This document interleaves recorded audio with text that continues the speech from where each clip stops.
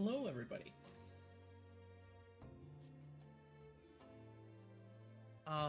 My name is ChampionBeef. You may recognize me for the number of subtitles I've been on this channel for before, though this time we're not going to be playing a Trails or an SMT game. This is going to be Monochrome Mobius. This is a JRPG that released last year. It's the newest entry into the Utawari Rumono series, and that's definitely a mouthful. But this is kind of a game that flew under everyone's radar. It's really a return to form for JRPGs in general. It's a very basic game, but the mechanics for it run so deep and complex in actuality that despite playing this game for over a year now since release, there's a lot I still don't know about how this game works. This run is going to be pretty brutally difficult as well, so we're all in for a good time here. That's why the estimate is pretty padded for this.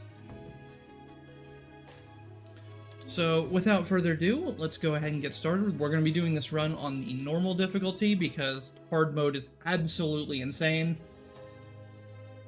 Unfortunately, this game does not have fishing. Alright, so let's get started here in 3, 2, 1.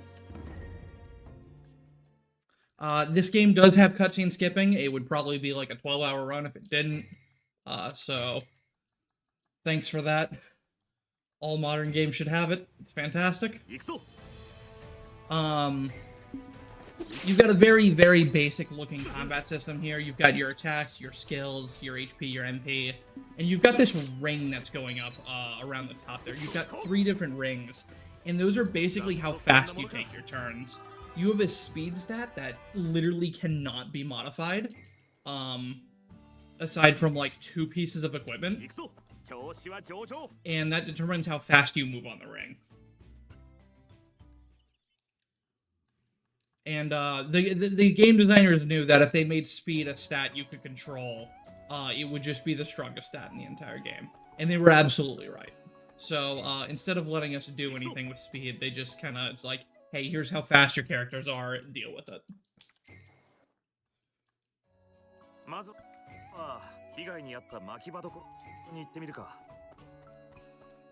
So our story here starts out following Ashtor. He is just basically a country bumpkin. Our dad is some super cool special agent dude that died in the line of duty. And we're big sad about that. The first thing we're going to do is track down a vegetable thief. Much like all JRPGs, you start out doing very basic things. My voice keeps popping in and out. I can do something about that. Hold on.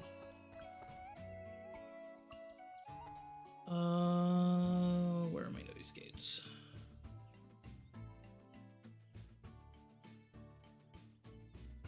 Okay. I lowered my noise gate a bit, and I'll move my mic closer. Hopefully that will be better.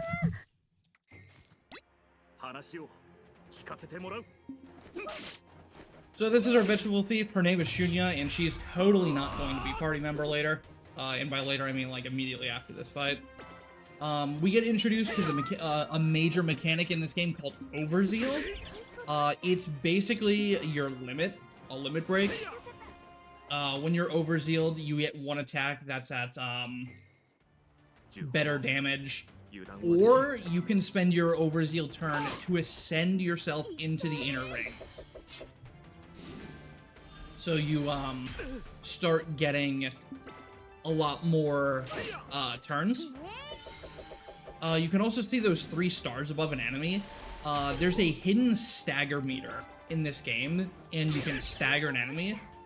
Staggering an enemy not only resets their entire turn back to the start of the turn wheel, but it also moves you into the inner turn wheel. So staggering enemies is very, very powerful. However, it's one of those mechanics we don't really understand because, again, the stagger gauge is hidden. You have no visibility into the stagger gauge. You have no idea how much your attacks are building the stagger gauge.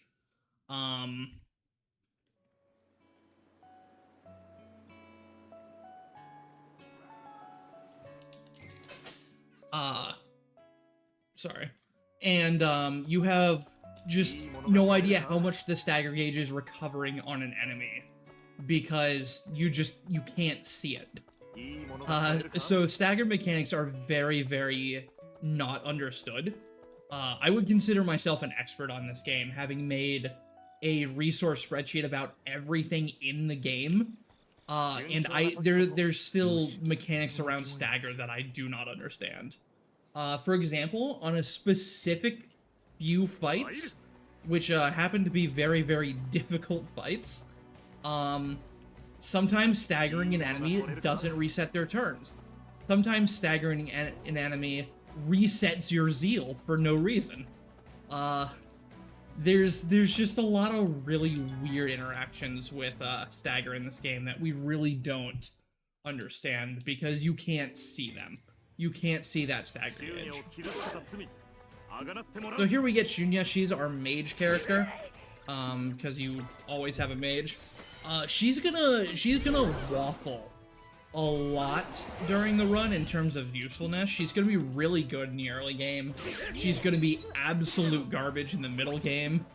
And then in the late game, she's gonna be back to being good again. Which is just sort of unfortunately her fate. Good dodge there. These first few fights are pretty easy. So, really not... This is the easy part of the run because we're not super underleveled yet. But basically, we hear Shunya's backstory and why she's being a vegetable thief. And it turns out her father is our father. And that doesn't make sense to us because we thought he was dead. So Shunya is kind of like our half-sister, and we don't really understand why. And essentially the entire goal of this game is to figure out what the heck our dad was up to, and follow in his footsteps. And, you know, in the process of doing that, we're going to save the country. Because it's JRPG, of course you're going to save the country, world, universe, you know, etc., etc.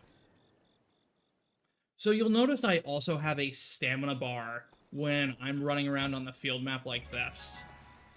That's basically your sprint gauge. When you run out, you can no longer move quickly.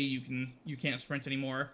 But there is stutter sprinting in this game. If you basically quickly release and unrelease the sprint button, you'll still maintain a little bit of your sprinting speed, but your sprint gauge will actually recover. So, much like a lot of other games have stutter stepping, this game just has straight up stutter sprinting. Fortunately in towns, there's no sprint gauge, so... you can just run all you want.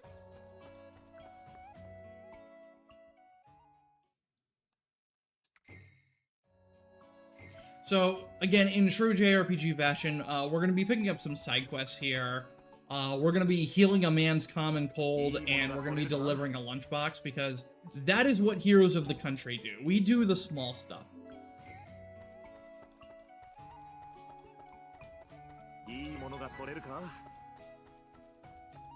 But, we're immediately going to step out of the tutorial here, and the first thing we're going to do is sequence break. Because, this game has a very open map, and we're going to take advantage of that. We're going to immediately go to an area where if we get a single encounter, we're just dead. We will game over. Because the enemies will one-shot us. We're gonna cross over a barrier over here that's basically like the game warns you. It's like, hey, don't go over this way. These mobs will destroy you. And we'll be like, well, what if we just don't get mob encounters? Because much like most common JRPGs nowadays, random encounters have kind of flown the coop, and there's all these symbol encounters where each enemy has like its own model in the field, and they rush and attack you. You can attack them to get like an initiative, and that's just how these games have started working. Because random encounters are kind of antiquated at this point in the game design world, it seems. We're gonna make sure to touch this save point over here. You'll notice, like, nothing happened when I touched that point there. But what that did is it actually unlocked a fast travel point for me way later. So we not only come over here to deliver that lunchbox, but this is, we are now in the area where if we get an encounter, we're dead. These mobs are, we're level 4. These mobs are level 15, 16, 17. This is basically the start of the mid game.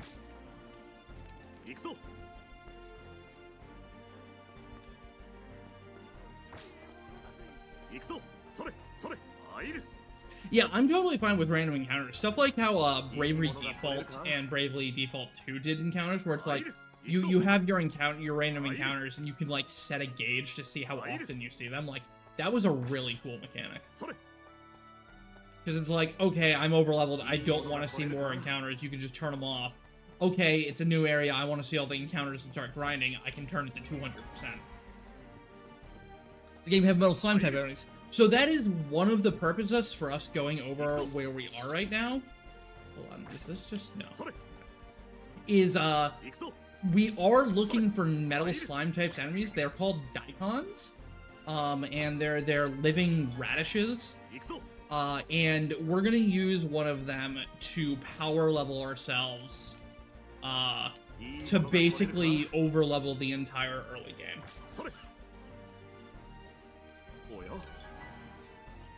They are RNG spawn. This map is ginormous, as you'll see.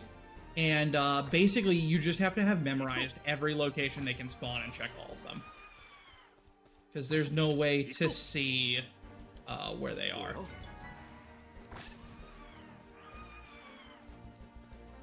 And they're also just hard to see in general, because as you can tell, the grass is a little dense. But these aren't your typical metal slimes. They're very, very deadly metal slimes, because like I said, they are way higher level than us. And if they decide to attack us, we get one shot. So not only do we have to deal with their heavy defense, their heavy evasiveness, and their tendency to run away, but we also need to not get attacked.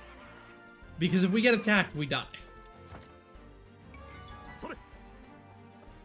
Another purpose for this is we're going to be collecting a lot of materials. You see me talking to these sparkly points on the map. These are materials that we're going to be using to invest into our armor and weapons and accessories and boots later on. Basically, it's the materials you need to get stronger in the game. This.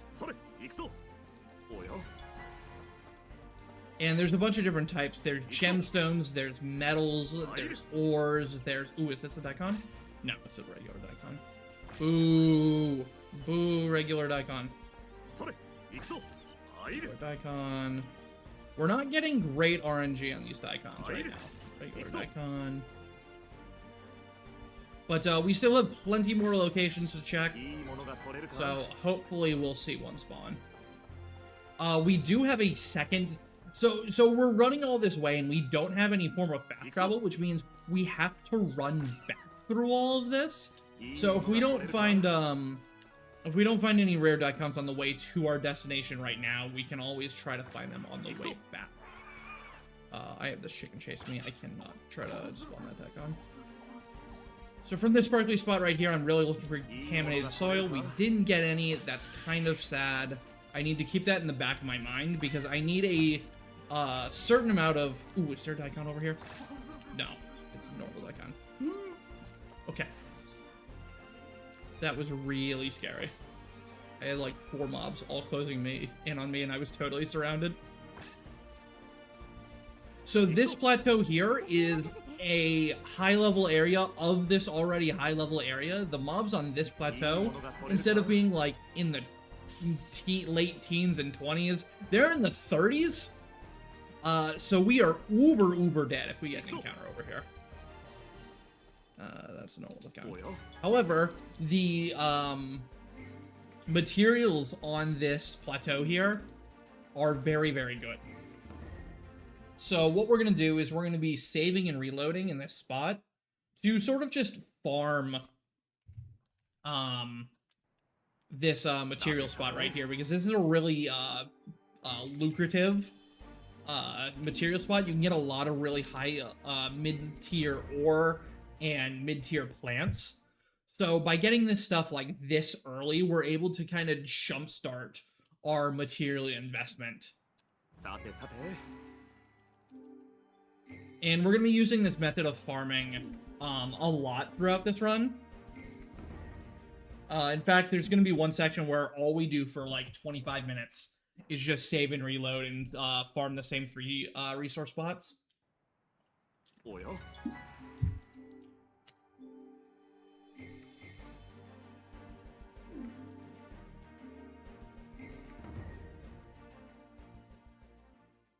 And when this game first released, this game has gone through a lot of balance patches. When this game first released, you couldn't do this. You couldn't save anywhere. You could only save at certain save points. So farming resource spots like this just straight up wasn't possible. And then when they released their first major patch, they did a lot of things to the game. Man, we've been pulling some really good pulls here. We're gonna do one more and then get out of here. There's been so many balance patches to this game. The first thing they did was add save anywhere, because I mean, it was rough when you would like try to find a rare Dion or something and you couldn't kill it and it would run away, and you would have to, if you wanted to try to refight it, you would have to load your save. And the problem with loading your save back then is it would readjust all of the encounters on the map, so the Dion would just be gone. In some aspects, that helped the Dion farming for the route. In other aspects, it made it a lot worse. Also, I ran out of stamina totally on purpose so you guys could see how slow it is to run out of stamina when you're not paying attention.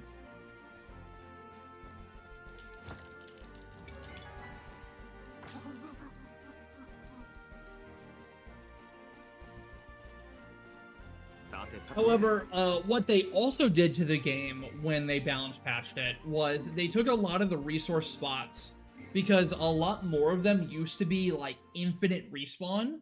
Like you would just have to load your save or reload the area by going to a screen transition to respawn the resources. They took a lot of those out. So basically, we were going to do a farm in a later dungeon where you could get a lot of really mid-tier metal really quickly, which is what me and a lot of other players did casually. And they took that out, and we were like, oh no, that was our farm, how are we gonna do this? But the fact that they added save everywhere, and saving and loading resets the materials, that gave us a farm that was actually 3 times better than the one we were using. We just had to get a little bit further into the game before we were able to do it. And ultimately, we could get further enough, so it was definitely better.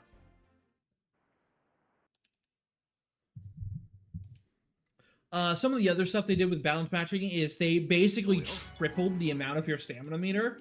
If you've been watching me run, you've been watching that stamina meter, you've seen how much I'm stutter stepping. Imagine I had to do that 3 times as often, and that's what the base game was like. They also balance patched a lot of the numbers in the game. They made the earlier game and the late game a lot easier. They just made the game easier overall, but not so easy that this game still won't kick your teeth in if you're not treating it with respect. Even casually, until you really get past all of the super bosses, you're not at any point to, like, not take the game seriously. There's a lot of things in this game that, it's just a very strong numbers game.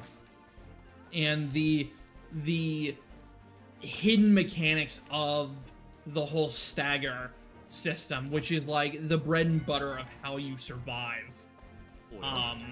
Okay, good, we got contaminated soil there. So, I don't need to worry about that any longer. There's a set of specific materials throughout the run that I'm going to need for certain quests or certain unlocks. And I'm always trying to keep an eye out for collecting those so that I know I have enough.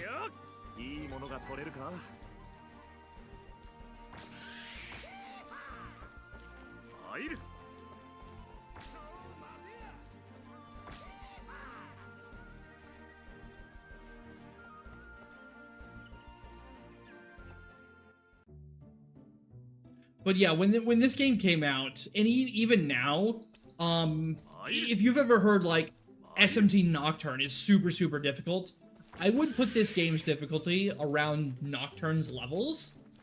And the difference between this game and Nocturne is hard because you don't have information going into fights, so you're expected to die and learn.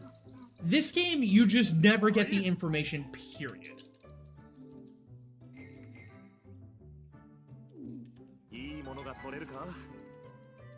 Alright, so from this spot, I'm kind of looking for... I'm looking for a specific drop of Lapis Lazuli. I need 3 of those to do a side quest later. Awesome. So you can roll 1 to 3 Lapis Lazuli from that spot when you roll Lapis Lazuli.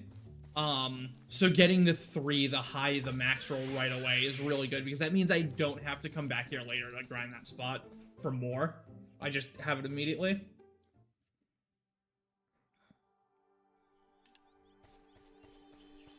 The final boss in this game is very brutal.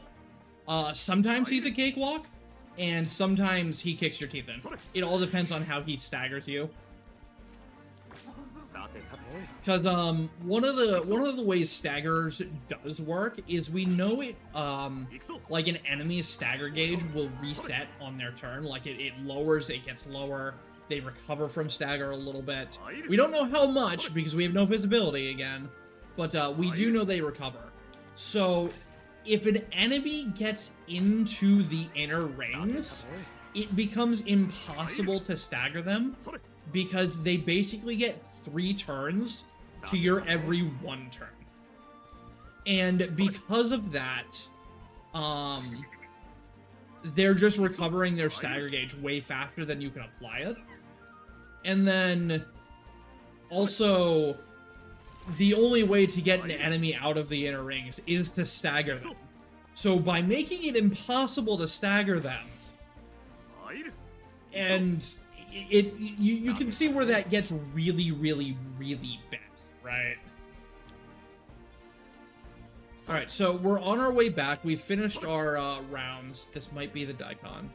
No, it's a normal one. Why are you a normal one? I hate you. We still haven't found a Daikon, which is really bad RNG. There's so many different spots to find them. It's really a shame we haven't found one yet. There is a backup for grinding them, but this is kind of why the estimate for this is so high, is because while there are literally 15 plus spots a Daikon can spawn, sometimes you just don't see any.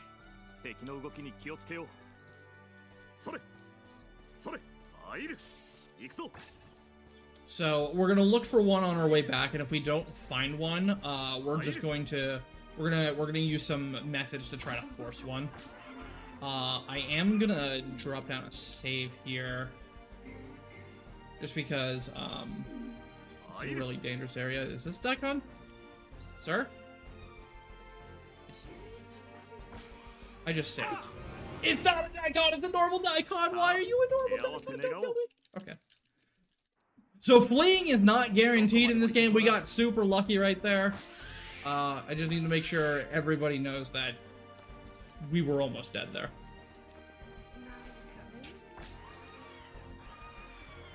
I couldn't get that Daikon to pop out. So the Daikons only pop out if they can see you and like they're facing your direction, and they're not always doing that, so sometimes you just gotta swing and pray. Because that was a rare Daikon spawn location, so it could have been one. This is a potential one. Nope. Dang it, man. They're hiding today. You're a normal. You could be one. Where are you? Oh, you're right there. Okay, you're not. That's that thing. Ooh, this could be one. Yo, we found one! We found one! Alright, now we just have to kill it. Oh no, there's two of them. Okay, so this is extremely dangerous. Because there's two of them. Oh my god, Offshore actually hit a 3? I've never seen Offshore hit a 3. I need this other one to run away. Please run away, sir. Or just die? No, just run. Please run. Oh my god. So this is a reset.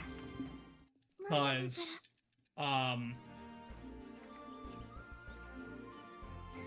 you know, I can't...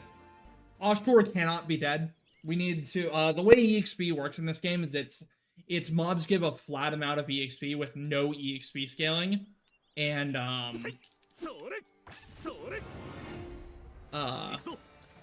they give a flat amount of EXP, and it's divided among all living party members.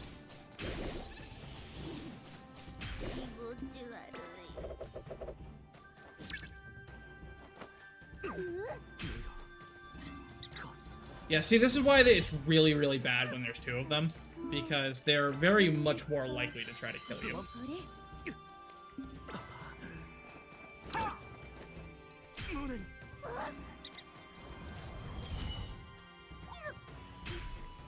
Nice. I can't believe they're not running. They are pretty likely to run. Also, game overs do just immediately title screen you. There's no retry options or anything, which is why save anywhere was kind of a big deal for this game. The game does autosave whenever you enter a boss battle, but you know, for stuff like this.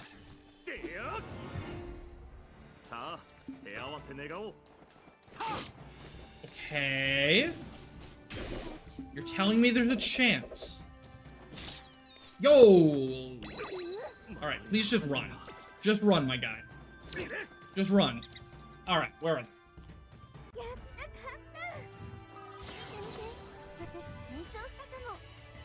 So that jumped us from level 4 to level 4 to level 12 immediately, which is why we do it. It's kind of a lot of EXP. And when you level up, you get these bonus points, and you can basically spend these on giving your stats extra boosts. You get more points as you get higher level, like from each level up. And then you also,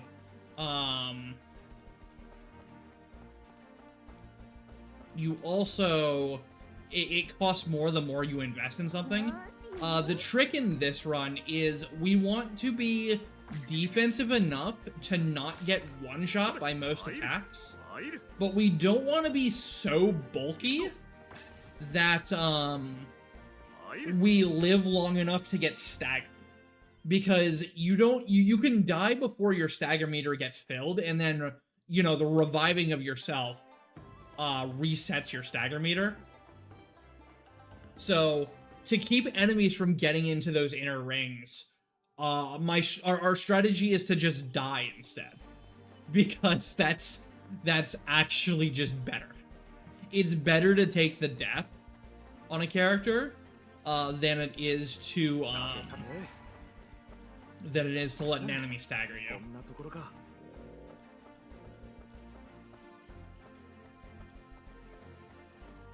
Alright, so we have finished our trip to the east. We got a bunch of armor and weapons that are way too strong for the early game. We got from level 4 to level 12 off that Daikon fight. Basically, at this point, we can steamroll the entire early game, which is the whole point of this. And we also got all those materials and resources we need anyways. So, like, the only time you lose for actually coming over here, since we unlocked some really late fast travel points, is basically just this movement back. And you easily save back the time this movement takes with how much fights are faster by, since we're so much higher level and we have better equipment. Equipment is very, very important in this game. Just a few... Oh, God. Uh-oh. No bully. No bully. We are level 12 now, so these things aren't as dangerous, but they're still kind of dangerous.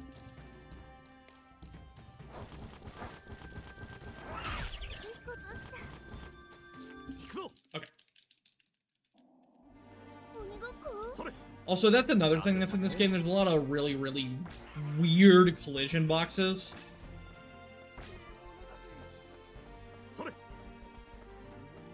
Alright, so now we get to do really, really fun tech. So you can jump in this game. If you're super lucky, you can jump over enemies. If you're jumping at any point and you hit an enemy, it's an automatic you get ambushed. However, I'm not doing very good at it, but you can also jump and attack. And you, like, again, if you're in the air, you get ambushed, so jumping and attacking is useless. However, when you're high enough level than an opponent, you can instantly field kill them. And by doing that while jumping, you keep all of your movement momentum. It is only useful as speedrun tech. But boy, does it look cool.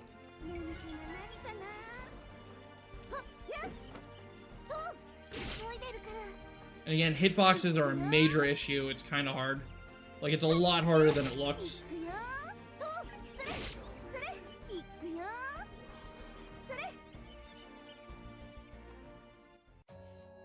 But the reason I'm field killing encounters is not only, like, I don't care about the EXP, I don't care about the drops they give me. What I care about is their beast re-entry. There's a point where you need 50 beast re-entries to unlock, like, a meta skill. And if I don't field kill encounters here, I don't get that ability in time, for when I really want it.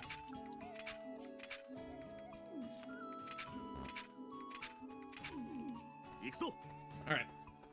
So we're gonna turn on our quest here, and we're gonna equip all of that, all the armor and weapons we got during the East trip. And now we are way stronger than the game expects us to be. Like oodles and oodles stronger. We are so much stronger than the game wants.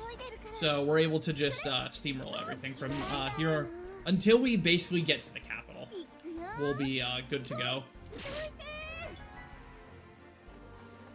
And we're just gonna keep field killing because the resources are nice. And,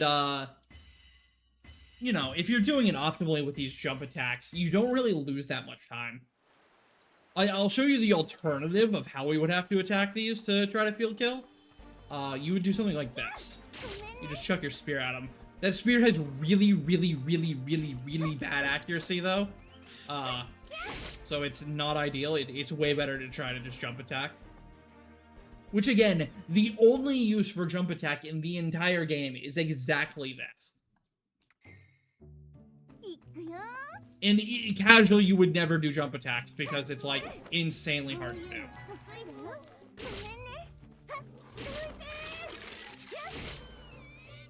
Because you've got to, like, perfect your spacing, you've got to perfect, attacking when you're on the downwards jump part. Like, there's so much tech that goes into these jump attacks that it's really hard to, like, actually learn how to do. When you could just, you know, slash your sword normally. Which you would do casually, but speedrunners, we want to keep we want to get these kills while also keeping our momentum. And again, since the main purpose of killing them is for the beast re-entries, if I miss, it's not like a huge loss. I can just ignore that mob and move on with my life. Or they put jump attacks in the game? I don't know. Jumping in this game is pretty useless in general because, like, there are a few mobs you can try to jump over, but, like, you generally won't jump over them. So this is, like, the first boss, and it dies in 3 hits. Like, that was a boss, and we killed it in 3 hits because of how strong we are.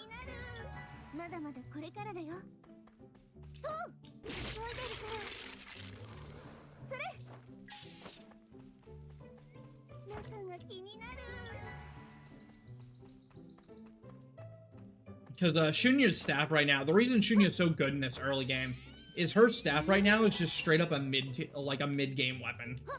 Oshtor's is a pretty early game weapon, but it's still way stronger than anything you could have normally at this point.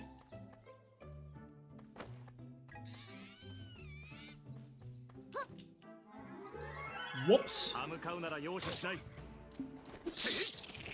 So rather than try to run away here, it's actually just gonna be faster.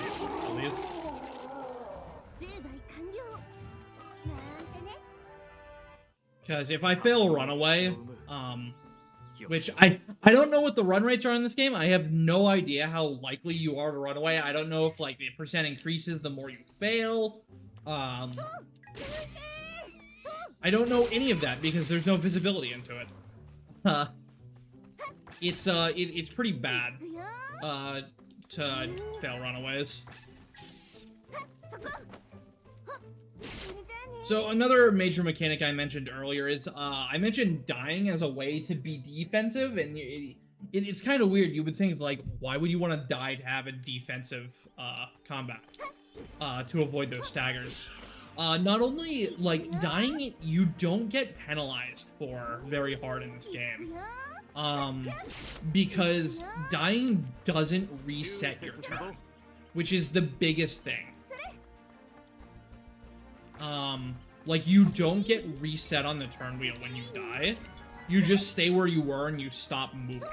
So, like, you're able to, like, res chain really, really easily because you have 2 resers and, you can just keep everybody up and you just keep advancing along the turn wheel like you do, you know? And it's because of that mechanic that dying is actually really powerful.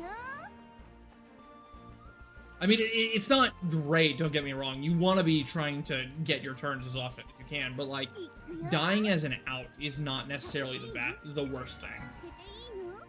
It's much, much, much worse to get staggered. But you'll definitely see throughout the course of this run, a lot of my bonus points and stuff are going to be getting put into defense, because you have to. You absolutely have to. And despite us putting a lot of our points in defense, there's still going to be a number of attacks that straight up one-shot us. Multi-hit attacks in this game are just absolutely disgusting with how strong they are, both when you use them and when enemies use them. Like, there's a few attacks where if you see the attack name, you're just like, okay, somebody's dead. Somebody is dead and I can do nothing about it. Alright, I need that little rodent thing. There's another chance to get them over here, so. You'll also notice I'm picking a lot of chests up. Part of the reason for that is because another one of those meta abilities I mentioned that we'll get into later, I need to open 50 chests to be able to acquire it. Like, that's the condition for unlocking. And it's a pretty early ability, so you need to open chests in this early game in order if you want to try to get it. Oh, man.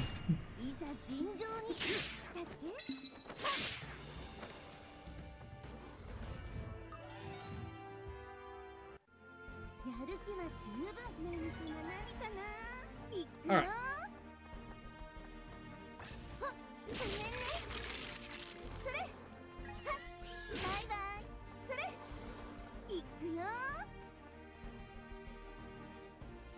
Alright, so now we're off of the highway that we've been on for the past 30 minutes.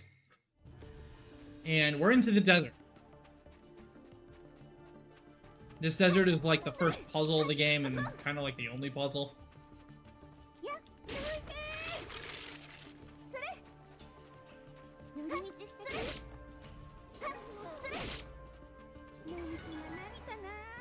My metal's looking really good this run. One of the things I kind of, like, somewhat keep track of throughout the game is how many plants and how many ores I'm picking up.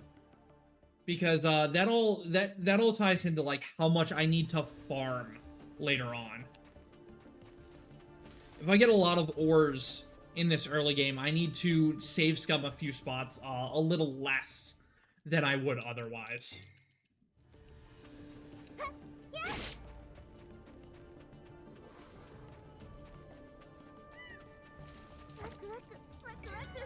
Also, one of the things you'll notice is a lot of the item names in this game are not very JRPG friendly. They use a lot of really, really unique terminology. I mean, I've got basically a translation doc for what everything means, but a lot of these items I'm picking up are either not going to be used, or they're going to be sold, like, just backup money. But I still need to be picking them up for that 50 chests. Because later on, we're gonna get access to, like, a meta upgrade ability system where it's like, hey, save shrines will now heal your MP, or you can heal, or you can see resource nodes and chests on the minimap, or, you know, other sorts of meta increases, like, hey, you recover more stagger at the start of your turn, or you gain more zeal at the start of your turn.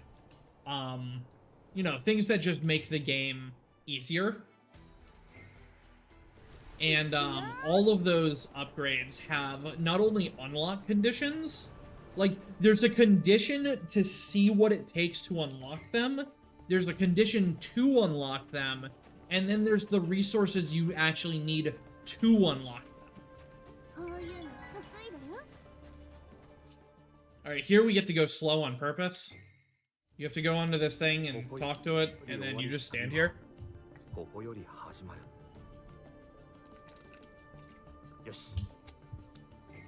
And here's the only time you're forced to jump in the entire game. You gotta jump 3 times.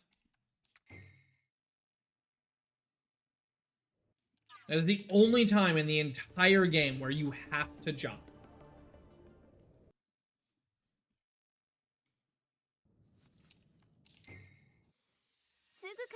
And now we fight a giant clam. So Shunya is our mage, as I mentioned earlier. We've been using Fiery Net with her, which is like her base fire spell. She also has a Soulstone mechanic. And what we did there is we just charged up one of our Soulstones. Having Soulstones grants you access to higher tier magic. So instead of Fiery Net now, we're able to use Hanamushi Shot 2.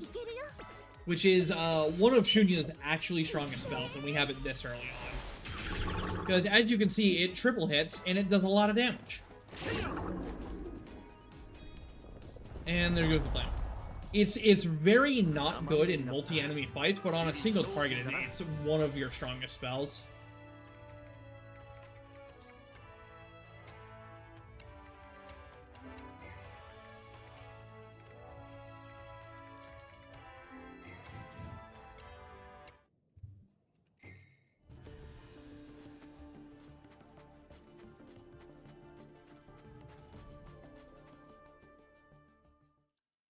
Also, that clan was a boss. It didn't seem like a boss, but, like, I assure you, if we didn't have these Daikon levels, these bosses would, like, actually be giving us a run for our money.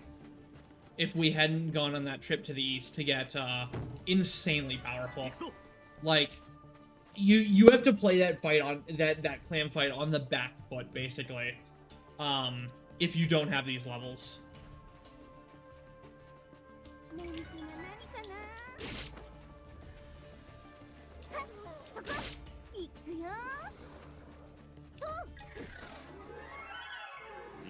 Dang.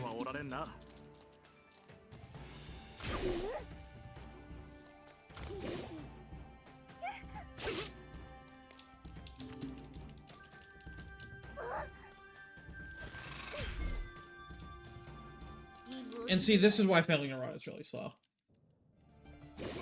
If both had died, what might levels be? I don't know. I've never killed both because you generally don't kill both ever.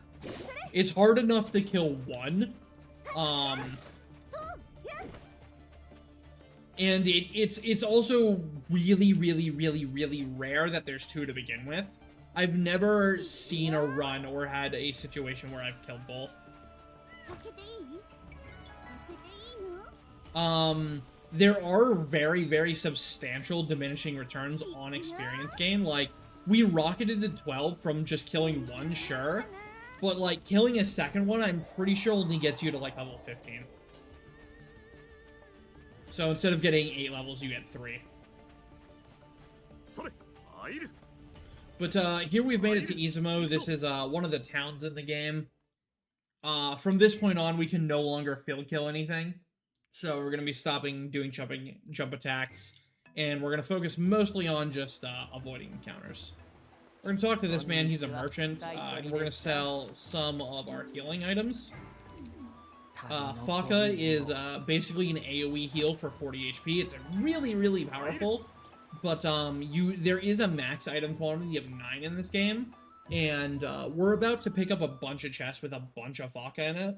So by selling it there, we just get some money for the early game, which we need, and we can pick up all those extra Faka chests.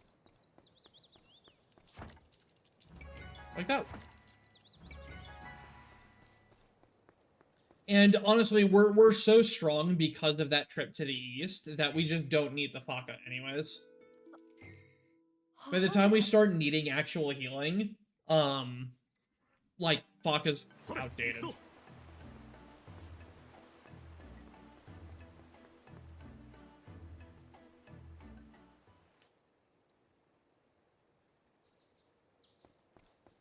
So here we're going to fight Monochrome. She is going to be our third party member, but first we have to show her that we're strong.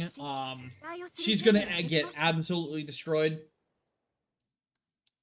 Hopefully we burn her on the first hit.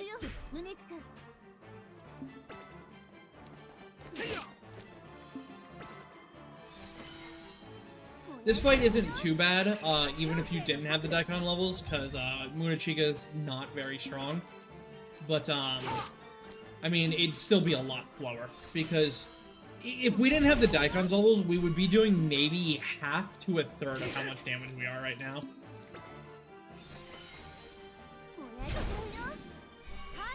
So just imagine this fight taking 3 times longer.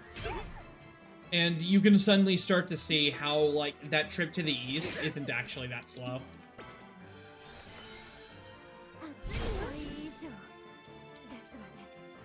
So Monochrome is basically our white mage, with also a giant fist.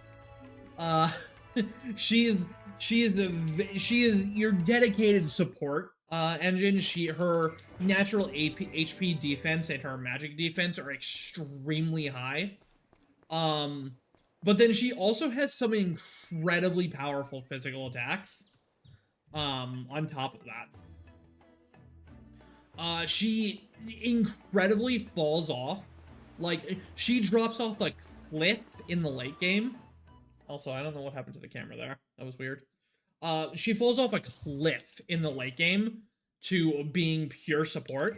Like, she just doesn't do damage anymore. Because she never gets any access to multi-hit abilities. But, up until basically the middle game, she's very good at, basically everything. She along with, Ashtor here, is your second source of rezzing. So she's very important for that, which is why she's pretty much always just rezzing people.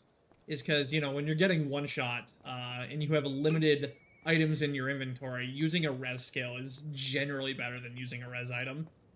Because the res items in this game res you at 1 HP. And, I know we say we get one shot, but there's still, like, AoE attacks that bosses can do that you basically can survive always, but you can't survive anything if you're at 1 HP.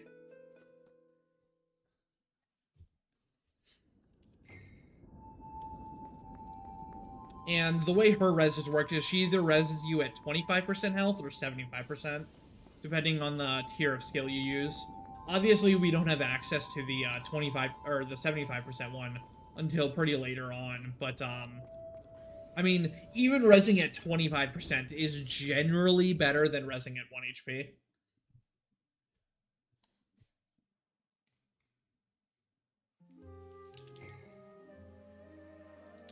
So here we're going into basically the densest forest in the entire game. So if the bitrate gets a little choppy, I apologize. But this place will last for a little bit, and then we will get back into normal bitrate area. This game's art direction is absolutely phenomenal. These areas, these enemies, this game. The animations are so smooth in this game. It's just, this game is very well done art-wise. Which is really funny. It's really, really, really funny. Oh my god, stupid invisible rocks. Because when this game first released, NPCs didn't have faces. Like, the NPCs walking around town and stuff, they just did not have faces. They were flat. They were just like flat polygons. And like that was one of the major criticisms of the game, is like the NPCs don't have faces. How could you be this lazy? And it's like, do you look at this area? This area, they focused on the things that actually mattered, not the freaking NPCs.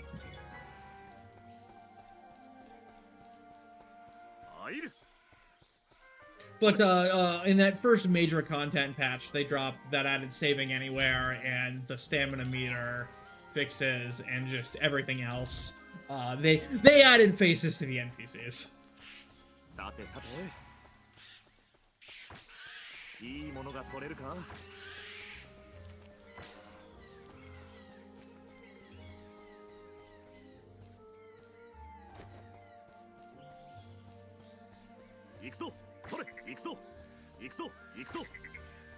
So whenever you hear Offshore kind of shouting like that, what that means is I'm stutter stepping. Because characters, whenever you start sprinting in this game, have a voice line that's like, hey, let's go, let's go, let's go. Let's go fast. And since we're stutter stepping, obviously we're sprinting a billion times over, so they just start yelling.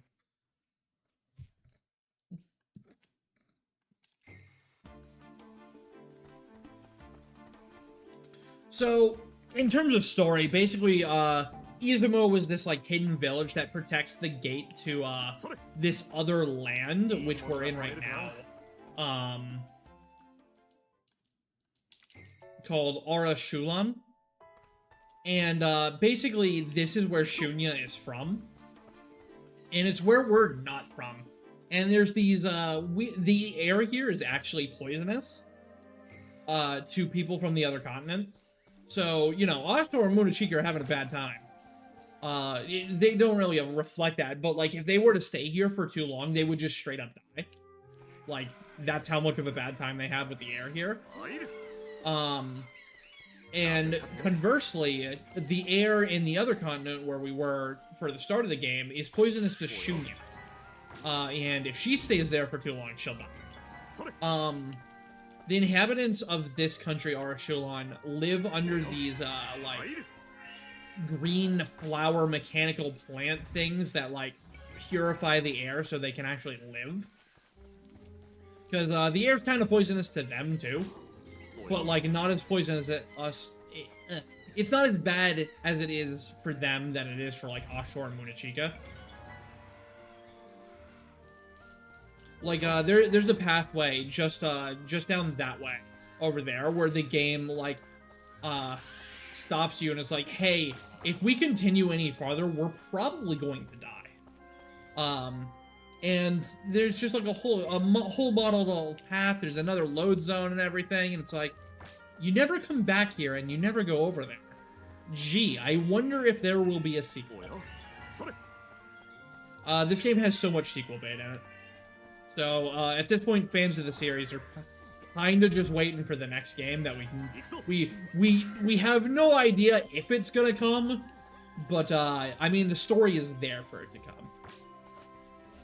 Because, like, this is part of the Uchiwaru Mono series, which was a finished and complete story, and then this story, this game, was entirely new and out of left field. And it's also retcon stuff. So, like, it's a very tricky situation. for the writers, for sure. Because they can't write things that mess with the actual story as it's already known. But they also made room for, like, a sequel and everything. So here we're going to fight a snack. This snack is super important to the run. Not only because the snack and the boss we're going to fight after him give a lot of experience, but because this snack drops an item called a snake liver juice. And that snake liver juice is what's going to allow us, way at the end of the run, to kill basically the hardest super boss in the entire game.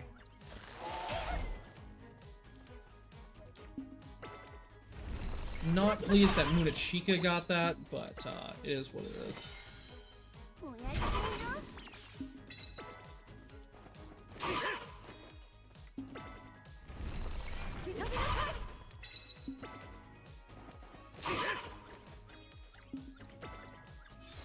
So this is really nice because this snake's about to get its turn. Oh, it's dead. It was about to get its turn, and I was going to stagger it, which means it would have its entire turn reset. Alright, so now we have to fight a Gonenji, which is a much harder boss, so we're gonna heal up here. Also, I should give you the bark robe and you your sand grass.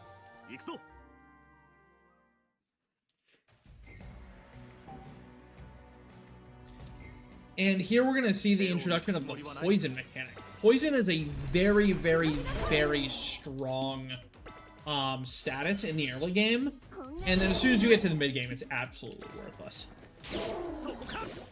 So what poison does is, for as long as they're going around on that ring, they're going to be taking 10 damage. And you can see right there, I just did 40 damage to this enemy, because it took its turn, because the time advanced in the fight. And poison damage doesn't scale any higher than 10, so like, that's why it's so strong in this early game, is because, like, 40 damage is a lot of damage this early on. It's almost a full extra attack. But, like, late game, 40 damage is nothing, right?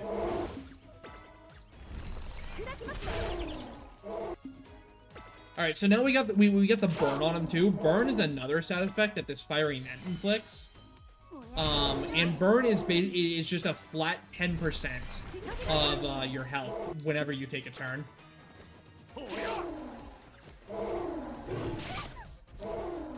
So you saw that 150 there, that was the burn going off.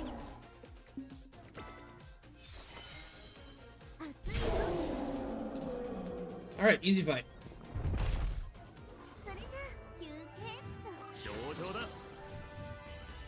So we do that fight because not only do we need to do this quest, but that was just a ton of experience. You are spirit until 5, and then attack. So I have a very specific route out for all of my bonus point usage here. And I need to very, very strictly keep to it. Because there's, you know, you get new and higher tier abilities in this game. And the way you unlock abilities is like 2 or 3 fold. Because you have your abilities, and you have abilities you learn at a certain level. You have abilities you learn at a certain stat value, which takes into account your BP usage. And you have abilities that you learn at a certain level and stat value.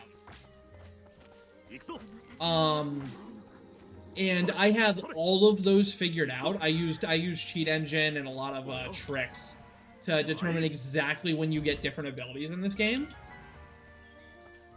And because I did that, I was able to route this run such that we get abilities right when we want them.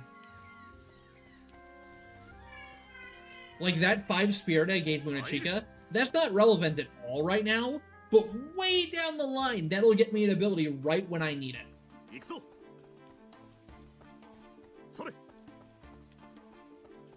Yeah, Munachika is a character in this series who doesn't really have a lot of screen time in the actual series itself, but she's a main character in this game, and unfortunately, even in this game, she's kind of sidelined for Ashtor and, like, Shunya, but she's definitely got way more of a presence here. Which is really cool, because this game is all about, like, seeing how all these characters interact.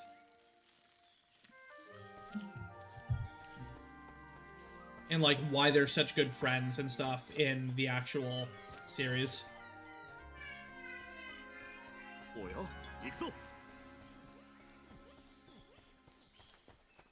Also, later on, there's going to be rewards for completing a certain amount of quests. If I didn't complete that quest right there, like, didn't do the run back to turn it in at the village, which I could have skipped. Because, like, I already got everything from the quest that I wanted. I didn't really need the rewards from the actual quest. But if I didn't turn it in, I wouldn't have the right number of requests for, the certain request rewards that I want later.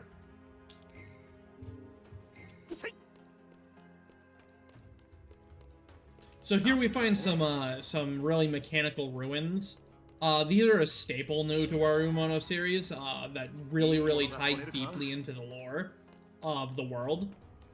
So I'm not gonna go through and spoil it, but the Utu Umono series is just incredibly good. I highly recommend it. The storytelling is just absolutely phenomenal.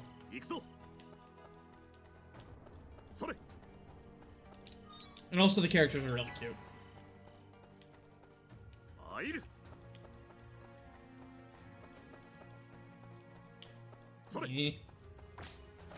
So the hardest thing about this game is collision, when it comes to movement. Knowing what is actually an invisible collision box and what is not is sometimes very difficult. Like, sometimes later there's like a patch of sand on the ground and you can't walk over the sand. And it's like, why? Why is this collision? There's also, they did recently release a patch to this game that fixed some more of the item spawn locations. Because in their big major patch, oh god, this isn't counter, right? Yeah, there's no way. There was no way I was getting out of that. Alright, first try runaway is good though. That's another thing about this game, there's no smoke bombs. There's no smoke grenades, there's no smoke bombs. The only way to get items that guarantee you runaway is to do a side quest, and then you get 6 of them, and that is all you have for the entire game. It's very sad. And we don't do that side quest because it's a really annoying side quest. It's a really, it involves a fight, so it's a slow side quest, and it doesn't give us anything at all, except for the smoke bombs. All the other rewards from the quest are useless.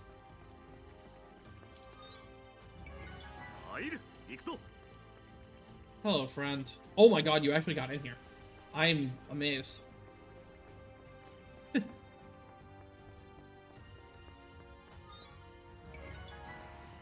So yeah, you can see how collision's a little weird, how that giant enemy was able to fit through that tiny door. Like, where are his actual hitboxes?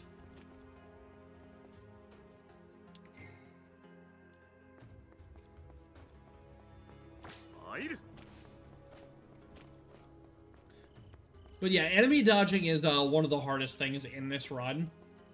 And you have to do it a lot. Like, there's so much of it. Nice. 2 Tumbaga there is a high roll.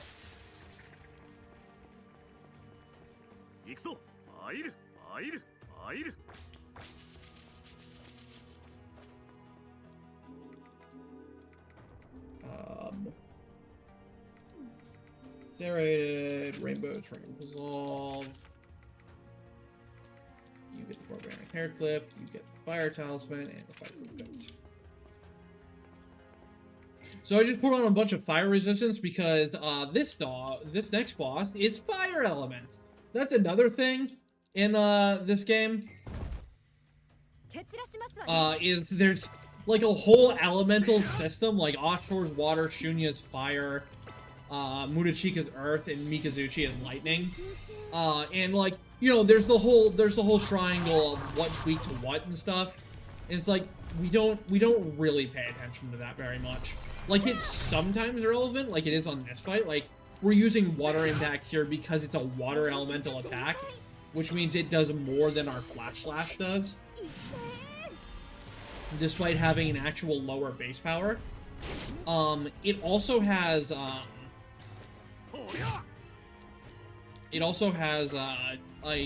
high delay on it. Like, hitting an enemy can push them back in the turn order on the wheel, and same with getting hit yourself. Is whenever you get hit back a little on the turn wheel. And Water Impact's main gimmick is it does that as like an intense amount. So we're really able to like stun lock this boss. And we're using Hanamushi here because since this is a fire boss, he's very not vulnerable to burn or fire net. So Hanamushi is just your best bet. Keep pumping attack, keep pumping defense, start pumping attack.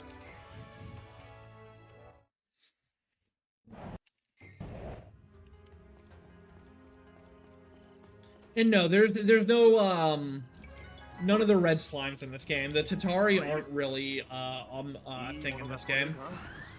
Dang. That was Tumbaga times 3. You can get Tumbaga times 4 there. 3 is still a good roll.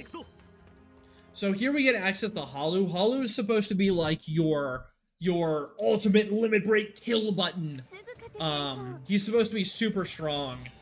And I mean, he is right now. But in order for him to be strong in the late game, you have to like invest into him, and that takes a bunch of resources, and it takes away from resources that we want to spend on other things.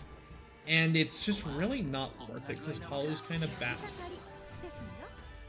But we will be using him a few times. Also, for whatever reason, that random mob right there gave like as much experience as the boss, because it was a tutorial fight for some reason. I'm not complaining. It's very, very necessary, like very, very welcome EXP. Wait, hold up. What the dog over there is doing? What the dog doing? He was out of bounds. Excuse? Cool game. What the dog doing?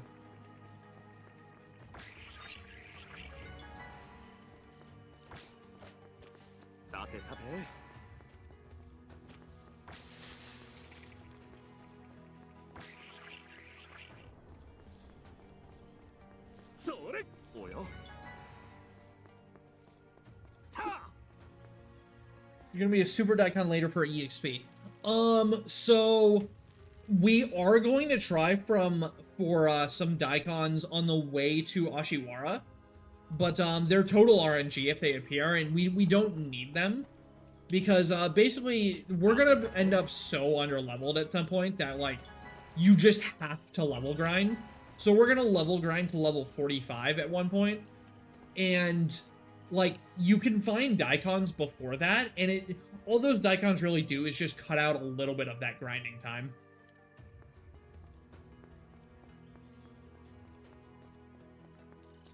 So it's not like we need to find the daikons anymore. Like, the only daikon that's, like, forced into the route is that very first one. Because, like, they are so RNG, and they're so... There's so much RNG to them that it's never consistent enough to worth routing around. The dog was out of bounds again. What he doing? What the dog doing?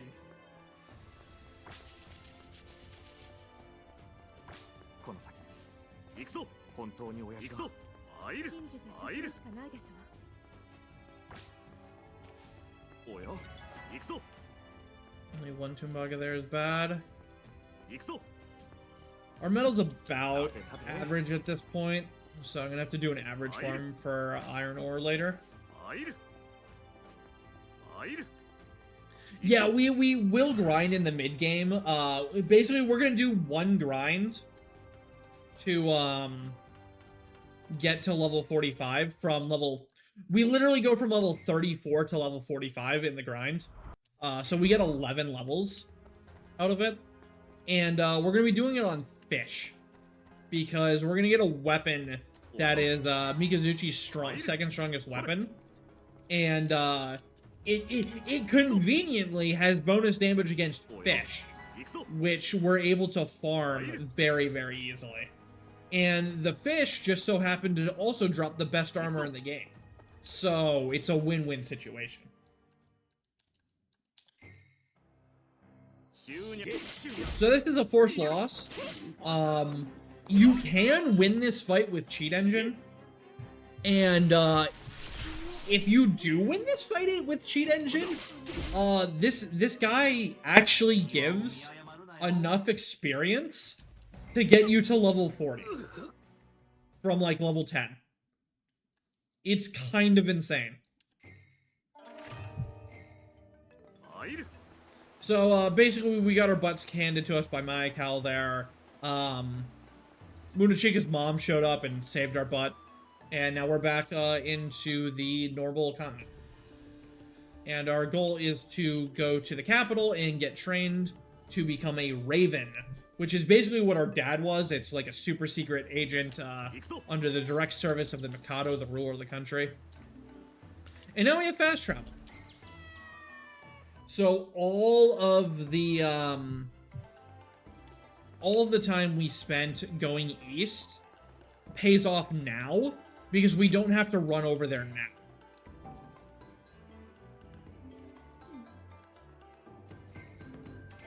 We're gonna give this guy that dolphin oil we picked up off the ground earlier.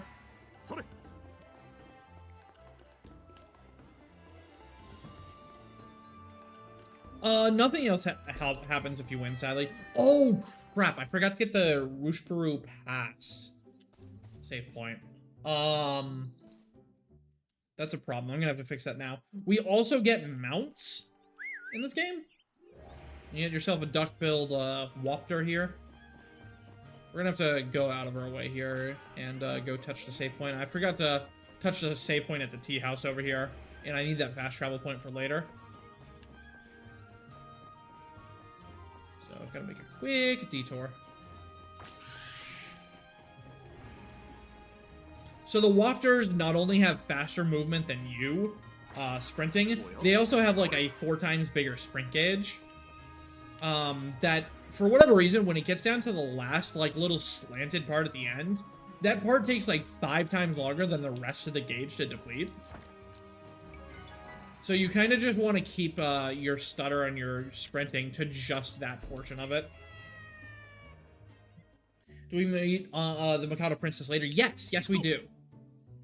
We do 2 side quests for her. Or, no, just 1 side quest. Just 1 side quest with her. We're gonna be skipping the scenes, but maybe we'll show off her, her portrait, because she's heckin' cute.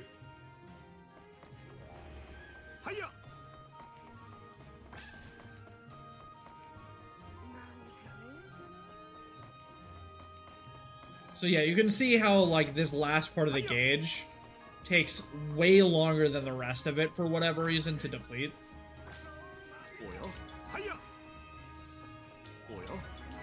Alright, so here's our iron ore farm. There's no, like, numbers in my notes or anything for, like, hey, you need to farm this much. Everything that I farm in this run, except for, like, the main farm, is just, like, gut feel. Gut feel on how much I need, how much, I've picked up.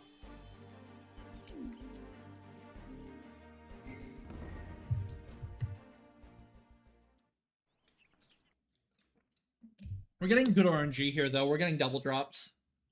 This can either give you 2 iron ore or 1. And we got 2 2s and a 1 so far, so we're at 5. Generally, I want around, like, 8 or 9. If I get another 2, we'll do 2 more. If not, we'll do 3.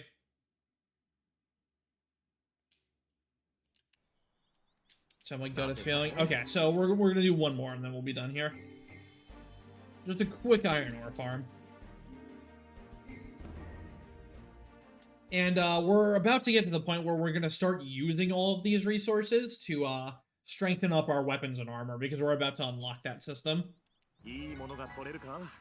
Alright, that's 8 iron ore, that should be good. 2 more Lotus is excellent.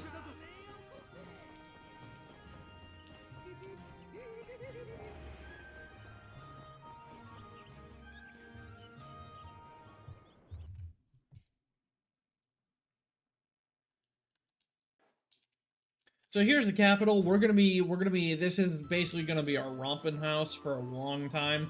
We're gonna spend a lot of our time in this capital. So much of the story takes place here.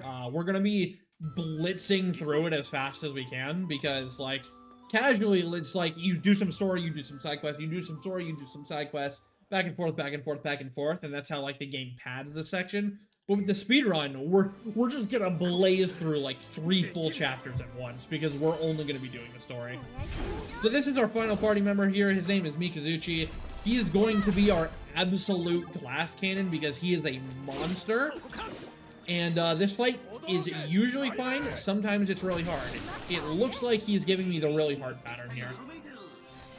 Chain lightning is the attack you don't want to see. Well, the damage it does is not very strong. The problem with it is it puts these lightning time cards on the field, and those time cards hurt a lot.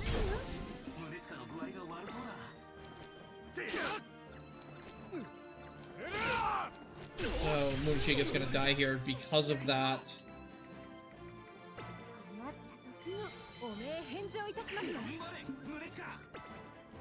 Gonna actually heal here.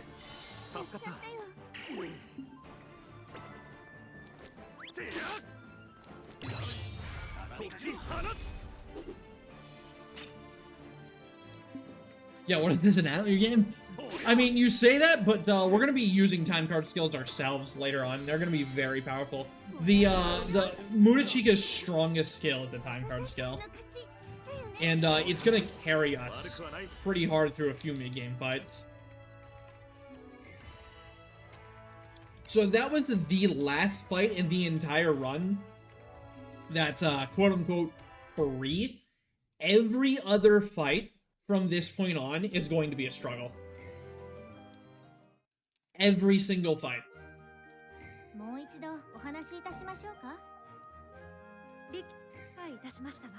Like, at this point, like, that fight right there is basically us finishing out riding the coattails of that Daikon experience we got. And, from this point onwards, we're gonna be completely behind the curve on terms of levels and, power. Until we get to the endgame.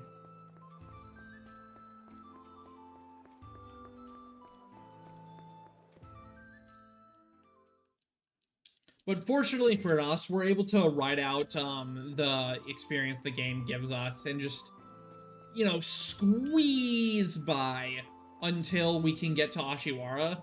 And access to Ashiwara is what enables us to do all of the grinding that we're going to do later. So we don't need to do any grinding until then. We are going to be doing a bunch of side quests, though, because side quests in this game can give you experience, or they can give you money, or they can give you really good items. So any of the side quests that give us any of that stuff, we're going to take advantage of.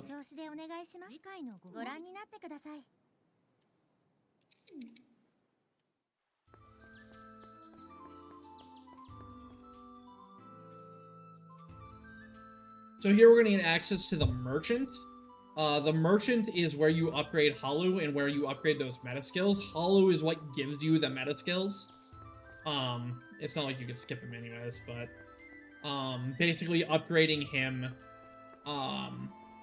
is what gives you those meta skills. And the first two we're going to pick up are putting symbols on the minimap for treasures and... Oh, I don't have soil. Crap. Okay, that's a problem. We're gonna be getting more MP, or we make the save points, which currently only recover our HP, make them recover MP as well. Alright, we're gonna go get the soil quick.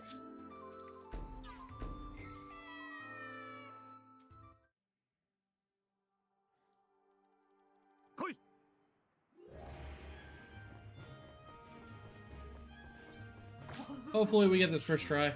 Dang it.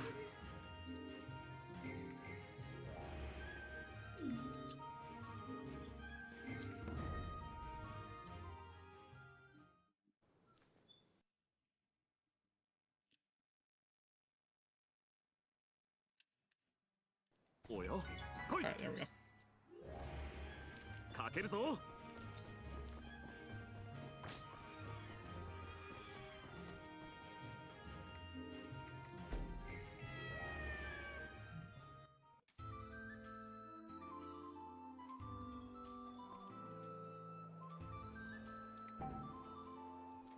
Also, fortunately, the capital, now that we have all the, like, we've been to all the places around here, we have fast travel around it to go to a bunch of various different places.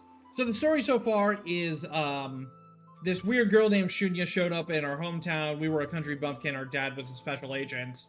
Her dad is our dad, and we don't know how that works because we thought our dad was dead. So we team up with Shunya to go try to look into our dad. And, we end up going to this other country, get our butts kicked by a guy named Mayakal. And we're like, wow, we're country bumpkins and weak. Let's go to the capital, find some super strong general dude, and he's gonna train us up. And now we're just kind of working, in his service. While, trying to prove ourselves worthy of becoming a raven, which is what our dad was, like one of those special agent people.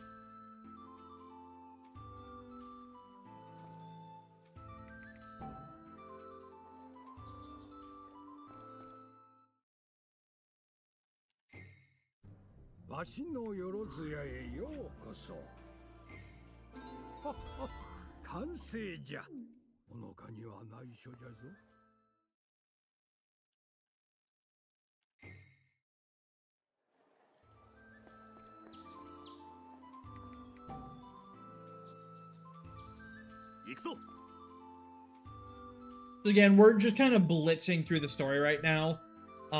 Like, we've advanced 2 or 3 chapters already in the story. The game really, like, intends for you to be doing side quests and, like, actual other things. Seeing a bunch of, like, you know, lore events and other cutscenes to, like, world build, and it's just like, we're completely ignoring all that and just bum rushing the story.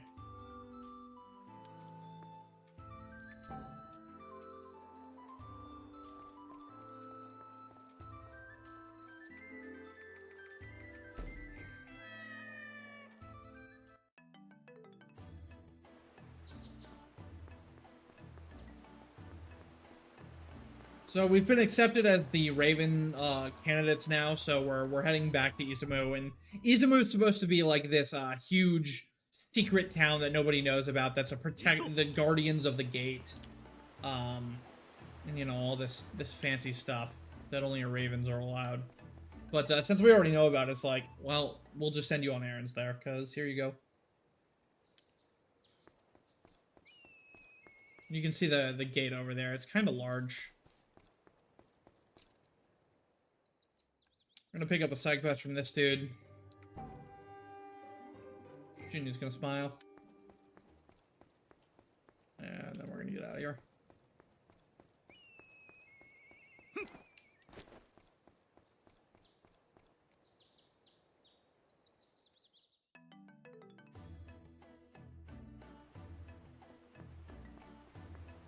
So after one more trip to our master's residence, we're going to be into the next story dungeon. And the next boss is probably, even for a casual, the wake-up call of, holy crap, this game kicks your teeth in.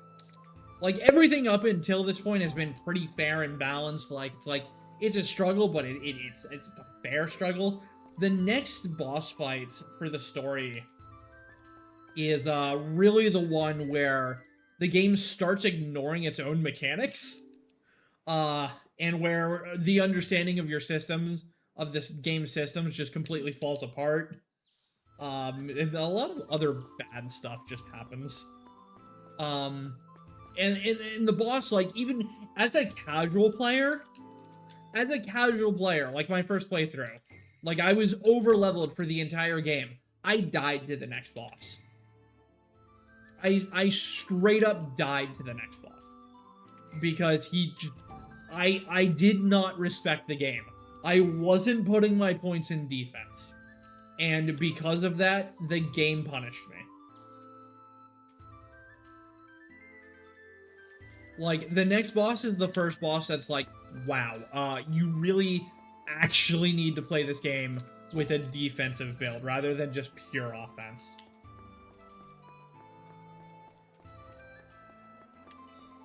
We're gonna... You... So this guy wants those Lapis Lazuli. Thankfully, we picked those up earlier. So we can just hand them over and immediately recruit the quest. Completing that, talking to that guy, and giving him 3 Lapis Lazuli got us 20,000 DXP. Which is kind of why we do that quest. Because that's a lot of EXP. That's almost a full level up on our entire party.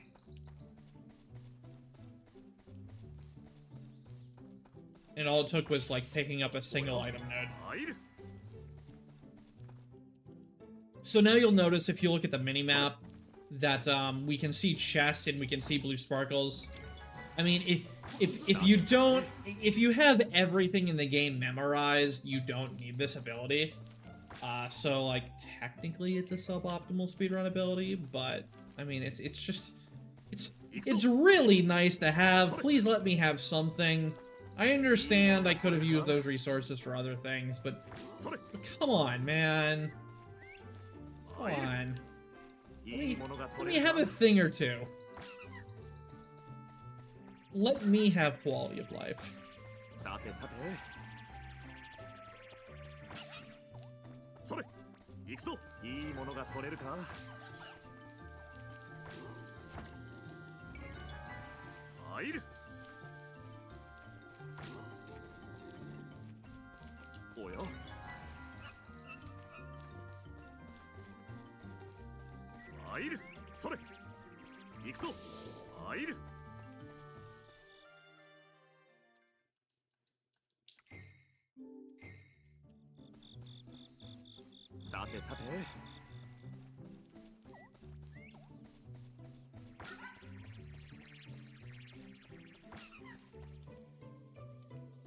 I need to get this chest.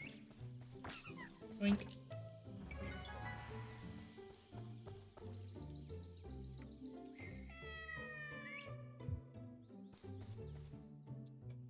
Okay. And now we get to actually start investing. This is where we're going to be spending all of these materials we picked up to actually get stronger. And by getting stronger, I mean we're going to upgrade our weapons. So I have it written out how to upgrade all of these optimally.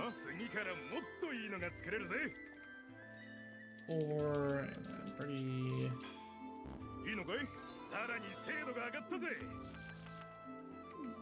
And let me tell you, this took a lot to route. Because again, all of these are RNG on how much you have. You are not guaranteed to have what you need for these level ups, unless like you actually farm a bunch. Definitely short on roses here.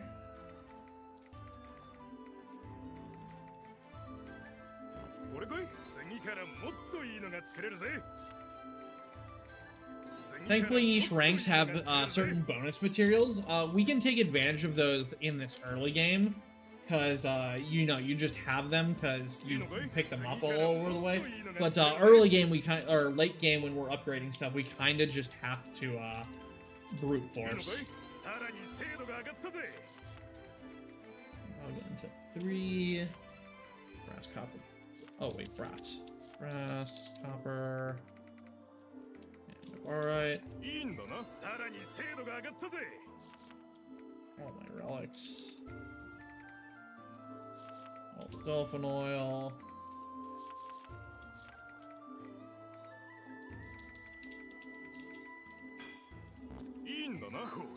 Alright, there we go. And now you can see there's like a bunch of different stuff in here, like the Earth DD Hairpin 1. That's because I upgraded my armor, or I upgraded my shops. So now I have access to these higher tiers. And that's what the investing did for us.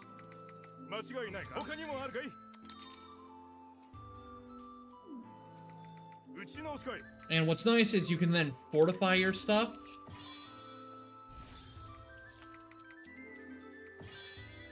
So instead of buying it raw, you can just upgrade your existing ones.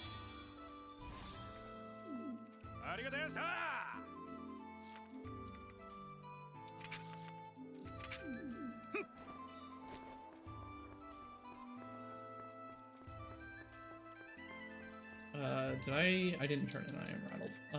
Palace.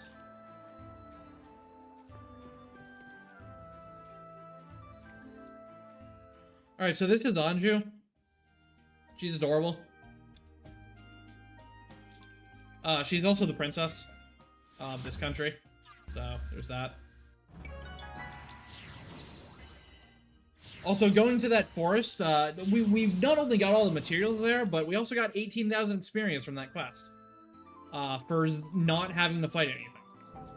So, and we also got a Oshore's, like, sword. That's really, really, really, really strong. Like, exceptionally strong. Like, we're gonna be using that sword on Oshore for literally the entire game. Until literally the final 2 fights. We're gonna be using that sword we just picked up. Which is kind of why we want that sword. And again, we didn't even have to fight anything for it. We just went to the forest, collected a bunch of stuff we wanted anyways, and got 18,000 experience and was on our way.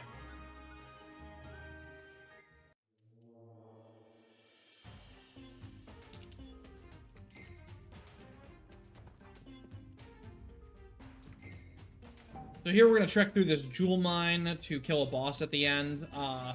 This is going to not only give us another quest to do that gives us a bunch of experience, which is really good, but it's also going to get us an item drop in here called an agate. And the agate is what we need to make it so Shunya starts battle with a soulstone active.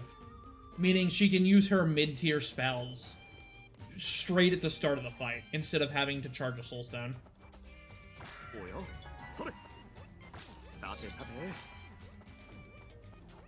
Encounters in here are very difficult to avoid, so usually I get a couple of them. Hopefully we don't get too many.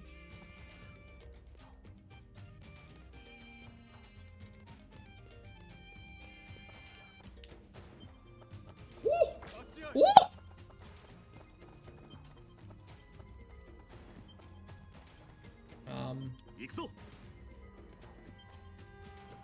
This game is a scavenger hunt? Yes, this game is an actual scavenger hunt.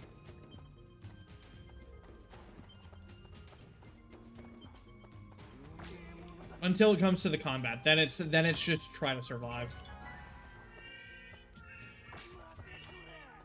Going further over here. Grab that plug. The jukes are insane.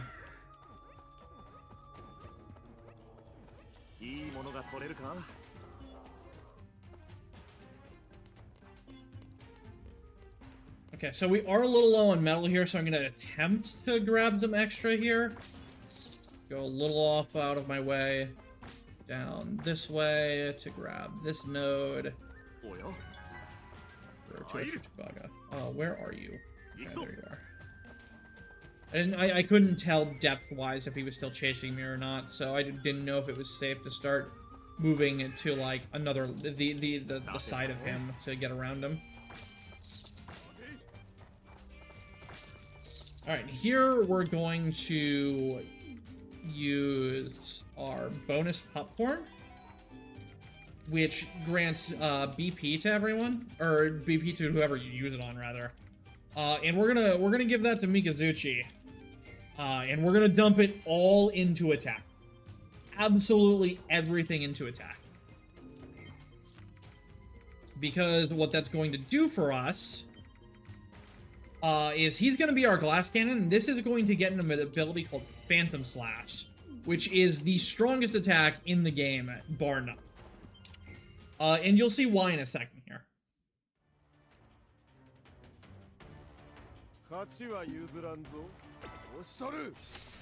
Alright, so take a look at this Phantom Slash ability we just got. Normally you don't get this till later, but it does some damage. So from here on out, boss fights are basically Mikazuchi, just everybody just supports Mikazuchi. And Mikazuchi Phantom Slashes everything to death.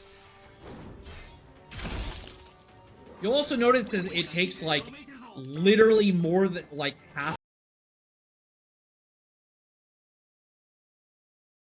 of his MP.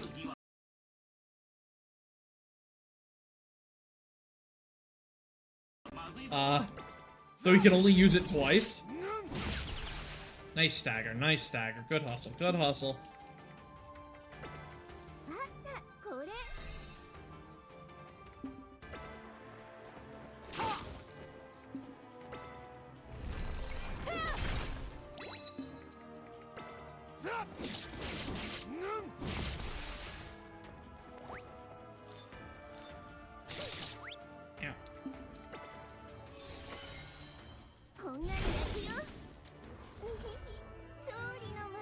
Yeah, the downside to that Phantom Slash ability is it increases Mikazuchi's stagger gauge, which makes him very vulnerable to getting staggered.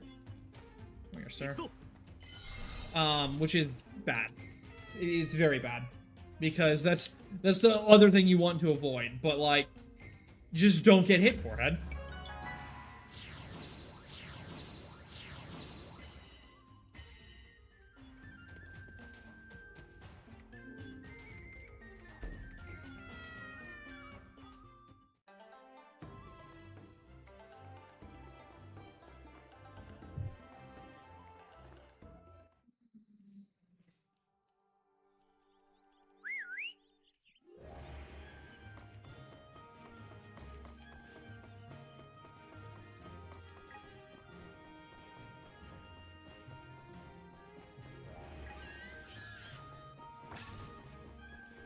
So we're headed out to this highway to do a mob fight over here for another quest. These quests are basically how we stay leveled. If we went to go try the shrine and stuff in the story, right, like, before we did all this, we would just absolutely get shut out. Because we would be way too weak to, have any sort of chance.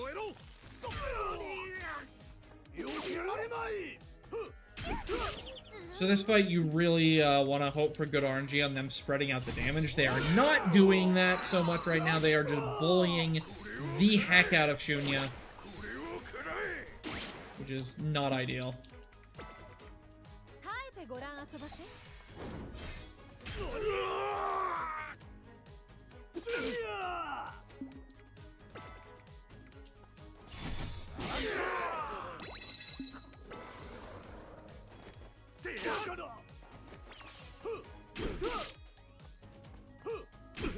See, now they're spreading out the damage.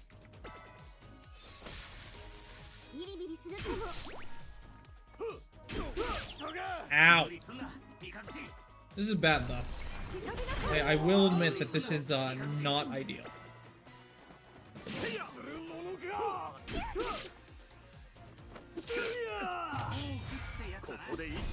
Getting an overzeal here is nice. So by the end of the game, I need to overzeal 30 times.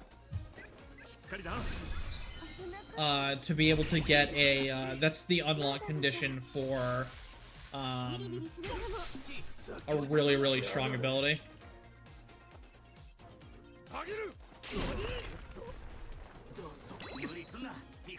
So, getting some early overzeals here is not a bad thing. Like, that's also another thing, is you kind of want fights to go poorly like that, because you do get the overzeals. But, I mean, it's also nice when they go fast, right?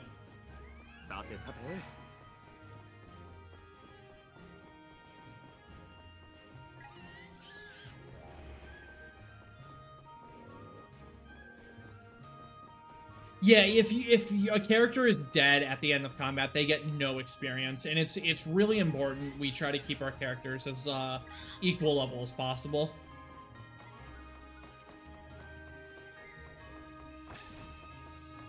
Because I mean, you just need to be strong.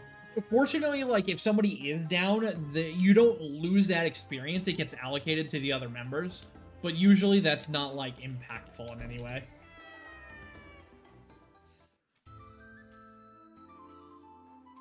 Alright, so now that we've done some quests, we're back to the capital here. We're gonna turn in this quest we just did. We're going to get the request rewards from Yuri, because they contain a lot of nice stuff.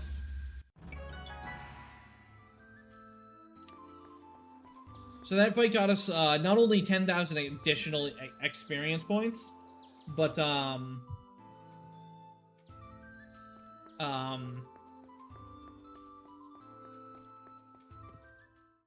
it also got us a weapon for Mikazuchi that's very, very strong. We let characters die on purpose and grind. No, letting somebody die on purpose isn't consistent enough. There is a, like, backup strategy I have that if somebody does die and I finish a fight, if it's Mikazuchi in particular, I can do a fight during the grind later. Like, you can take characters out of the party in this game. Which is, like, the most unknown mechanic, because, like, why? Why can you do that? It makes no sense. But you sure can.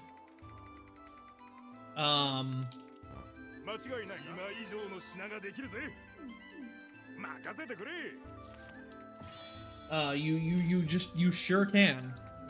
I need to sell some stuff here.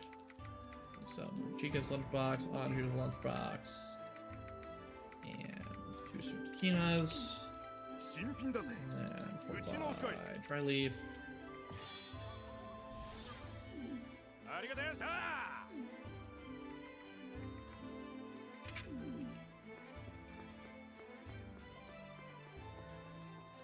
So like what I can do is like if Mikazuchi's behind on EXP, since he's our main glass cannon damage dealer, during the level grind later, I can take everybody out and let him solo fight, and that'll catch him completely up. Alright, so we've got one more quest to do. This fight is incredibly... It's not a hard fight, it's just an incredibly annoying fight.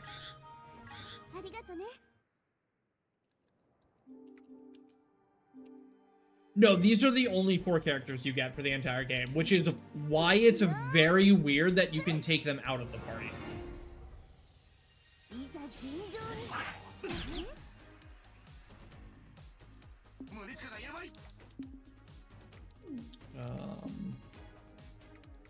Oh, this is Mikazuchi. Alright, this guy's incredibly evasive, so hitting all 4 of those is really nice.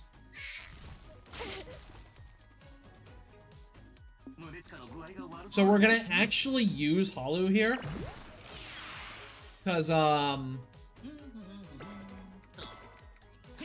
these ads are super annoying and they like stagger you and just do a bunch of really annoying stuff. And Hollow's immune to most of it, so we can use Hollow here to just take out a lot of the ads before they cause a problem. And also, Ashura doesn't really have anything good to do on this fight, so summoning Hollow to kill 2 of the ads with his first turn is just a way to make this fight a lot cleaner.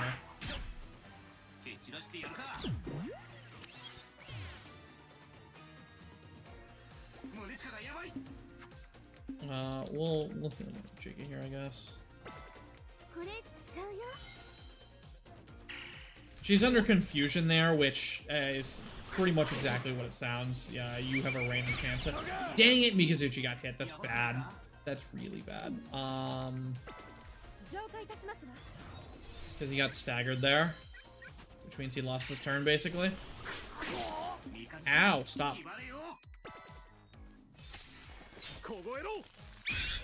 So also, there are crits in this game. The game never tells you you can make a critical attack until you get an item called a critical tag that increases your crit rate. The only way you can tell if you crit is how thick the black lines are behind your damage are. Like that 377 there, you saw how the background was way, way, way darker. That's because it was a crit. There's also different types of crits to further complicate things. There's soft crits, medium crits, and hard crits. And they all aim to, like, do different things to your damage. We're just gonna toss it back in here because I can't hit the guy anyways because he's under the ground. Like, there's so many mechanics in this game that the game just doesn't tell you about.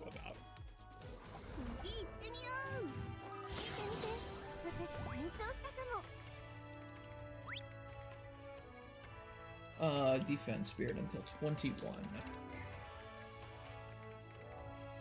No, the red number is a stagger. That's what the red number is. That's how you know you staggered something, is you get hit with the red number. The crits are just the paint stroke and the background of the number being thicker.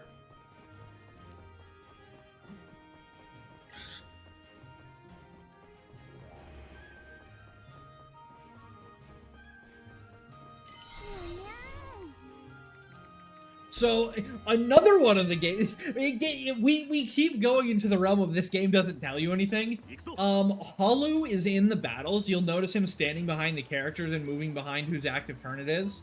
You'll notice him doing random things, like sometimes he'll juggle, he'll dig, he'll hold out a slingshot, he'll go overzealed. All of those have an actual effect on the battle, and there's nowhere in the entire game that the game tells you what those actually do. You literally just have to watch what he's doing and then determine what the effect is. I've been playing this game for a year and I don't even know all of them yet. I know most of them. For example, if he goes overzealed, that means you can use Halu without using his like actual activation gauge. If he's juggling, you get a soft crit. If he launches fireworks, you get a hard crit. If he's got a slingshot, you can't miss. If he digs, you guarantee get an item after the combat. I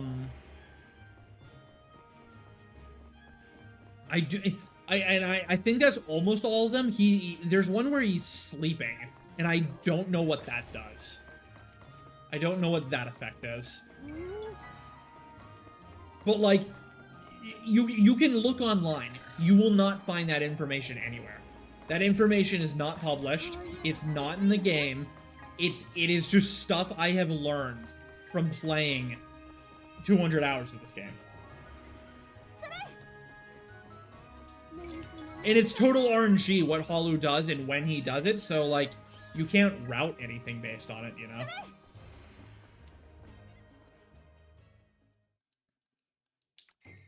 Like, the most the game tells you is it gives you a loading screen tip of, like, Halu seems to be doing weird stuff in battle. I wonder what he could be up to. That's all the game actually tells you.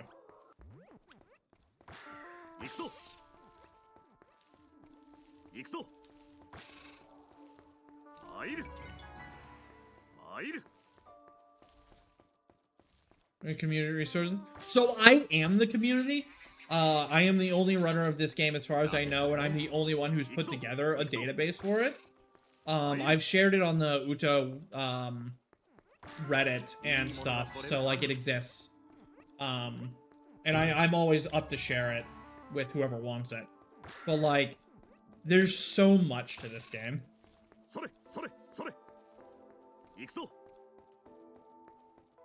It's a phenomenal game, though.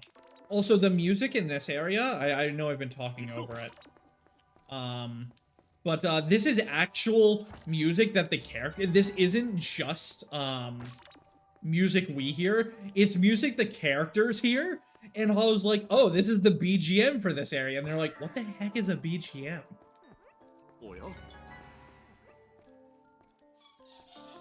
You are in a really bad spot, my friend. Please come here.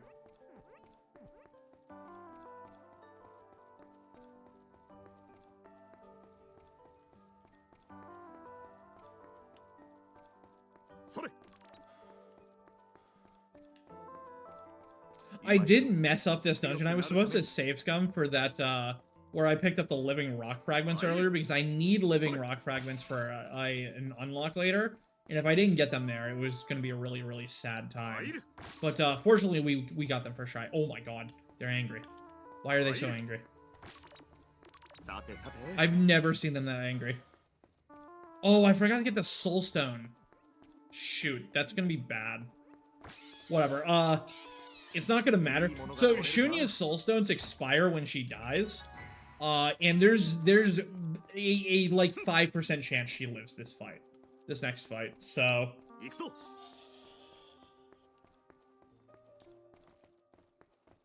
oh, that was me looking at my notes and not paying attention. Hello, penguins.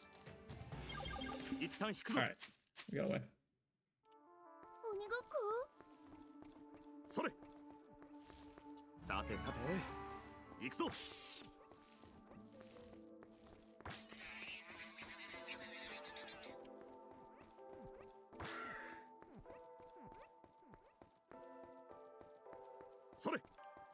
This dungeon's really difficult to avoid all the encounters in, because like you can't see a lot of them, and these pathways are very narrow. And if there's any debris in the way, generally you can't walk over it either. Okay.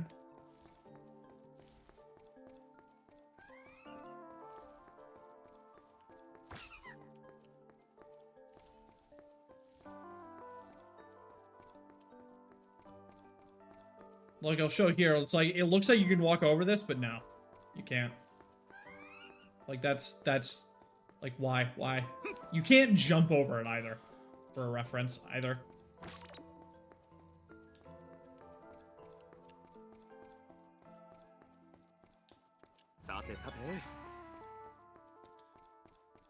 Silver ore, I could have gotten feather ore from that spot, so... it's not a great roll, but 3 of it's pretty solid. Better than getting 1. Also, I've learned over time, like, I could attempt to jump over those robot monsters, like, their collision boxes are small enough that you can jump over them, but, it's kind of just better to juke them than try to jump over stuff in this game. Because, your hitbox is not very generous with the jump either. We'll be looking later. There's a great spot during the grind later to show off how awkward the jumps are in this game and how they don't make any sense. You either do have Air Jordans or you don't have Air Jordans. It's really funny.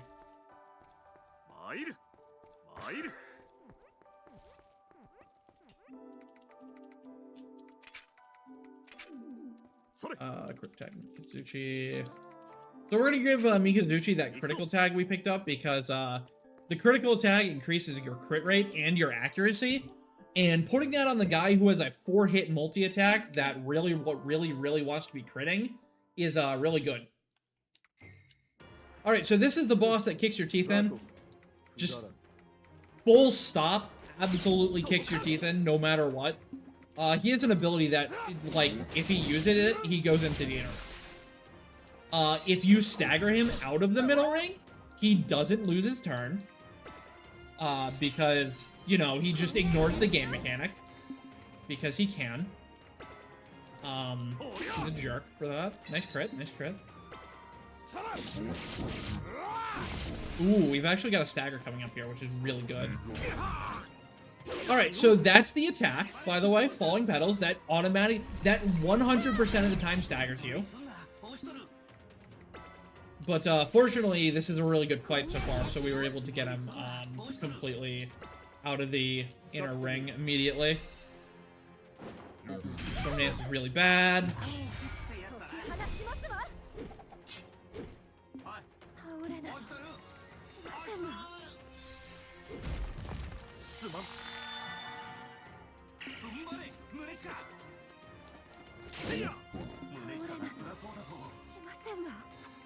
We're gonna pocket here, I guess. So we can live another Storm Dance.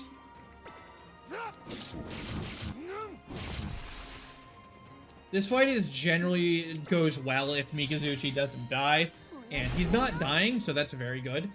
Alright, Fiery Net is livable. One more Mikazuchi's turn should finish this. Yep. Alright, so that was actually an insanely good fight. Like, that was a really, really, really, really perfect fight. So I didn't really get to show how he kicks your teeth in, but boy howdy, just believe me, he can.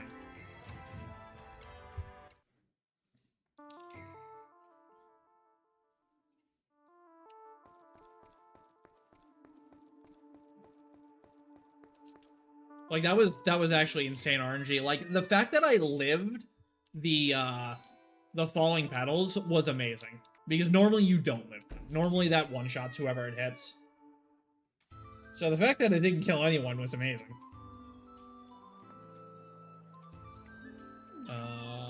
Palace.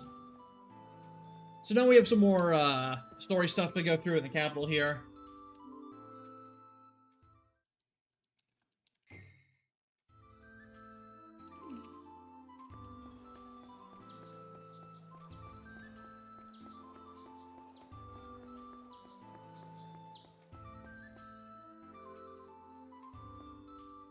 So that was the first Raven trial, as you saw that boss was a Raven.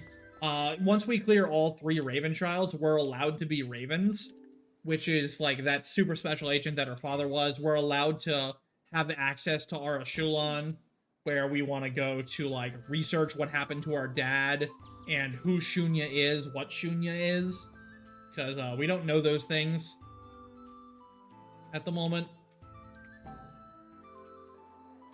So, like, your whole goal in this game is to, like, become a Raven. So, clearing the first trial out of 3 is a good thing. Here we learn the art of disguise and turn into Ukon. This is, more used in the other games. But, Offshore basically has, like, a different persona that and a disguise that he puts on, so that instead of being like this super special agent, he can move around freely as this other just random dude who's a traveling performer.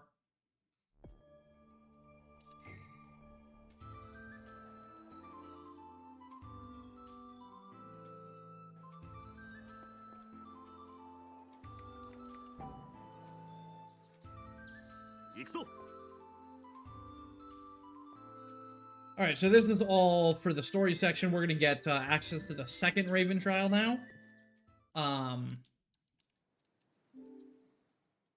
This Raven trial we're going to do a little bit differently. We're actually going to go there immediately instead of doing side quests like we did before. Because the way the next dungeon is laid out, there's like 3 branching paths and you have to go down all 3 paths to like unlock a bridge in the main path. So what we can do is we can do the first 2 paths and then just dip out of the dungeon entirely. But we get all the resources and really good stuff in those first 2 paths to help us with our investment and our scaling up. So we're basically just gonna come and loot this entire shrine, and then we're gonna peace out and go get stronger. Also, this is that plateau from earlier, from the very start of the game when we went east. Now is the point in the game where we finally want to come up here. Literally, what, an hour and a half or more later, we're finally up here for the story.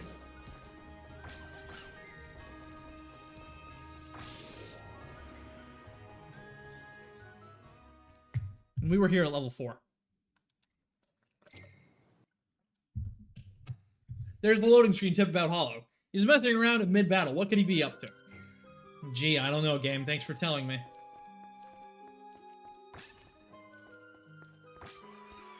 This chicken's a jerk.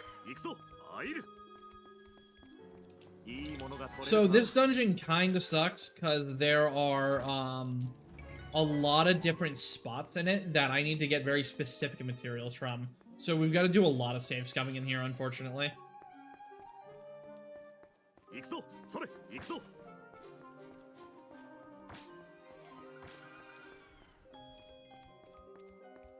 There's also a lot of chickens that we have to juke.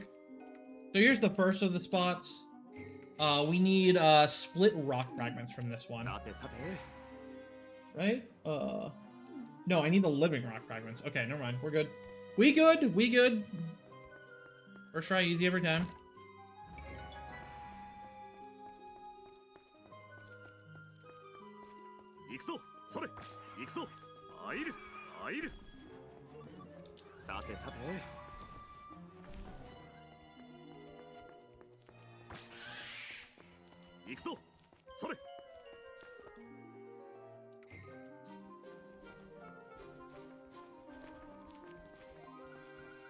Juke the monkey. I'm gonna be real with you guys. Some of these jukes should not be working. Sometimes the collision is very generous. Like, I probably, in all manner of realms, should have got the encounter there, but we didn't. So, let's go.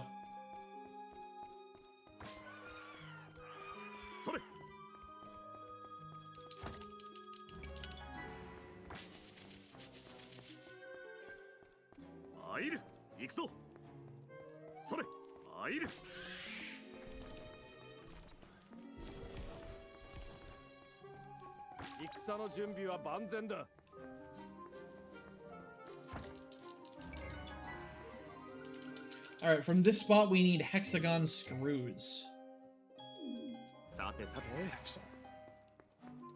We do need 4 hexagon screws, so 3 is enough. You can get a roll of 1 to 4 there, so 3 is definitely a high roll, but it's not a perfect roll. We are pretty bad on metal this run, so I am going to save scum brass here. This can either be hard lead or brass, and you want brass. Easy 2 brass every time. Why was I even worried?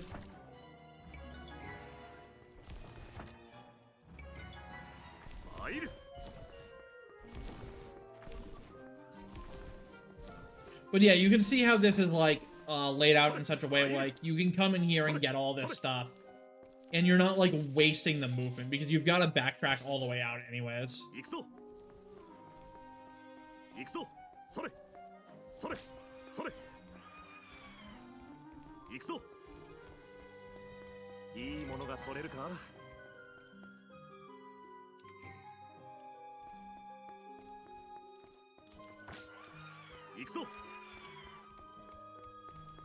The juking is on point, though. Alright, so that was a really good try. We got all the things we needed first try, which is really nice. Sir? Sir? Thank you. Jerk. The game just had to waste time somehow, right? Like, it was like, man, we gave him really good RNG this entire shrine. We gotta do something to mess with him, right?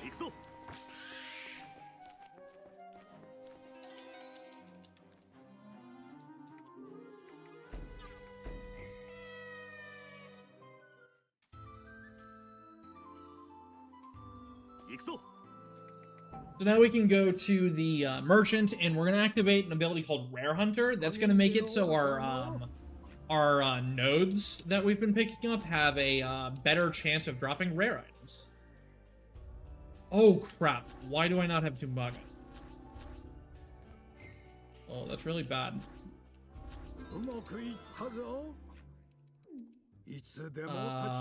I need to get Tumbaga.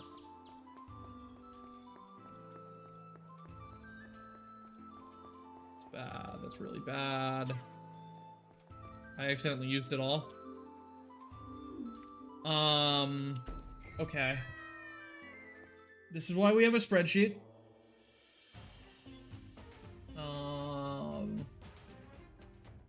There should be Tumbaga in this jewel shrine somewhere. Okay, there's some up there. I don't know if it respawns. I can save scum it there. Okay. What is the map button? There's no map button, right?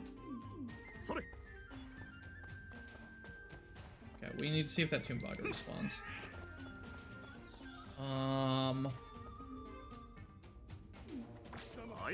Okay, it does, thank God. Alright.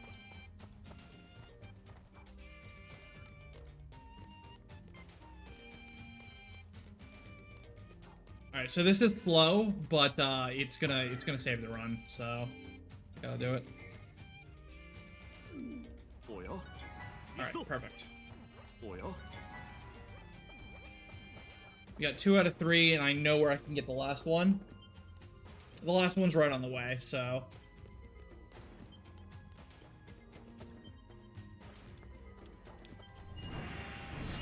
Alright, that's my tax.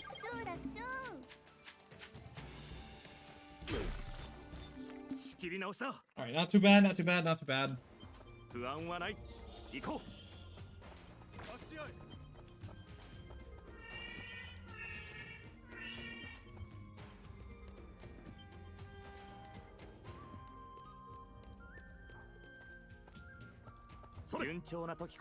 So now that, it doesn't feel like a long time since we've been in here, but, in the story it's been a while, so they've dug this mine out further.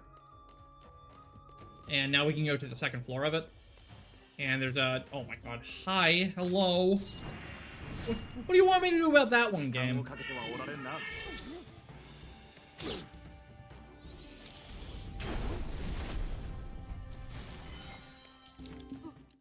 Right, first try run away is good at least.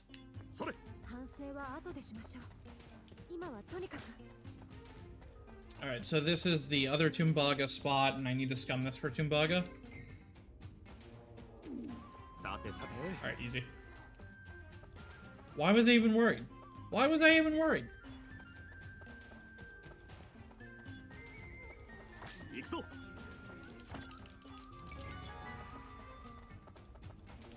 That guy's super hard to juke because the camera is not your friend in that little corridor. So coming up here, we have the, there's 3 total tri-state hexagon screws. We're coming up to the second node here. So it's always just better to save scum this node. Rather than the third one, because they're more common here. You can still get really unlucky, though. So, rotating blades ×2 is literally best RNG from this spot, but we still need hexagon screws, so I can't take it. If we were here for a little too long, I might just take the rotating blades and go, but... Alright, no, we just got the screws. Excellent. Easy.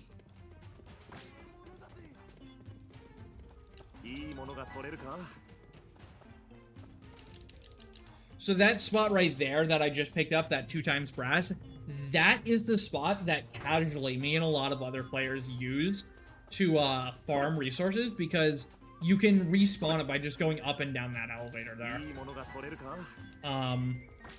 But that was before they patched the game for Save Everywhere and redid some of the resources nodes to disappear. So that brass spot is now a one-time only spot instead of an infinite respawn, which is really sad. But, you know, it's okay. Also, chests in this game have a very oddly specific amount of money in them. Like, that one had 4,809 because... I don't know, man.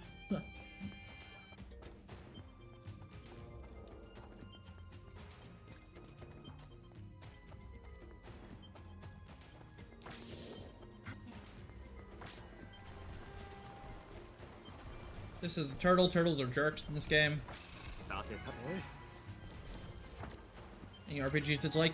It's a very, very classical feeling RPG. We'll be doing some combat soon.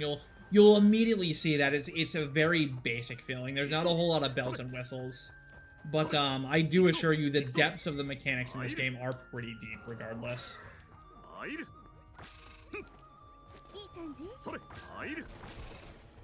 Some people in the chat have been saying it's a lot like Saga. I've not played the Saga games, so I can't really attest to whether it is or not. But that's what they've been saying, at least. Am I healed? Pikachu needs to be healed. I didn't talk to the dude for the quest. Oh, no. That's so sad. Yo, nice jump over the turtle. I didn't know that was gonna work or not, and I'm glad it did. Oh, that's so sad. Oh, that's so sad. So, because I forgot to talk to this guy, I have to go all the way back down now.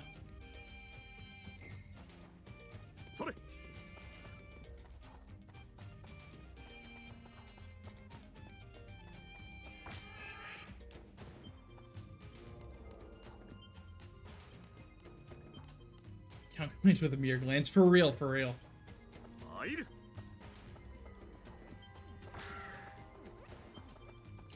Well, on the upside, my medal count is going to be really good after this because I get to pick up everything again, so... It's a shame I have to redo all the movement, though. Fortunately, if I'm just beelining it, it's not that bad.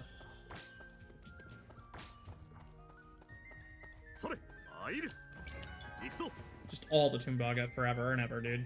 Just all of it. Absolutely all of it.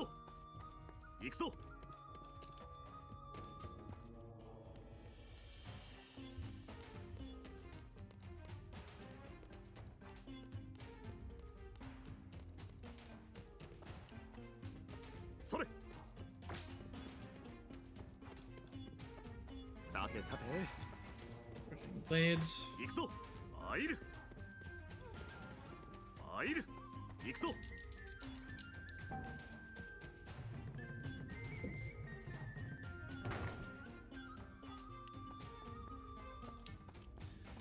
I'm gonna skip that spot. There's an ore spot in here that you can farm that has some really good feather, electric, and silver ore in it, but I don't need it. We'll just get this one. I'll be happy. Hi, turtle. Alright, so now the side quest is here.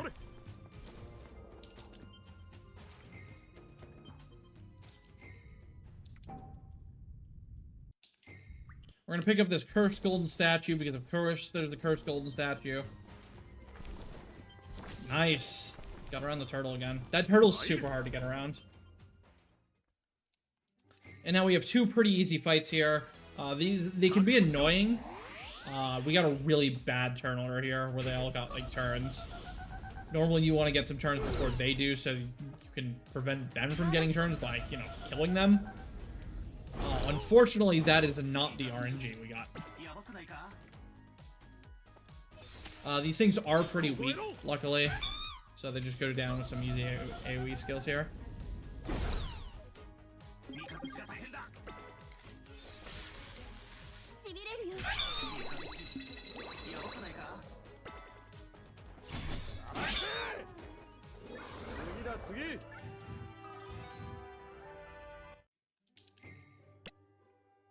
And now we have monkeys. Same deal here, you kind of really want them to spread out damage and not do double strike, because double strike really hurts.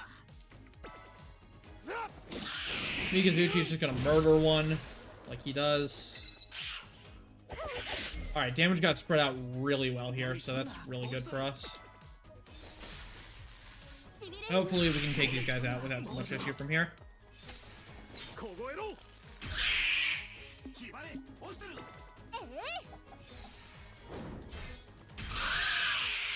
Alright. Not the worst. That completes the request and gets us 26,000 more experience, which is kind of why we came down here to do it. Because that's a lot of EXP.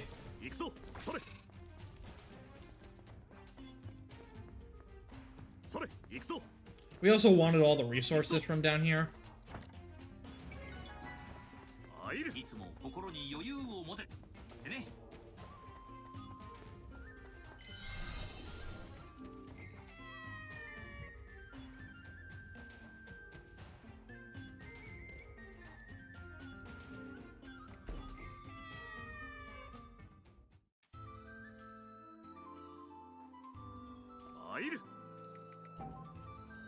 Alright, now we can finally get Sunya's Stone at the start. It's amazing that hasn't caused too much anything bad happening yet. There we go. I was supposed to have that a long time ago.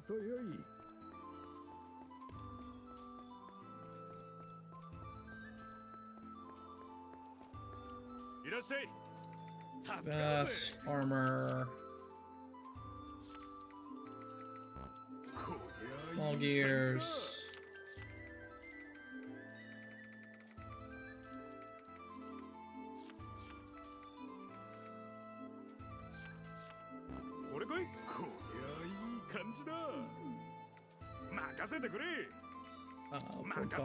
Silver halberd.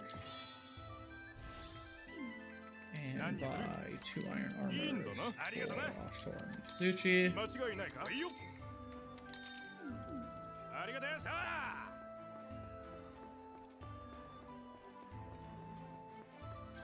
Alright, so now we have another, we're heading to another fight that, casually will kick your teeth in. Speedrun-wise, we thought, like, this fight was never gonna be on our radar to ever do. And then we were able to bum rush Phantom Slash, and we're like, huh, you can actually kill this guy in, like, 3 Phantom Slashes.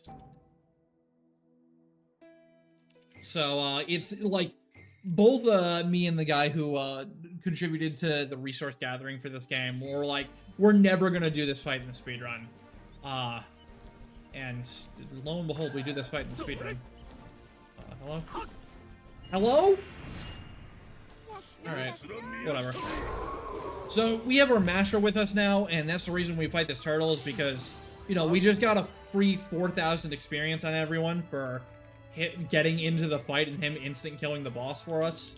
So, you know, it kind of pays off to do this, or to do that. That's unfortunately not, that was just like a random mob. That wasn't the boss we're about to fight, but, I mean, an extra 4,000 experience for actually free is kind of nice, right? Like, that's the equivalent to doing a quest for 16,000 experience. So, like, we just do it and call it a day.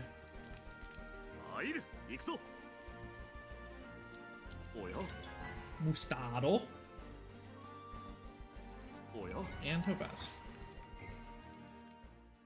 So this thing kicks your teeth in casually. This is a really tough boss casually. So hopefully he plays nice here. Ow.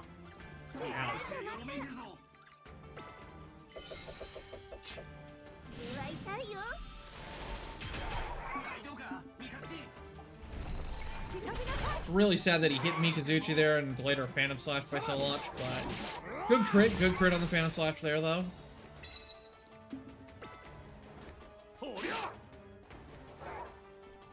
Grace Dust is really bad.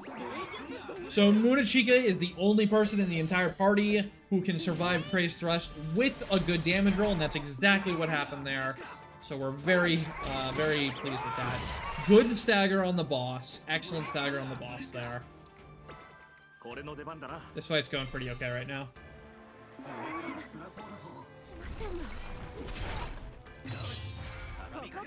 Getting an overzeal is really good here.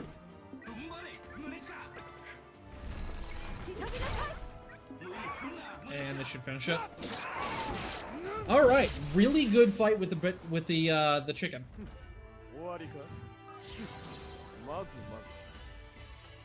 And that gives us one of the better accessories in the game, the large feather. And the large feather is an accessory that gives you more, gives you not only attack, but it gives you more zeal on your actions.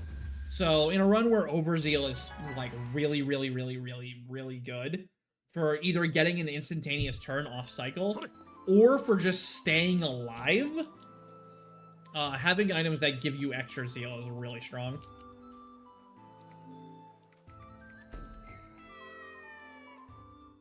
Why are we hearing the burb? Because the burb is a menace to society.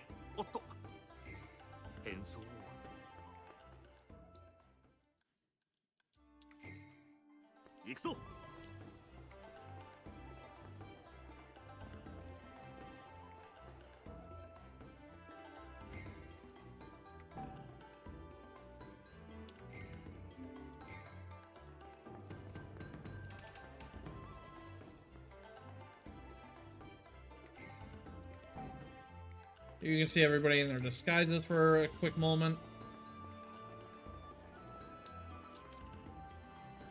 Alright, so now we're gonna go fight a wandering swordsman who's been terrorizing the mountain pass here. This guy one-shots everybody who's not named Munachika with any attack that he does. So, you're gonna start seeing, like, the death looping strats that we have. And basically, it's just pray he doesn't hit Mikazuchi, and you can get Phantom Slashes off. That's basically this fight in a nutshell.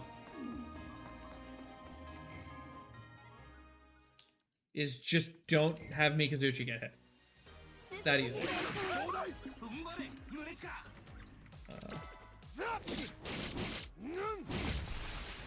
Good crits, good crits.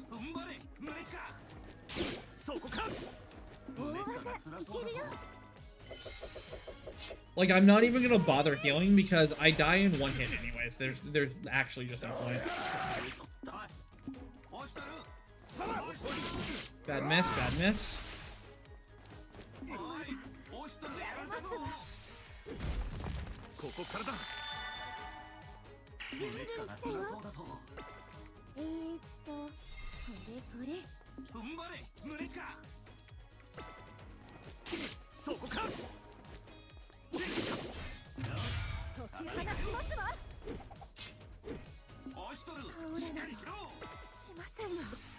So you can start to see here like why dying is not too bad.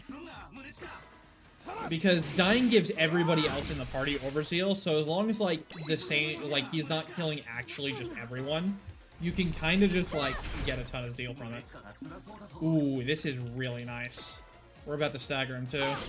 Like that's huge because that just reset his turn right as he was about to get it. And I should be able to finish him off with one more Phantom Slash here. And if I don't finish him off with the Phantom Slash, I'm going to be able to overzeal and then attack again. Alright, that was an incredibly good fight.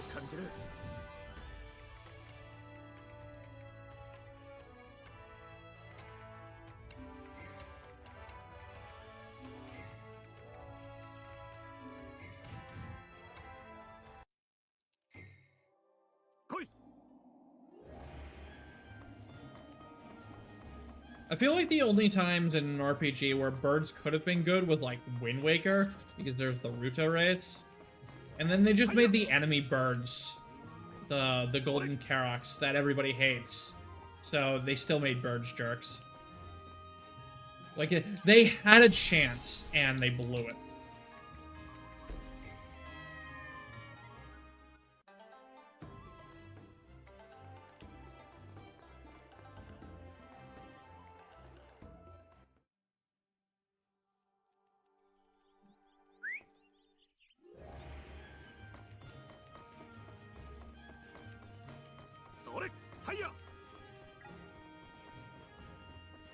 Alright, so we've got one more side quest to do here.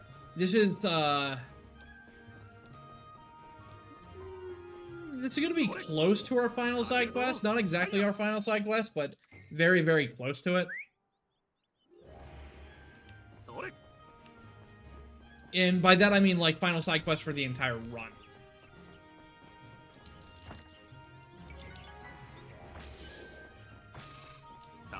An RPG. I mean, it's an RPG. It's not a JRPG, but it's an RPG, I'd say.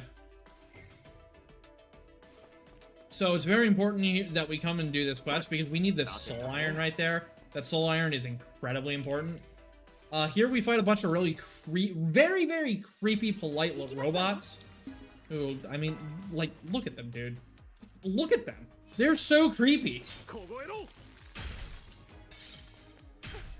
They also hurt a lot, and they like to slappy slap you. Really annoying.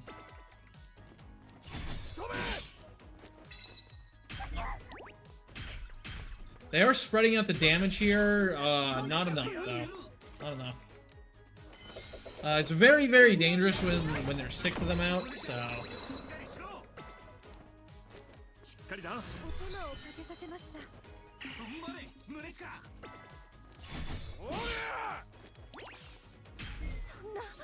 Rude. Grenade is bad. Grenade hurts a lot.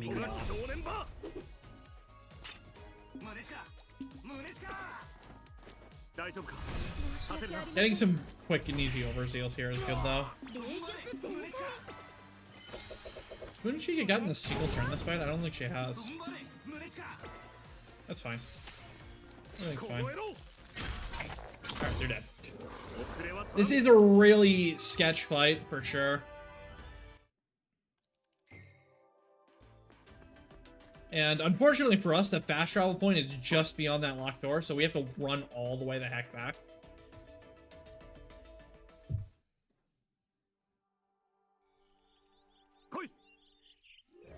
There's a lot of lore behind why those guys look like they look like, but it's not really covered in this game. It's covered in the rest of the series.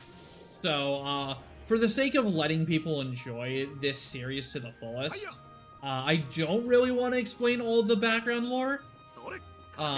Even though, like, we easily have time to during the grind later, because there's just gonna be 25 minutes of safe reloading. But, I'd like to let people enjoy these games to the fullest because they are so good. Highly recommend this whole series in general. If you don't want to commit to the games, there's also an anime for all of the games except for this one. Which, I mean, obviously they're not as good as the games themselves because they're, you know, it's a 12 episode anime versus like a 50-hour visual novel game, so you're getting a lot less of the story and a lot less of the world building and a lot less of the character interactions, but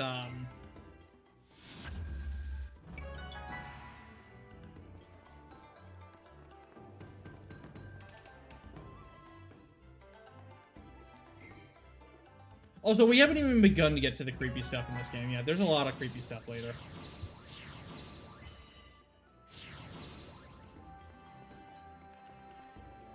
So right there, Munachika learned her best skill, Summon Yagen.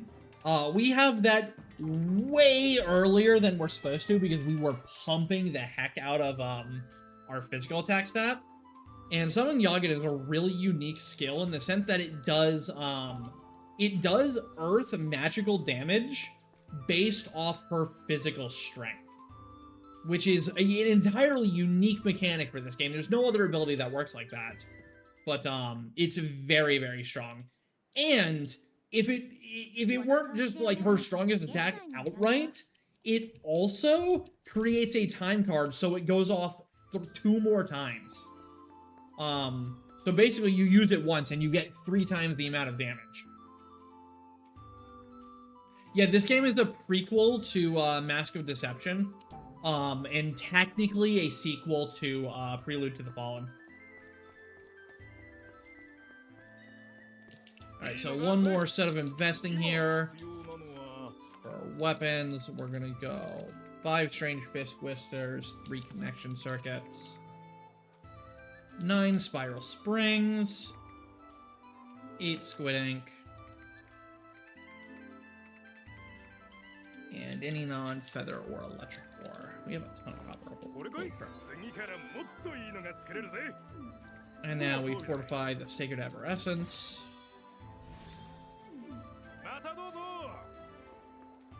And we are off to the Raven Shrine proper now. That shrine we did like 20 minutes ago, we're finally going back to it.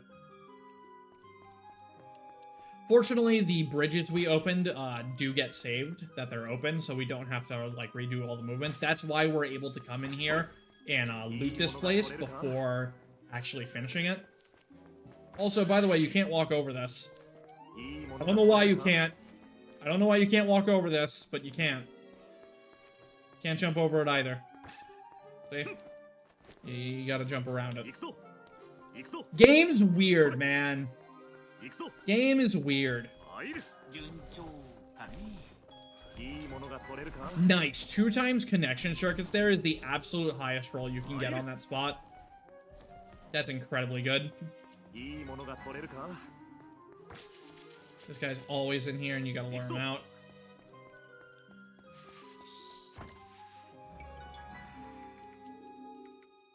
Chica, 1, 2, 3, 4. that all into Spirit.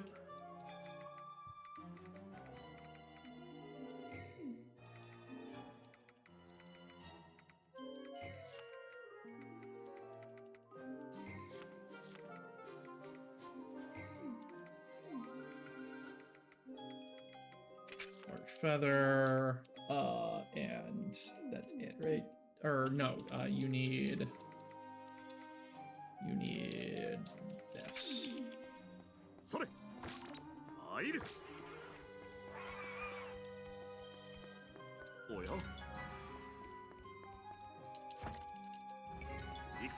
Alright, so here's another Raven boss. This one is probably just as hard as the first, but, you know, casually you've started investing in your defense. This one, unfortunately, as you've been noticing, our Phantom Slash has been our mage damage. This guy is extremely, physical resistant, and he also just straight up murdered Mikazuchi there, which is really bad. Because he used the attack Falling Petals that immediately puts him into the inner ring. So this could be a really, really bad fight. Raging Thunder's fine. Ouchies, but we're fine.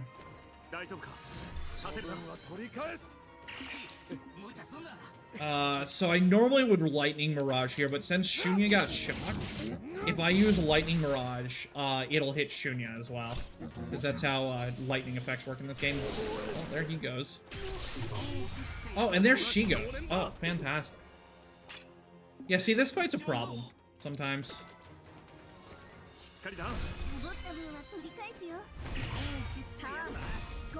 Fortunately, Overzeal is a really good mechanic in this game, and it's kind of how you stay alive.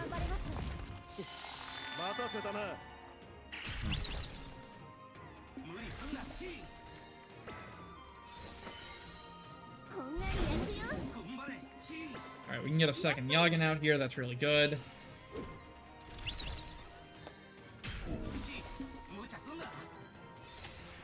This is the fight you want to have 7 Yagen for, clearly. Like, it's pretty obviously why we need Summon Yagen for this fight. Autonomous Steps is a waste of his turn because we're not in the interaction rings anyways, so we don't really care about that.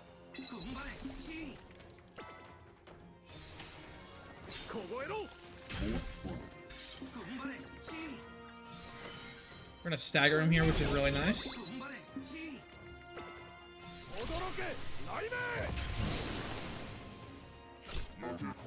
Don't kill anyone. That's killing someone.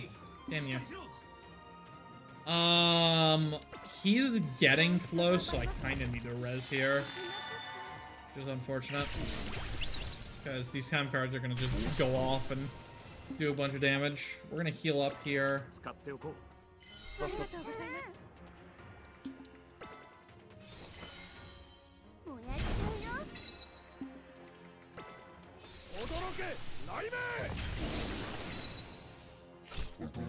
It shouldn't kill anyone? Oh, it's definitely not gonna kill her. Oh, and then the Overzeal is immediately gonna heal the shock, which is fantastic. We're gonna get the Yagen time card out here.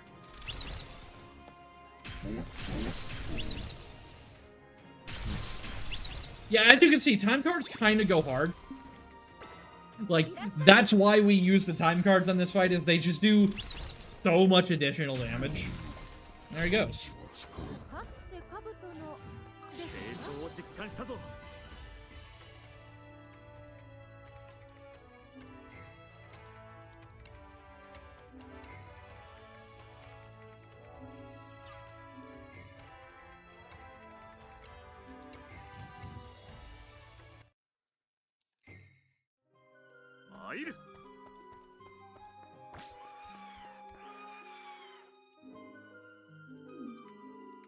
Monochrome levels. It really is on that fight. But the thing about the time cards is if your character dies, all of your time cards go away. So if you just, like, if he keeps killing Mikazuchi or Munachika, you can't get your time cards out.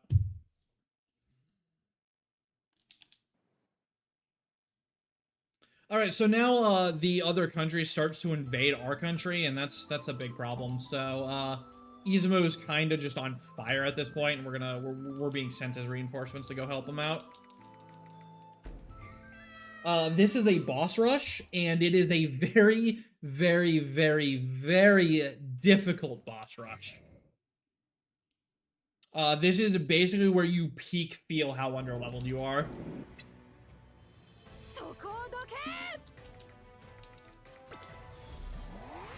So we're going to use Sigil of Headwind here. This is the first time we're using this ability. There are buffs and debuffs in this game. And you can see that blue thing going around on the action wheel there. That's the buff. Or the debuff, rather. Basically, buffs and debuffs in this game, you don't put them on characters. You put them on action rings. So he's using a Sigil of Protection here. You'll see a part of the action ring now is in red. That means when the enemies are in that area, they have increased defense. But while they're on the outer ring in general, they have lower speed because of my debuff. And that's kind of how buffs and debuffs work in this game. The fan-shaped ones that you're seeing there are just kind of useless. Shunya has them all. Like, she has a bunch of different buffs and debuffs and stuff. But, like, it's just... she's just... they're not very good. They're not very good at all. Alright, so we successfully killed the first one here.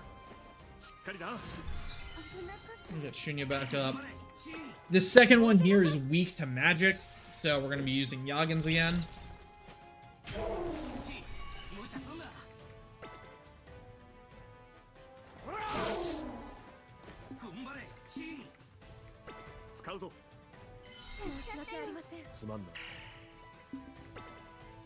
This guy is vulnerable to burn, but it's really hard to get the burn on him. Good dodge, huge dodge. Huge. Big, huge dodge for us. Let's me get more, even more Yagin time cards out. Get him!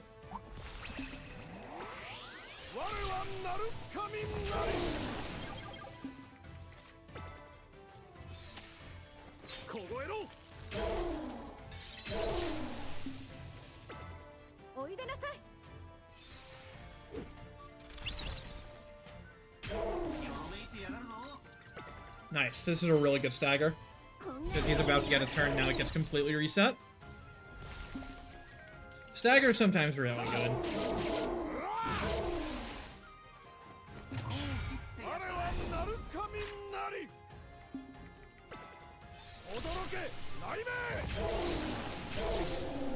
Alright. Alright, that fight went good. That was a good fight. But that's the easiest of the fights. The other ones are much more difficult. Particularly this very next one.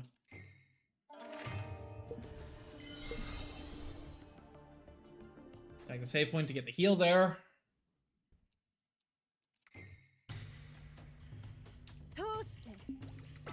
Alright, getting Headwind out immediately is really good here. Earthbreaker is survivable, but it hurts. Phase Tooth, she's dead.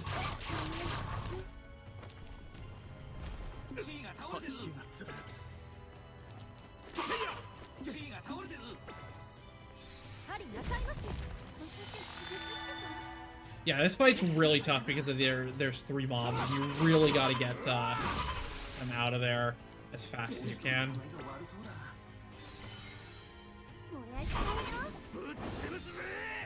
Another Earthbreaker.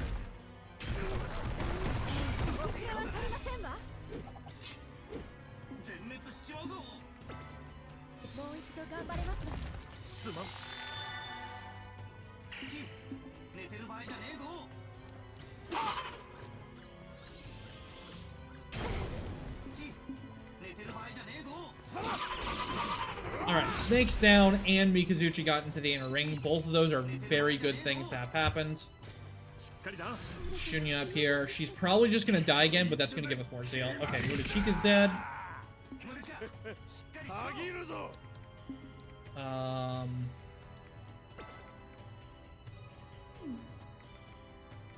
Just get her up immediately here.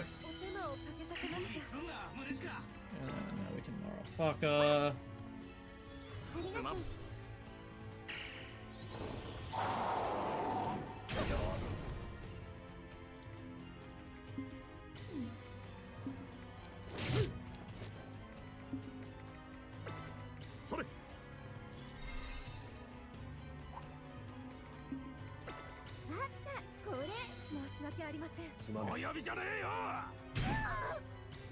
Kick me in the face.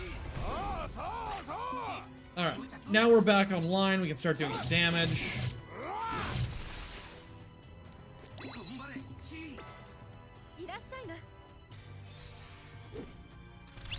So during this fight, Munachika is gonna awaken to her, like, her ultimate ability. Her ultimate ability is defensive, which is not very good, but she also gets access to some offensive ones. This would be really good. Okay, no, this is also just fine, though. Getting offshore in the inner ring is fine, too. Earthbreaker shouldn't kill anyone. It was a very tame Earthbreaker because Shunya was dead. Alright, there he goes. Excellent.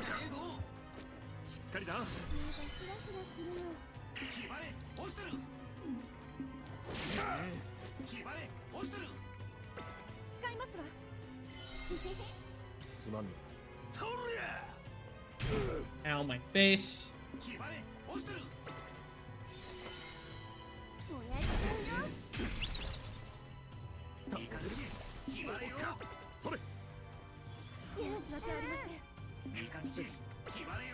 Alright, overall this fight went pretty okay. Aside from getting possibly staggered right here. Yeah, it's really bad. So that's the downside of Mikazuchi's Phantom Slash ability is he can literally self-stagger himself, which is really, really dumb. But, like, it just does way too much damage for you to not be using it. Alright, this should trigger the phase. And then Munachika is immediately going to overzeal. He learns Merciless Stampede here, which is really good. And she gets access to her world-famous hammer arm, which, I mean, it does a lot of damage, so... Look at that damage. Oh, and again? Okay. Damage!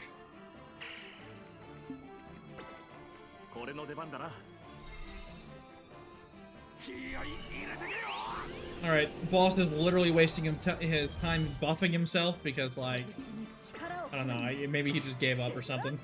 Munachika's gonna continue to punch him with the giant hammer.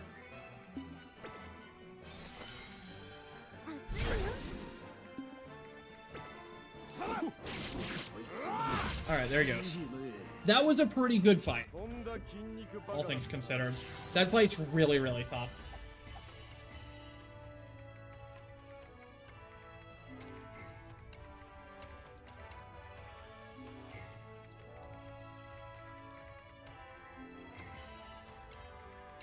So right there we were on Regen Gleam Plus, which is our AoE healing of Munachika. And it's really important that we have that plus version of that for the next fight. Because her healing is capped. Like, Regen Gleam 1 can only heal 35. Regen Gleam 2 can heal up to like 125, so it's a lot better.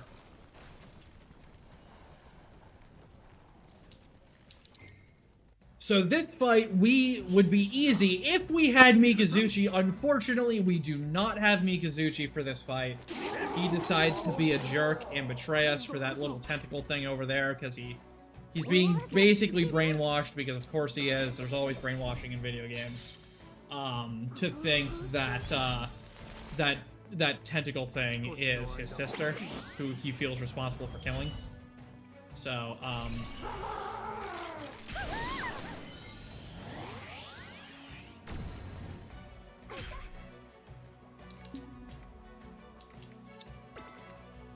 So the gimmick on this fight is Mikazuchi is protecting the tentacle thing, and if you kill Mikazuchi, it's a game over.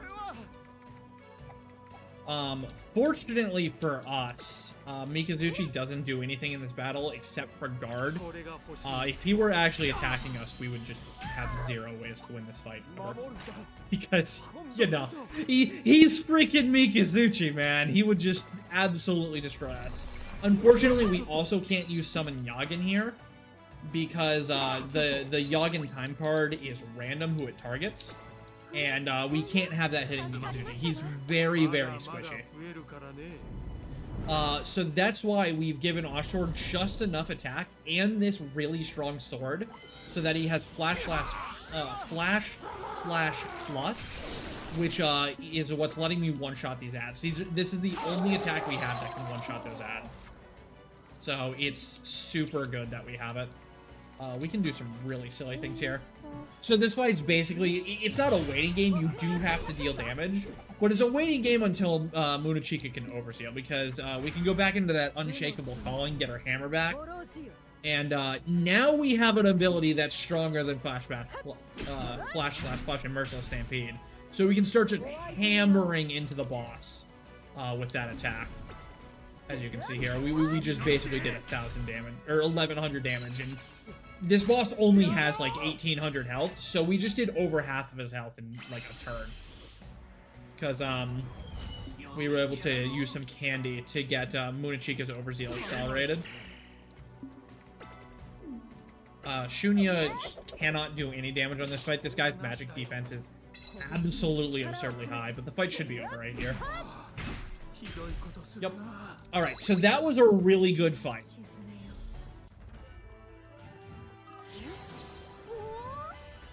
We have the Corrupted Bone, which is actually one of the strongest,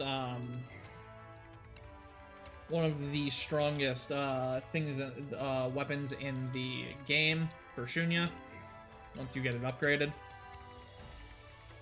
That fight also gave a ton of experience that Mikazuchi misses out on. It's really sad.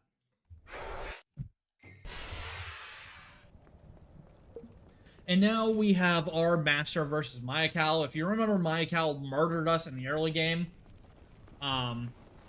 He's going to have a fun time here versus Mayakal.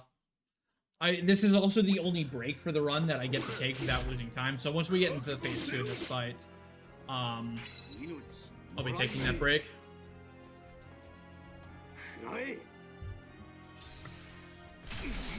So here we get introduced to the power of the masks, which is a huge staple in this series as well. Basically, the masks let you sacrifice your soul for more power, and also grant you a giant kaiju transformation if you really want to give up your soul and you really need power.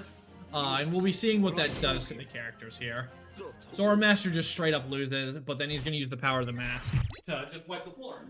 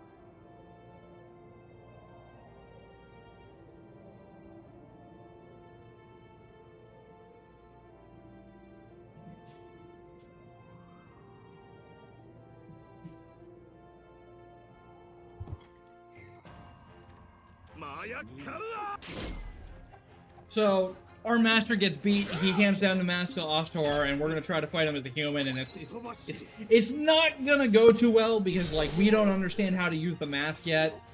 But as we're about to get our killed by Mayakal here, Ashtor taps into the power, and suddenly we're a giant freaking kaiju. and we do bonkers damage.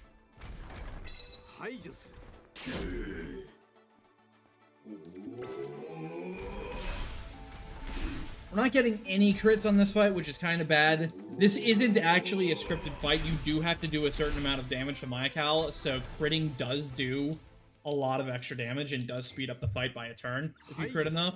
Unfortunately, we just didn't get any crits here.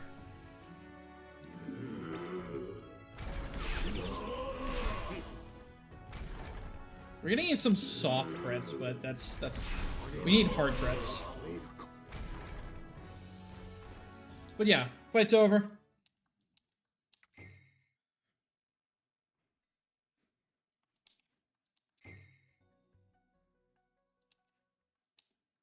And now we're back to normal, no longer giant kaiju. We'll see those giant kaijus one more time in the run very later on. Because, you know, sacrificing your soul isn't always the best idea, right?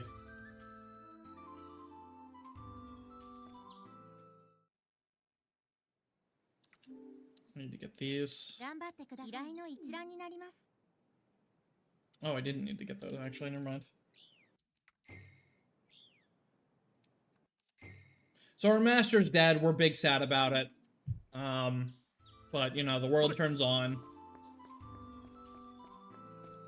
We're still dogs of the government, so we have to do various things. So we're gonna go to a dance festival is what we're gonna do next. Is, the city of Tokara is having a nice festival. Celebration of life. You know, a big happy party time for the entire city, and, surely nothing will go bad, right? Right? Right? Surely not. We haven't been sent there multiple times to check into their nefarious deeds and what's going on in the background during the setup of the festival. Surely nothing will go bad, right? Look, it's all happy and there's flower petals everywhere. It's neat.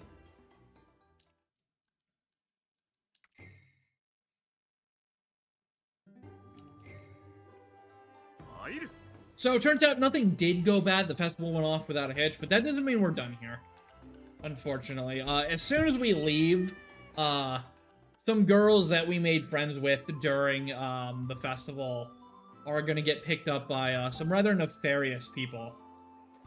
And, you know, they're just gonna... The girls aren't gonna be too happy about that. And, you know, they might accidentally just a little bit here and there, just a smidge, as a treat, cause a zombie apocalypse, like you do. You know, just an everyday occurrence. They're gonna turn the city into the city of the dead, and there's gonna be zombies and witches everywhere. It's fine. It's fine, I promise. But first, we have to go back into the forest to find some tea leaves for a dude. Because, saving the world can wait. We gotta find tea leaves.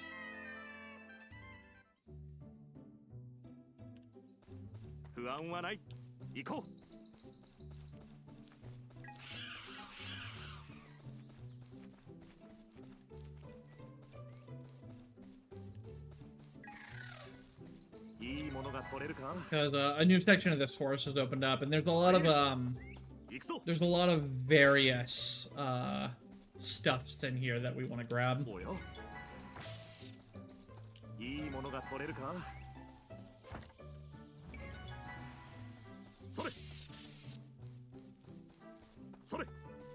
In terms of birds being jerks, I do believe at this point in the run we're done with all the birds. Alright, 2 fertile soil there is really good. We need 4 fertile soil out of 3 separate nodes in this area, so getting 2 immediately is really good. Because it is a 50-50.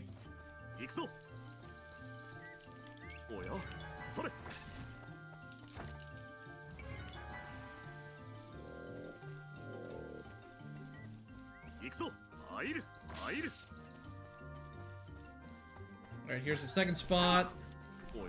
And we got 3 fertile soil. Excellent. So I don't need to save scum any fertile soil here, which is really nice. Alright, well, whatever. Sure, just give me all the fertile soil. I kind of wanted some wolfsbane, but you know what? That's fine. It's fine. I didn't want it anyways, game. Thank you for the 3 wolfsbane.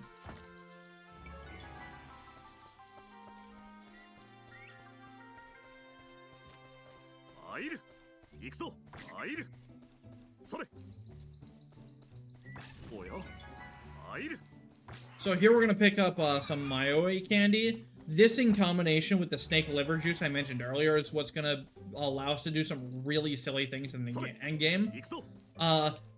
We're actually going to be killing a boss that is, by all definitions, stronger than the final boss for the sake of pure levels at the very end of this run. Like, it is the hardest super boss in the game. You can be maxed level and this thing will still one-shot you. And we're just gonna kill it. Because, you know, we're gonna kill it. Leave me alone, please.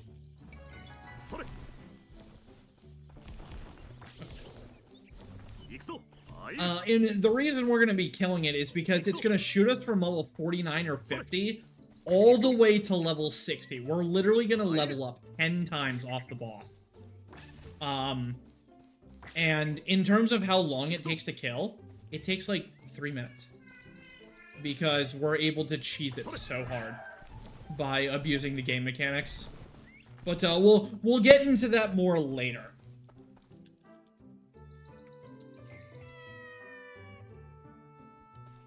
Remember all this stuff?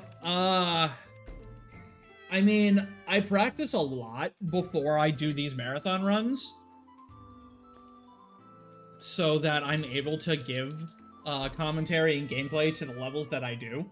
Like, I mean, everybody always practices, right? Like, that's what you do. So, like, it's all just pretty fresh in my memory. And, I mean, it just comes down to being passionate about the games and really enjoying them. For this game in particular, I know so much because I had to pioneer literally everything for this game.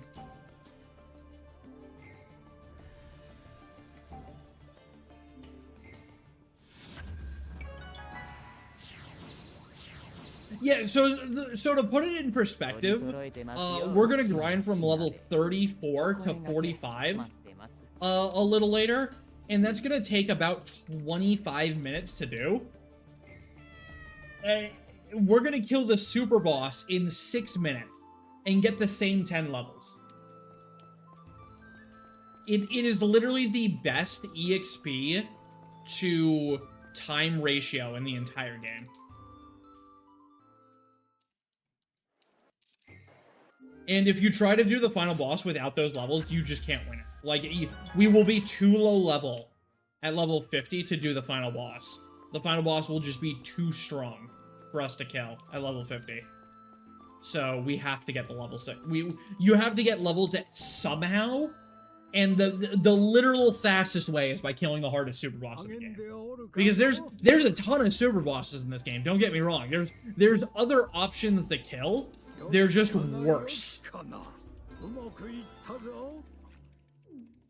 They're just worse. They're like, the other super bosses are like 20-minute fights. And like, those are still worth it EXP wise. But like, we just don't need it if we rocket straight to level 60, right? Alright, so zombie apocalypse time then. You can see the town's a lot less happy now. There's really creepy witches everywhere, and what they say when they notice you is "mitskete," which is "I found you," and it's just like, okay, that's not creepy at all.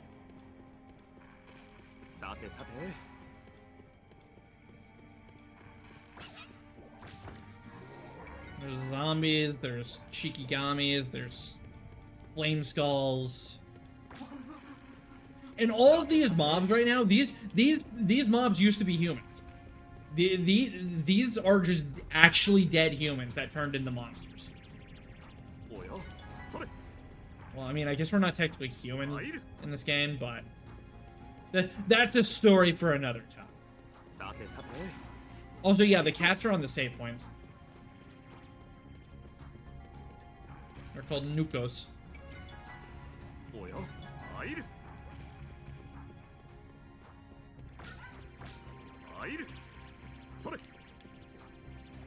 Yeah, we want to pick up black mold and rotten meat here.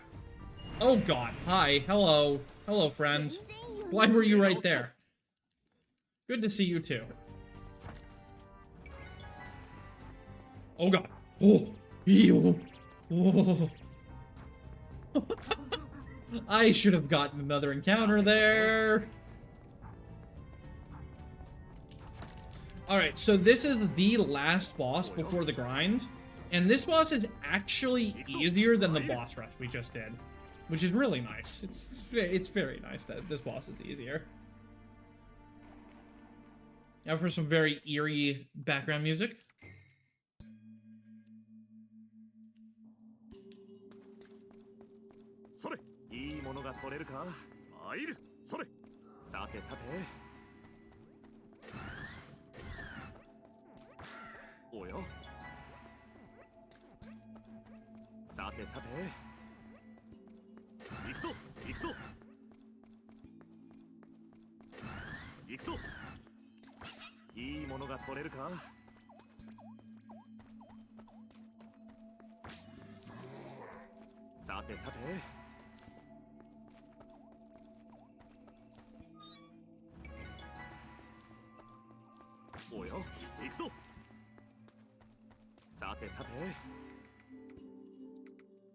Boot of the Shunya, undershirt to Mikazuchi, half order socks to Mikazuchi.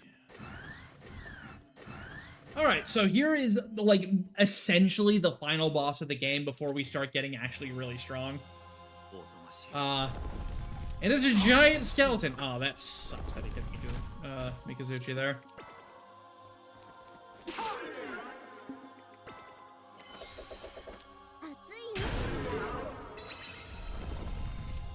Collapse is fine.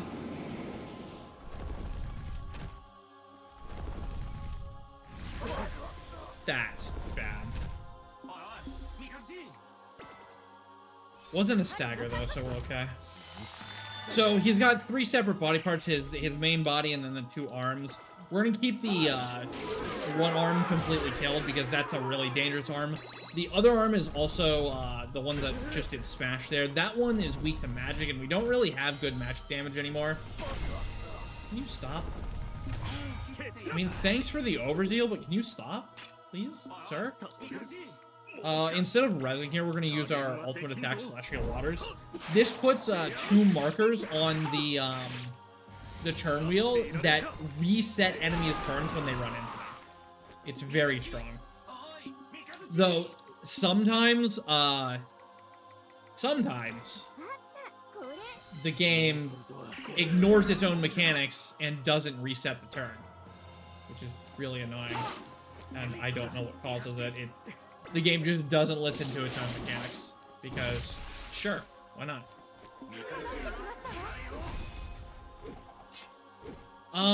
We're gonna ascend here, I think. I think that's the right play.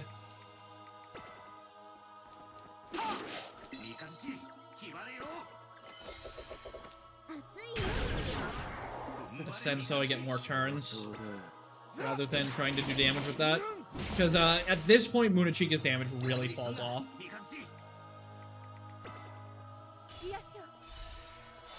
Ew.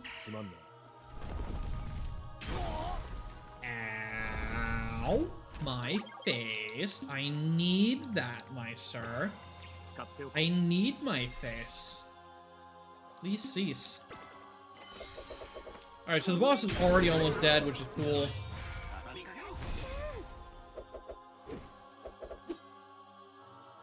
Usher's ultimate did a lot of damage, so... that could be bad. Why on Mikazuchi? Why is it always on Mikazuchi? You jerk, stop!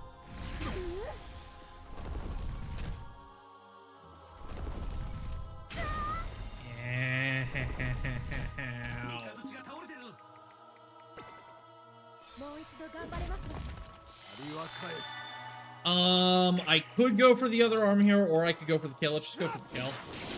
Alright, that was 100% the right play. Because he's dead.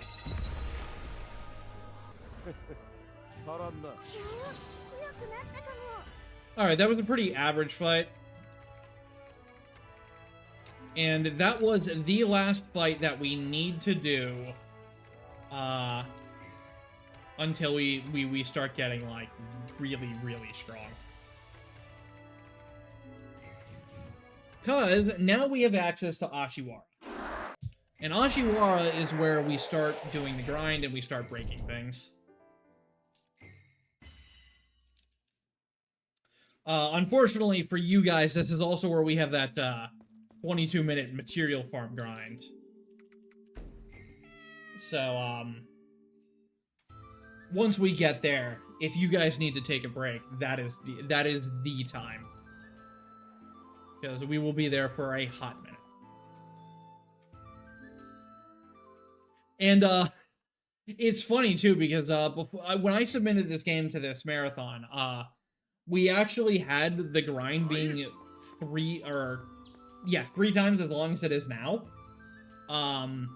And while practicing, I'm like, man, I really want to cut this stuff out. So I tried cutting it out, and it just kind of worked.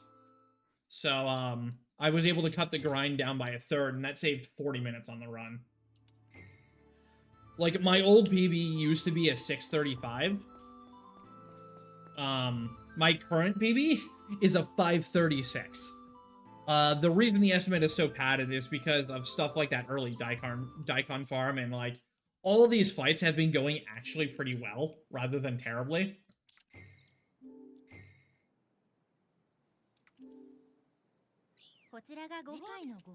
So, we are behind my PB by a good chunk, but, like, this run isn't horrible. Let's really expand on this animal ears. So the animal ears things is we could go into that, but again, I don't want to ruin the world building for everybody else, you know? Oh wait, yeah, I need to do this.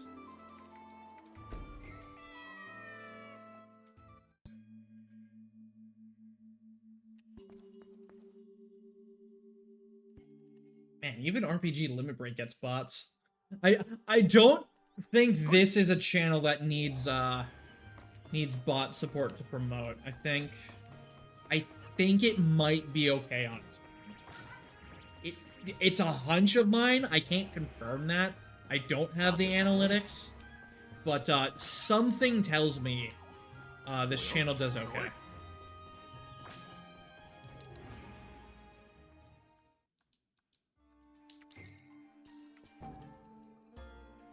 Something I can tell you about the ears and stuff, though, is it's a lot of characters hide their tail and their ears with helmets or clothing, because when they get into combat, they don't want their opponent to know what race they are, so they don't know their tendencies and their training, you know? Because, like, obviously, like, different races train different ways and such, and have different tendencies in battle. So they hide that fact of themselves so that other people don't know what race they are. Which is a really cool, like, detail that's really not elaborated on. It's just something you have to notice.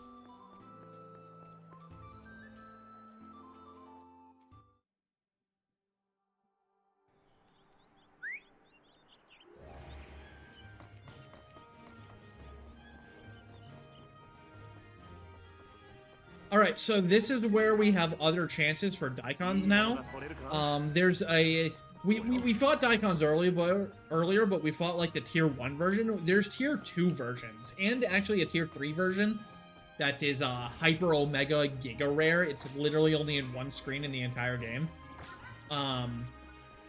But if we find any Daikons, that just cuts out time we have to level grind here. Which is very nice.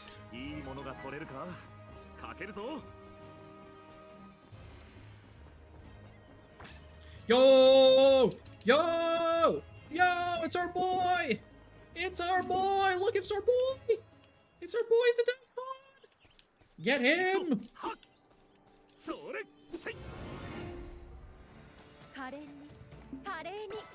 So these things are stupidly evasive, as you can see. Ustor does have a guaranteed... Yo, shoot ya! Shoot! So her Piercing Fang, too, has like a 5% chance to instant kill. And you know what just happened?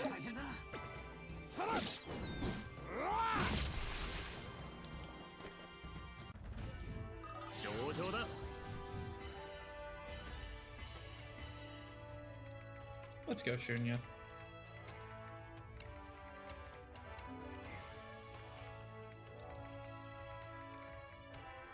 No, I'm calling them Dions because they literally are radishes.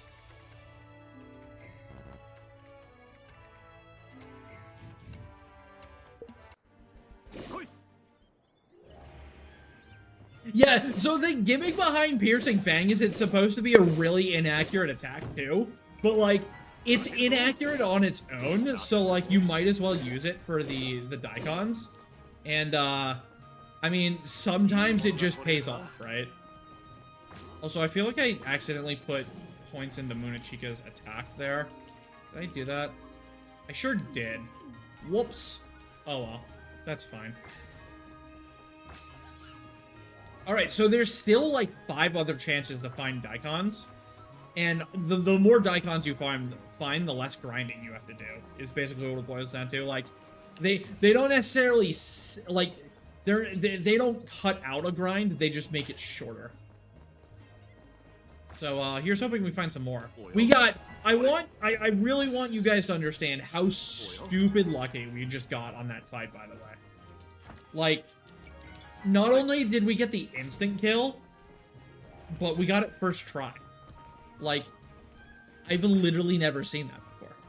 It happened. We got it. We got the never seen that before. It's over. We've been there.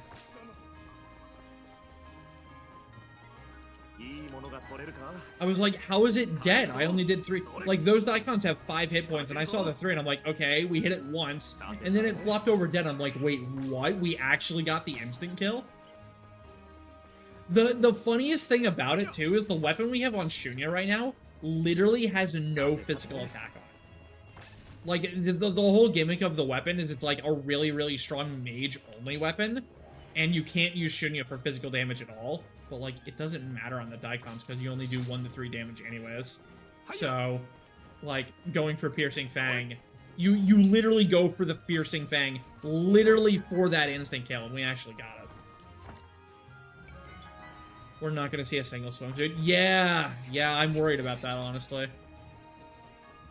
So, coming up during our level grind portion of this grinding section, we're going to be fighting some fish. And those fish drop literally the best armor in the game, known as tropical swimsuits.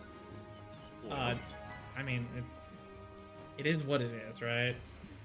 The best armor being a swimsuit. It doesn't change your model, I promise. But the reason it's the best armor in the game is because it's the only armor that focuses on magical defense, which is like the more important stat for the endgame boss fights, because almost all the damage you're taking is physical or magical. So you really, really want that magical defense. So having armor that specifically focuses on it rather than physical defense is a really good way to get a huge boost to it. It also is the only armor in the game that gives speed. I mentioned before, speed is a really, really stingy stat where you really don't have many ways to modify your speed. And due to that, any modifiers to your speed do a huge amount for you. So having an armor... Yo! What's another...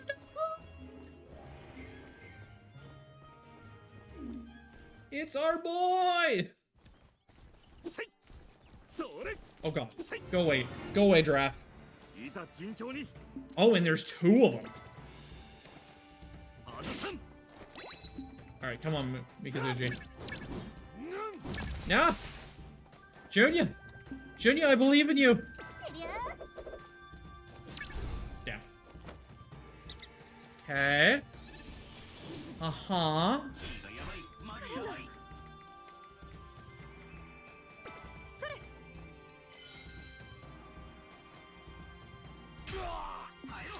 We have a chance here, dude. We have a good chance here. We need to do one more hit. Yes. All right, easy. Easy second Daikon.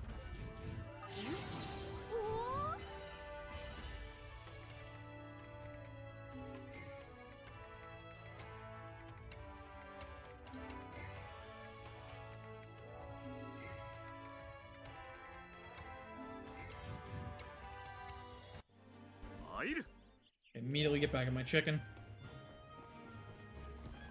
So there's a giant dinosaur over there. That dinosaur is I'm pretty sure it's the second or third strongest enemy that you can encounter on the field map in the game. We really don't want to mess with him. These giraffes are also insanely strong. But yeah, we're gonna just get the stuff in there and leave. I can't believe we got 2 Daikons, dude. That's insane. There's still more. There's still, what, 2 or 3 more chances for Daikons, too? But getting 2 first try is really, really good. Because that'll save about 4 or 5 minutes. Alright, it looks like we're not getting 1 up here. You can get 1 up here as well. But this is the Fated Plateau of the grind. So, I hope you guys like hearing this wind whistle like a billion and a half times.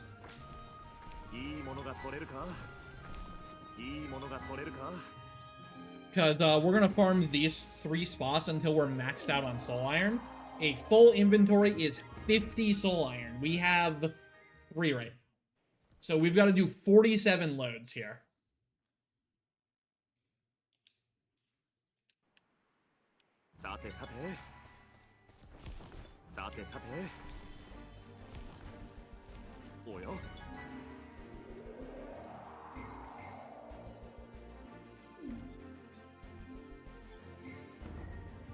And this does take about 22 minutes. But it's a necessary evil, because doing this is going to get us access to the endgame armor and weapons. Which, I mean, you kind of need, right? Like, you kind of need to get good weapons and armor to be able to survive.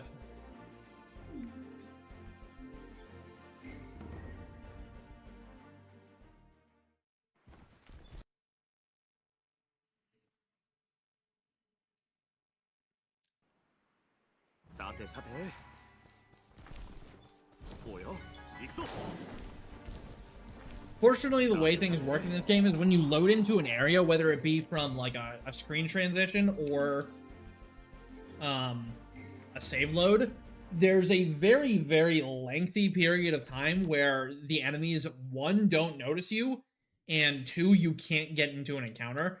And that's kind of what our saving grace is here. If we were having to dodge these guys because they were chasing us the full time here, this would be like a much, much harder farm to do. But fortunately, since that mechanic is a thing and they don't notice you right away, we can generally get to at least 2 of the spots before they notice us. And then, like, as long as they're not directly in the path of the of our way to the 3rd spot, we're able to get to it and then save load.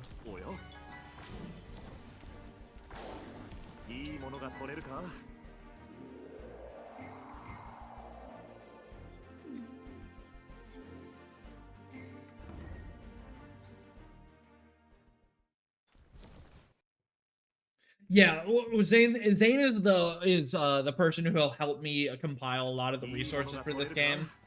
We basically, when this game came out day 1, we unintentionally we played neck and neck with each other despite having like different schedules. Like it was a really fun time. And we theory crafted, we wrote down all the near resources and we planned stuff out. And like we basically got most of the way into the game, and you just start hitting walls because things are way too hard. The final boss in particular, like I mentioned before, at level 50, which is what level we are when we get there, and that's after level grinding to level 45. You just can't do it. It's not possible. Because he death cycles you so fast, and when he's not death cycling you, he's staggering you, which means he's getting more turns, and you cannot recover. You can't do enough damage fast enough. Like, he's impossible to hit out of the inner circles anyways. But, like, even the ads in the fight, you literally don't have enough turns to do damage on them to keep them dead. Like, you kill one of them, and then you start on the second one, and by the time you have enough damaging turns, because you're so on the back foot for the entire fight, and, like, rezzing and healing, by the time you kill the second ad, the first one's alive again. Which means you're not actually doing any damage to the boss, because all of your attacks are focused on the ads to try to keep them out of the fight, and you're just not getting any damage off. Whereas when you're level 60,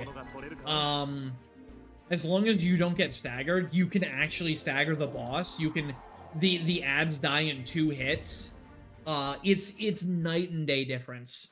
The difference between level 50 and level 60 for that fight. But, levels aside, like, a big part of it is our equipment. And, like I said, I cut out a lot of this material grinding. This used to be 3 times longer. We used to be here for a full hour in like 15 minutes doing this farm instead of just 20 minutes. And, like, what I cut out was, like, I cut down our armor. Our armor's not good as good anymore. Our accessories aren't as good. And, like, the loss of speed from those swimsuits, like, we lost 1 point of speed on Mikazuchi and or Munachika and Shunya, because we're not able to fully upgrade the swimsuits. And we lost 1 point of speed on Mikazuchi because we're not able to upgrade fully his armor. It is noticeable. It is a huge noticeable difference how much that 1 point of speed, like, made a difference on that fight. But it's not enough of a difference that it makes the fight, like, way harder, to the point where you need those upgrades. But still, even just that like, I notice it, how much more damage I'm taking because my armor's not as good. Or my accessories aren't as good. Like, it is very clearly noticeable. It's just not as impactful as it needs to be to make the grind justified. So, like, I can't even imagine how bad it would be if you were to skip this grind. Like, your alternatives to doing this grind is, like, hey, go do an extra dungeon, go do extra movement in a quest to, like, get good base armor that you don't need to upgrade. And that'll take just as long as doing this, is the thing. Like, because you're, like, so weak for doing those stuffs that it's just like, yeah, you can sit in a boss fight for 12 minutes to get a good piece of armor for Munachika instead of just upgrading your swimsuit. So it's like, okay, I take 4 or 5 minutes to run down to the fight. I take 12 minutes in the fight to get 1 piece of armor. I'm now at an investment of 19 minutes. There's a 3 minutes between that and this grind right now. And, like, then you still have to do something for, like, you know, your other characters. Alright, so we got an encounter with a dinosaur. This is really scary. Because, as you can see, he just kind of one-shots you. Fortunately, like, if you die here, it doesn't really matter because we're save loading anyways. So, like, getting into an encounter just wastes time. It's not, like, actually dangerous. If you game over, it's like, who cares? You literally just saved 5 seconds ago.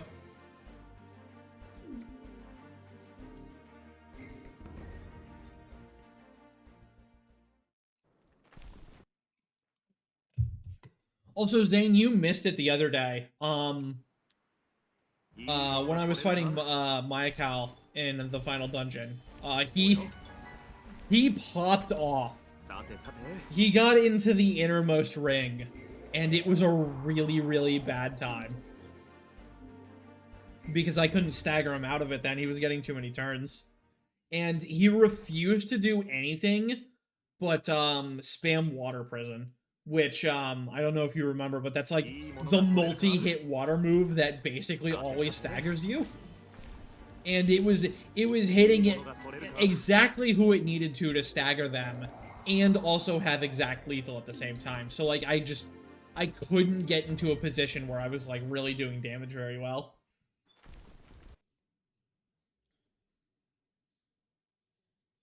Like, we thought that fight was free, but, like, no, there's definitely a pattern where he can just destroy you.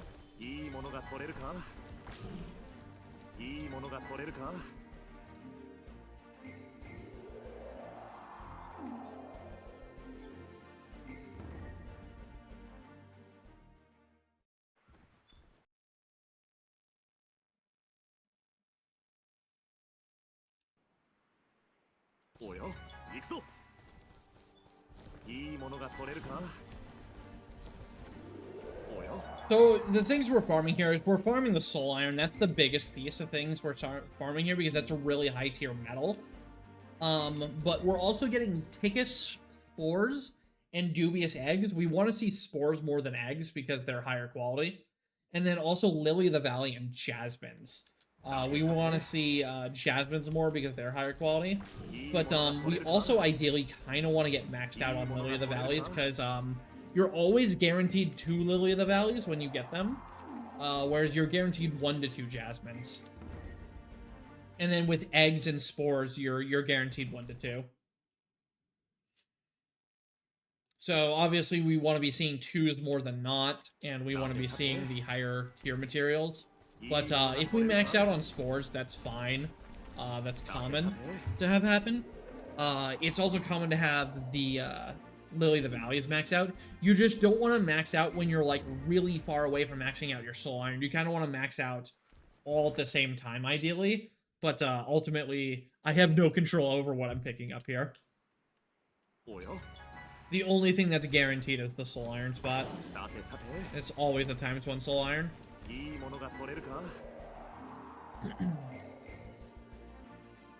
But like, I need these plants and these the spores and the eggs because you know, the different types of investments, weapons, body armor, and accessories all take different things to use. So being able to get 3 different types of things all at once here is just so...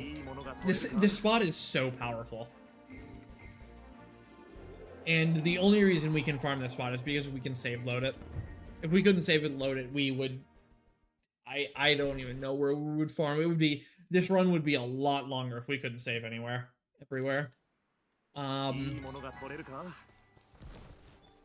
think we would farm the iron ore and agate spot outside of Omachaka Ruins, and we would be very, very, very, very, very, very sad about it. Because that is a garbage tier spot, but it would be literally the best we have.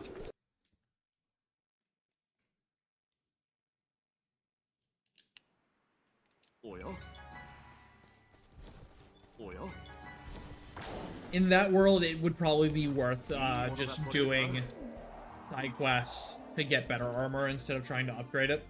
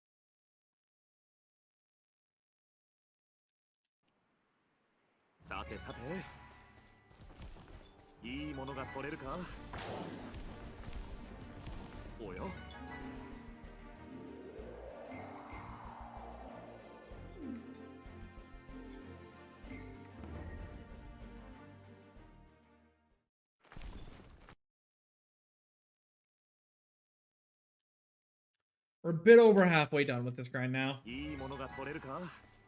I do apologize. It is really slow. This grind is kind of why I'm really shocked this got accepted into a marathon. Especially because the submission video had this grind being 3 times longer. I was absolutely flabbergasted.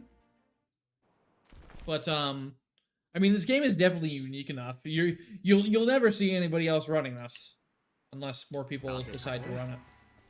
Because I do think I am the only runner. I haven't, like, I've checked occasionally. I'm not good at finding Japanese runs, but I know there's no, like, English runs for this. There's no leaderboard on SRC, because I didn't bother to make one.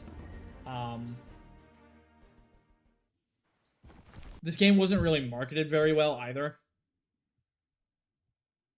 And by that, I mean it was just, like, not marketed very much.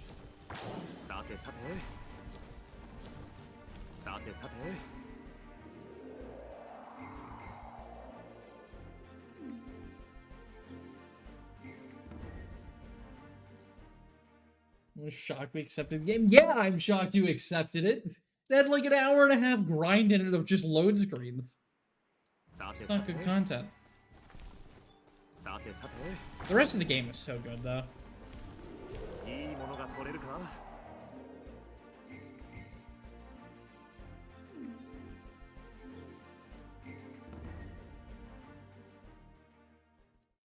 I think we're 14 or so minutes into this. It's a little hard to tell because I had those Dions. But we're getting along just fine here. This is going pretty well.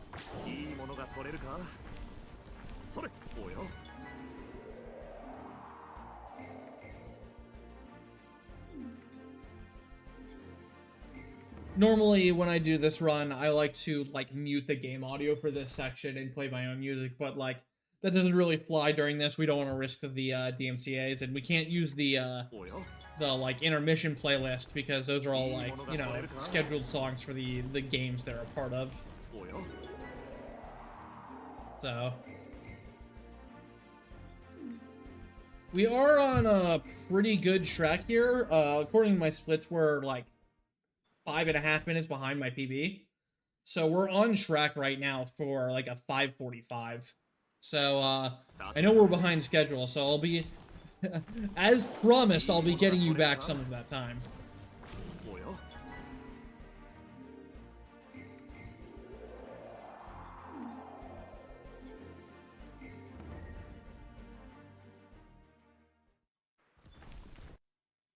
But, this run definitely needed it, because, like, the early Dions are not guaranteed. None of the bosses are guaranteed. We've actually had a lot of really good boss fights this run. Which is nice, because some of the other aspects of the run have not been great.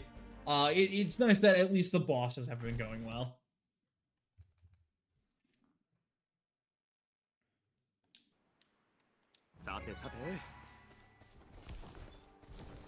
Don't give me one, give me two, dang it.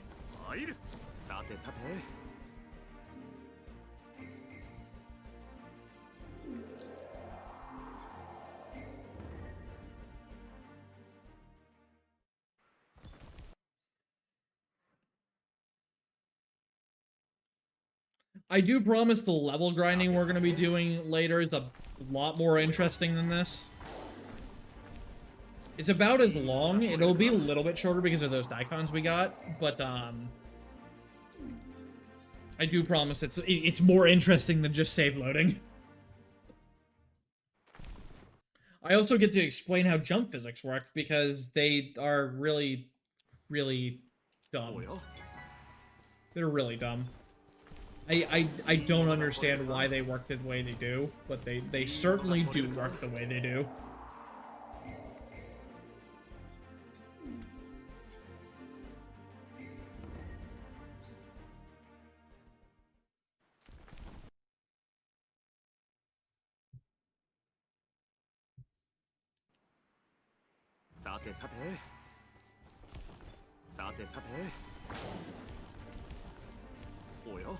Because in case you forgot, that is a thing you can do in this game. You can jump. why can you jump? They wanted to make a singular puzzle with jumping in it. And then make it otherwise the worst mechanic in the game, because if you jump and you hit any enemy, even if you attacked the enemy, you get an ambush.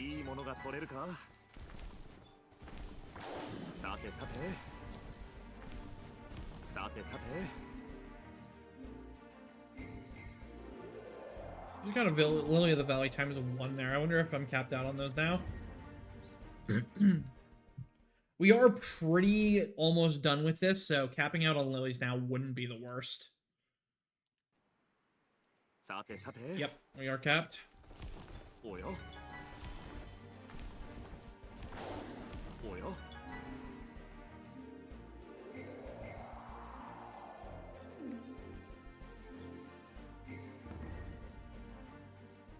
Yeah, unless you can insta-kill the enemy.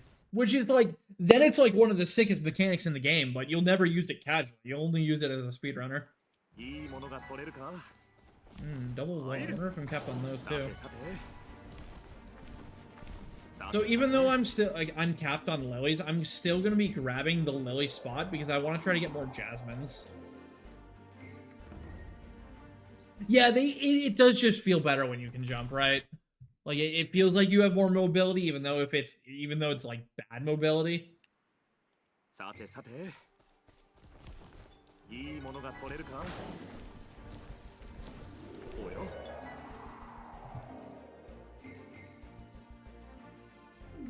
Alright, I think we're like 3 or 4 away. And then we get to continue playing the video game for a little while. By a little while, I mean like another 30 minutes before we have to do more grinding. But the next grinding is level grinding.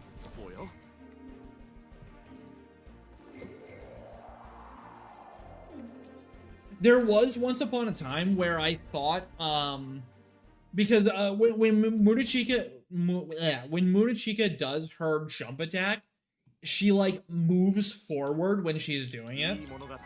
I'll attempt to show it off here.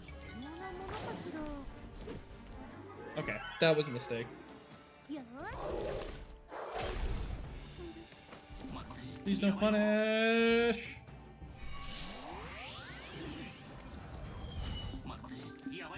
Okay, we might just be dead.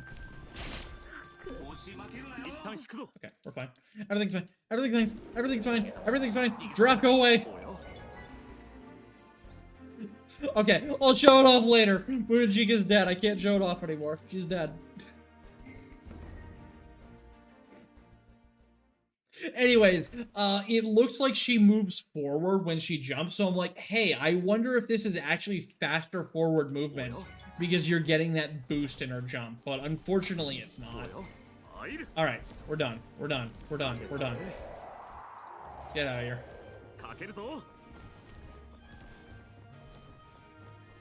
Gosh.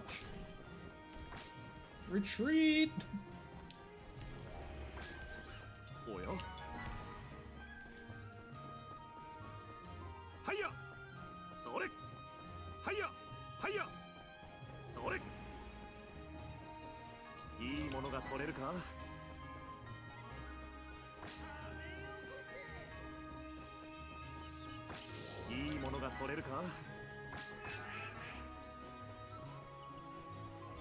So now we can actually continue down the highway.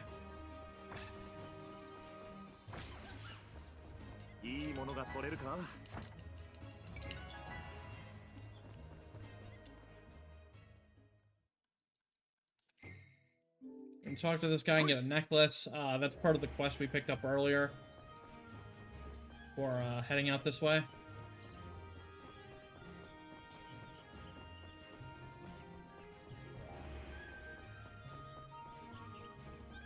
Give me Wolfsbane. Nice. Okay. That's either Wolfsbane or Lily of the Valley, and since we're capped on Lily of the Valley, it would be a shame to waste it. So it's nice that it was Wolfsbane.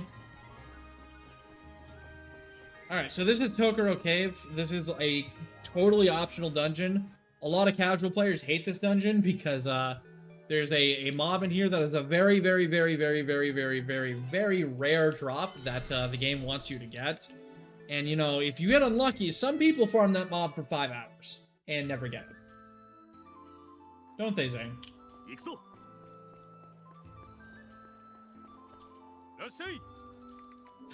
Vest, weapons. We're gonna use 8 soul iron here and 2 dubious eggs. Ooh, whoops. Oh no, wait, no. Or 7 soul iron, 2 eggs. We're gonna do 2 eggs, 2 sharp claws, and then 13 soul iron. 18 soul iron. And my low ores.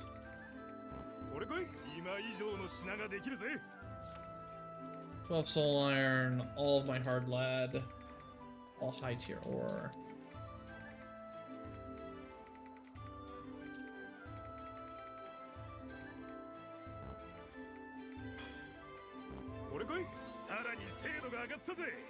Okay, body, 3 rotating blades. I don't have 3 rotating blades. That's unfortunate. Just use a connection circuit. That's fine. And 1 gold.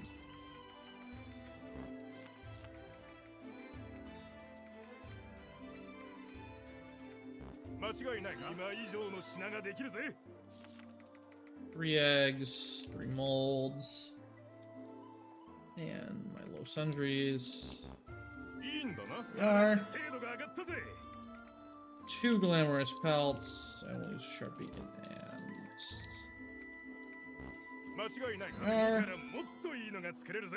2 heart scales.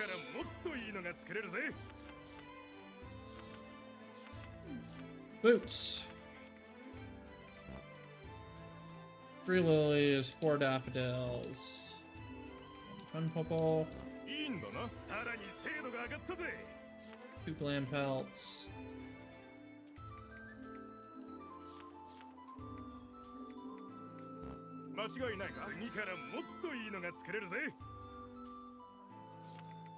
Three jasmine, a mustard, and a ton popo.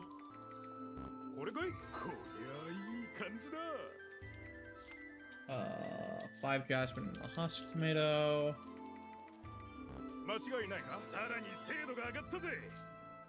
9 jasmine. Daffodil. 1 popo. 21 lily valleys.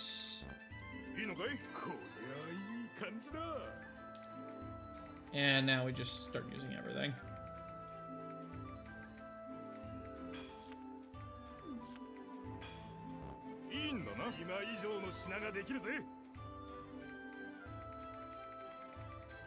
So you can see how, like, nothing gives anything for rank 11. This is why we need so much stuff, is we need to get the boots 12. We need to keep all but 2 Wolfsbane.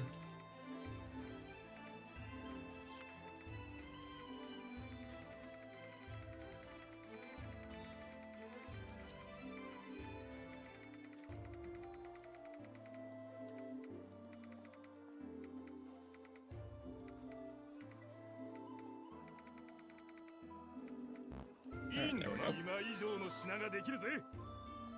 Okay.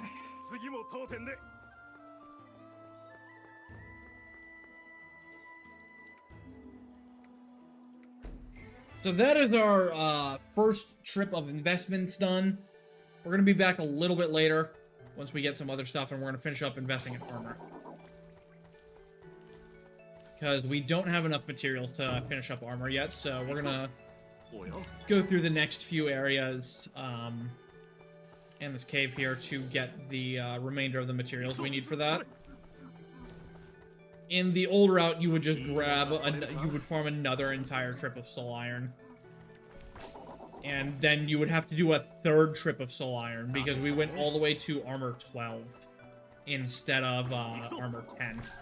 And the ranks 11 and 12 are just so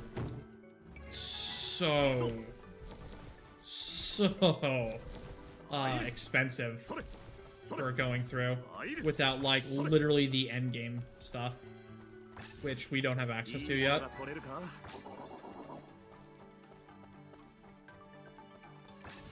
But we're in here because there's a weapon. There's not only just a bunch of stuff in here that's really good. This Rage Cleaver over here, that's the weapon that's going to enable the grind we're about to do. Because that weapon is not only one of Mikazuchi's strongest weapons in general, but it is also super effective against fish.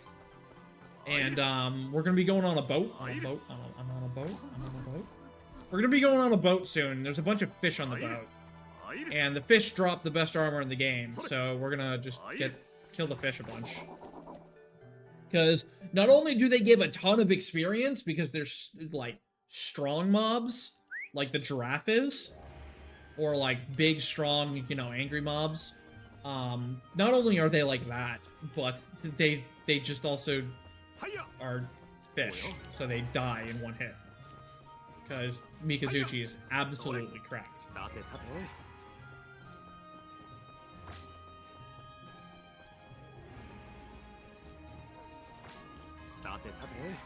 So we've been picking up a bunch of stuff throughout this entire run, and all of it is going to be, the culmination of that effort is all going to be seen here, where we're about to just sell the farm of our inventory to start really narrowing down onto what equipment we want to use for the rest of the run. Because we're in the late game at this point, believe it or not. Yeah, I need to sell here.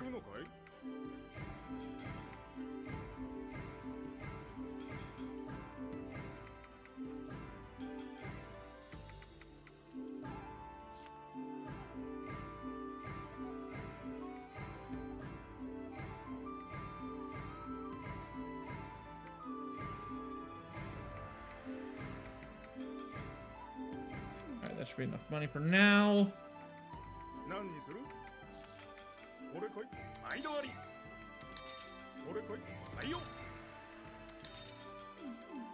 So those shield sandals are some of the best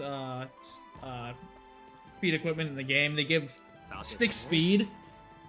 The max you can get off of boots in terms of speed is only 7. So they're 1 point off from being literally the strongest boots in the game. And the only way you can get boots with 7 speed is you have to get the character specific ones. We'll be picking up 2 of those because they're pretty much on the way. But the other 2 are super far out of the way. So we won't be picking those up. So we need to get those really good Boots 12s. Shield Sandals. Those Shield Sandals also give a crap ton of magic defense.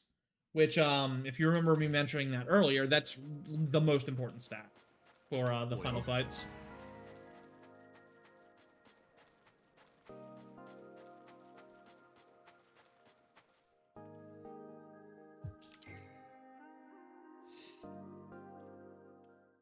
Alright, so here's the ship. We're going to be grinding on the ship. We're not going to be grinding right now. We're not... we aren't strong enough to grind right now. We need the equipment and stuff on the ship. And then we're going to do side quests with that equipment to get more equipment so that we can come back here and grind.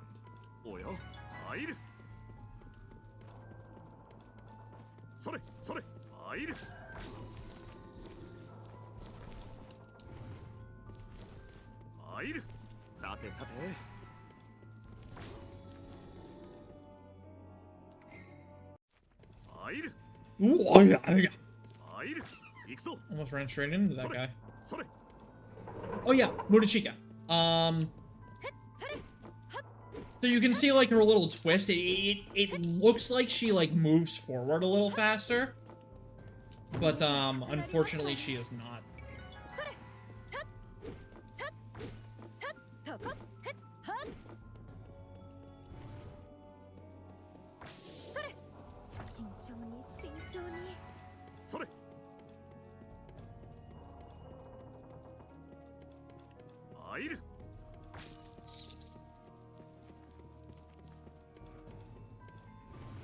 I also thought at one point jumping attacks would like keep your momentum during the attack when you let go of sprint.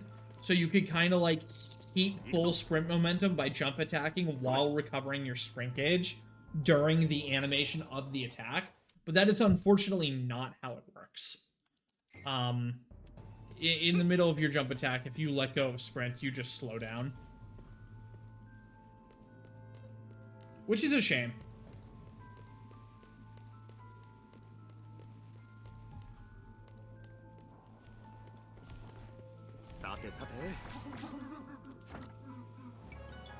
Alright, so there's our first swimsuit that we get for free. It's really nice.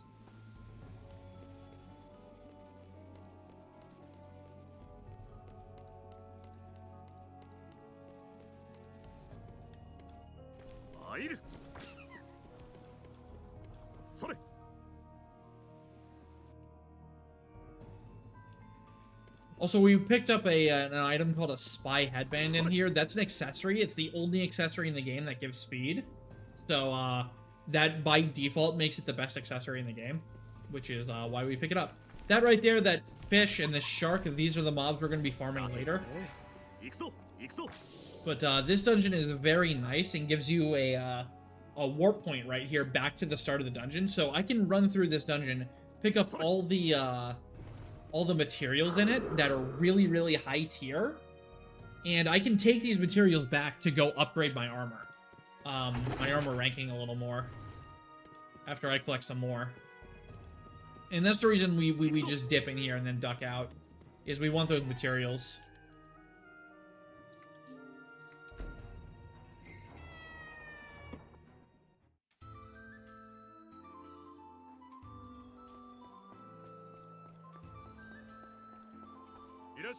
Alright, so here we're going to invest in our accessories now.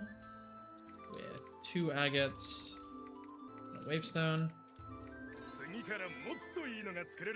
Use 3 coral. 4 agates, 2 coral, and a lapis.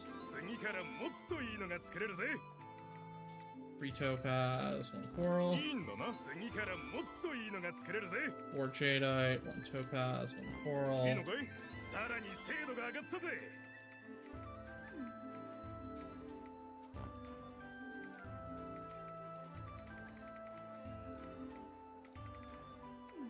Wait, no, I have sharp beak, don't I?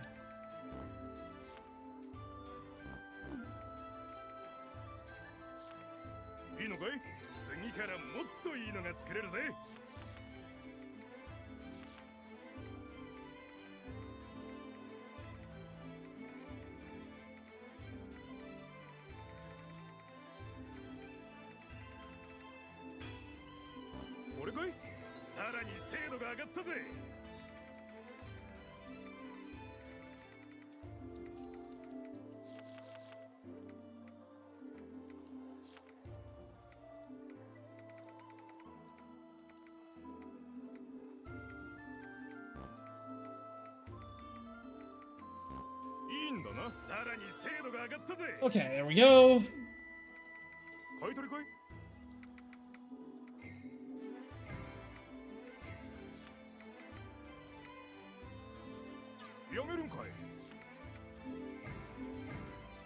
Keep selling everything we own.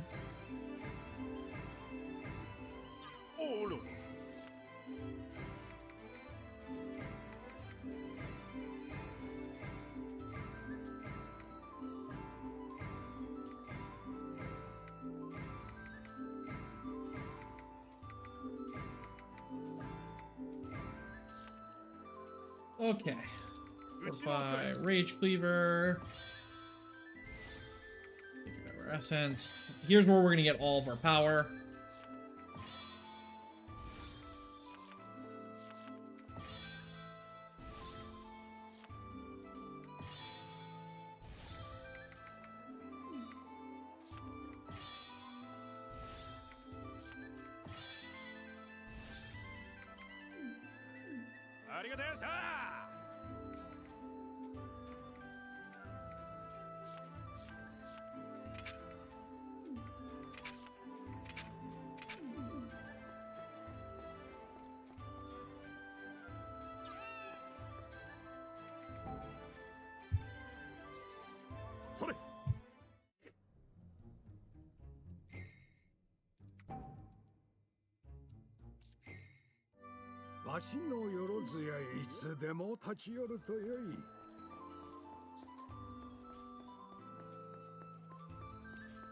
I didn't mean to run back here. Oh well.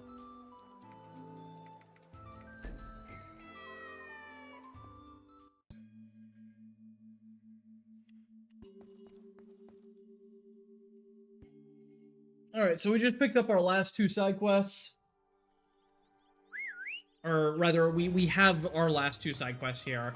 One is the one we picked up, that necklace from the dead husband, so we gotta go turn that in.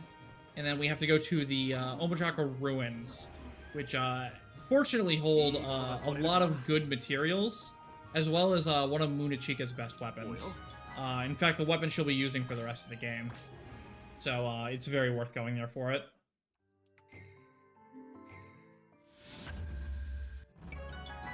$56,000 DXP, by the way, for finding that dead husband, which is just literally talking to someone.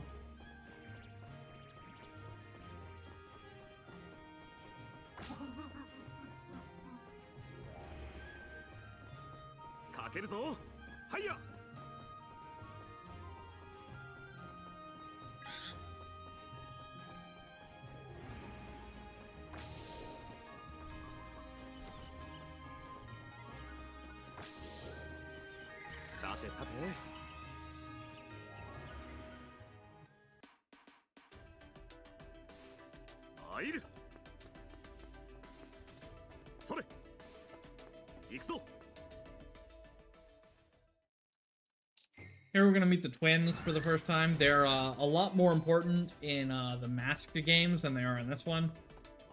They're just kind of mysterious twins in this game. We don't really know anything about them, but they are very important characters to the actual story, I promise you.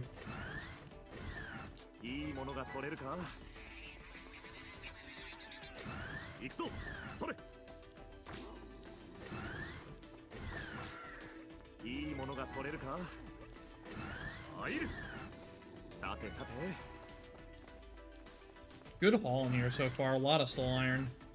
Oh, chicken.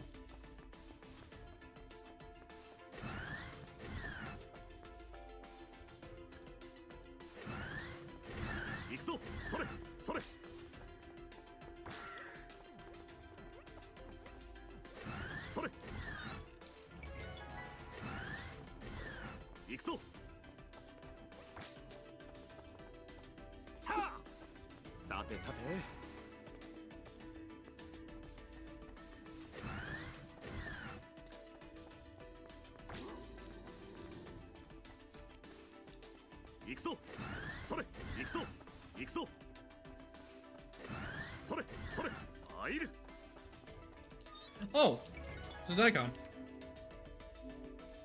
Okay.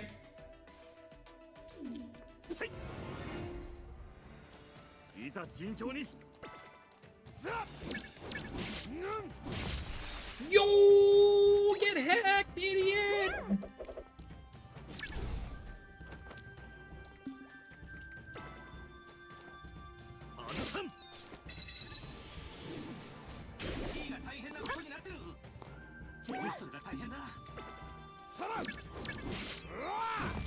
Alright, well, that's a lot of EXP. My god, dude.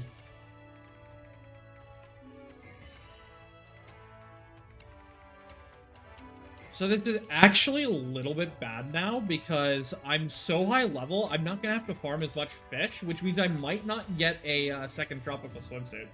There's a backup for it, but like, that's actually really bad.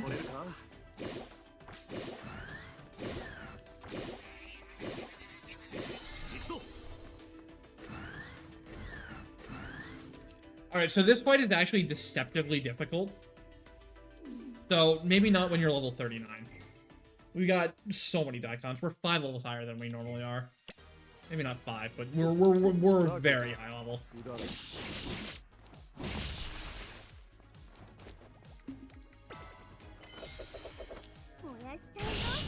So your natural instinct is to see these 3 enemies and want to AoE them, but like, that is the wrong play, I assure you. These things are really, really freaking strong. And have so much health that it's just not a good idea. You want to really try to single target with Mikazuchi and Ashtor.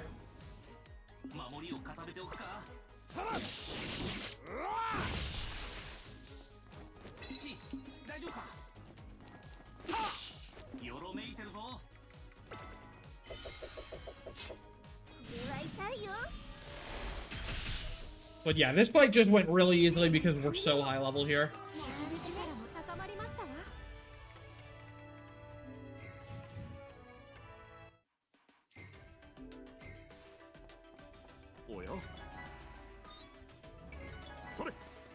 The pesticide spark there is Munachika's weapon.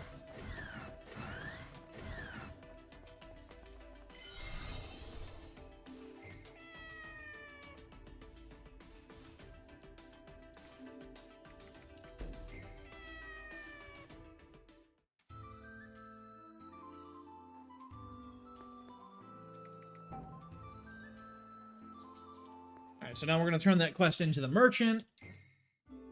And that gets us 3 more gold ore. And then we're going to go to the palace. And just by talking to a guy in here, we're going to complete a quest that gives us like a ton of money.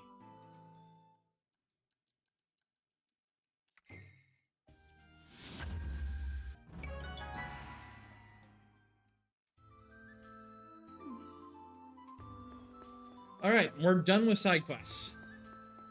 We're gonna finish up investing here. It's gonna be our last investment for the game. Strange mechanism, steel, 5 soul iron, 3 icy ore.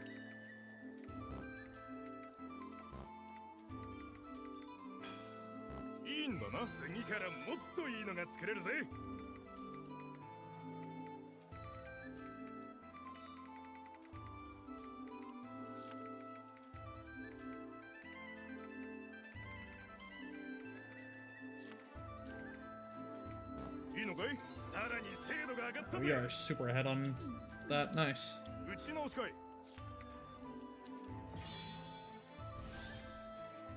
swimsuit. Fortify the pesticide spark. I need more money.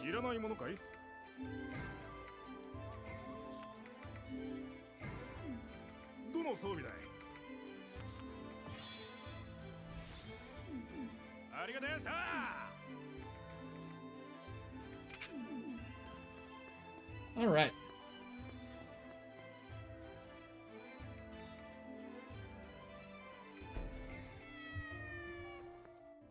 All right, we're off to do the grind. I'm going to take a small break here, though, real quick.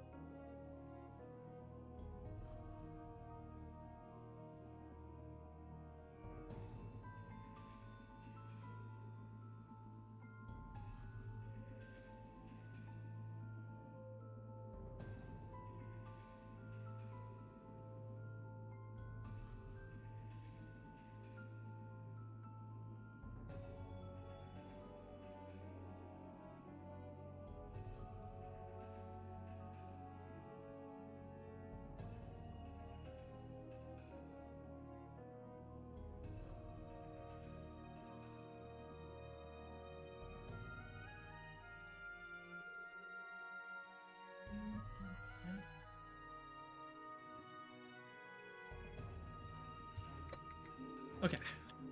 You spy headband, you rare, feather, yeah, okay. Alright, so we really gotta hope and pray that we get the tropical swimsuit drop early. I don't know what the drop rate is. It's pretty rare. Usually we have no problem getting it because we fight so many freaking fish. But, we're way higher level after 3 Daikons in this run than usual, so we're not gonna have that luxury. We're actually just gonna reset this room. So the main grind here is we're gonna lead with Shunya because she has that ranged attack. And we're gonna go back and forth between that outdoor area and this fish over here. And we're just gonna kill these fish.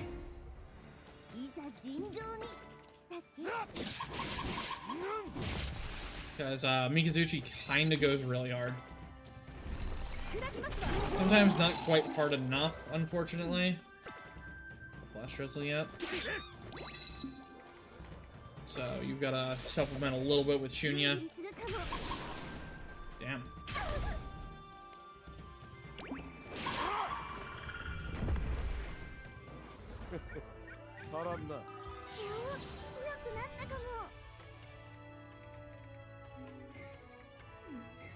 So we're gonna stop using bonus points on Shunya here. And we're also going to use 4 of these. And put those all into MP. Because what that'll do is it'll give Mikazuchi just enough MP to do, enough Phantom Slashes so that he always levels up. Like, when he uses the MP for his last Phantom Slash, he'll level up off of that fight. So we also fight these shark things because while it's not as important, these things also drop an armor that we would like. And they're less experienced than the other fish, but they're still very, very good. EXP.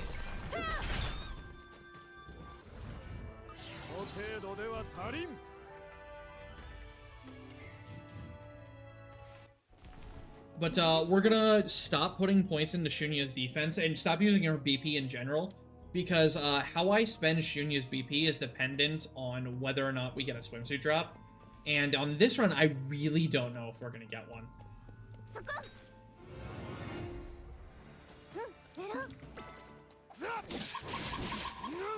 If we don't get one, that means I have to put her points into Spirit. Or into, yeah, Spirit, because I'm not going to have an armor that focuses on Spirit. But if I get one, I want to put it into defense because the swimsuit has really bad defense rating.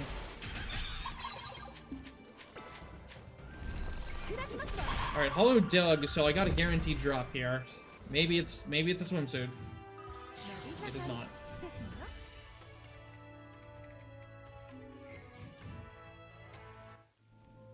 There's also another drop from the fish called a magnetic rock that we're looking for.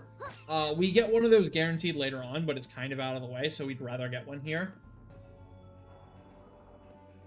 And the magnetic rock is for an unlock that will allow Shunya to start battle with 2 soul stones instead of just 1.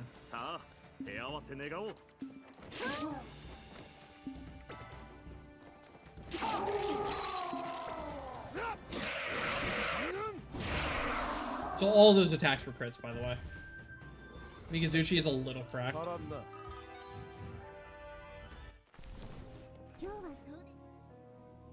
So we're grinding here until everybody hits level 45. Also, these stairs here where you can show off the jump mechanics, like you saw how like I didn't get a jump at all there, like I was barely above the ground. Watch how I jump on the way up the stairs.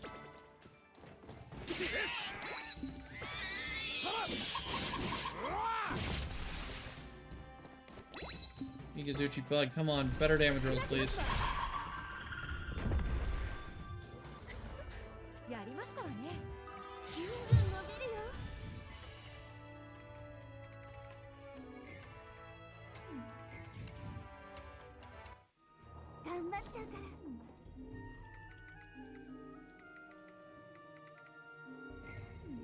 Alright, so watch the jump I get on the way up the stairs. Air Jordans! She literally just jumps up the entire stairs. The way jumping works is it keeps you a certain distance away from the ground rather than just increasing your height. So if you jump upstairs, you jump up like the entire flight. It looks really funny. Completely useless. Completely useless. Let me be clear. Completely useless, but it's silly.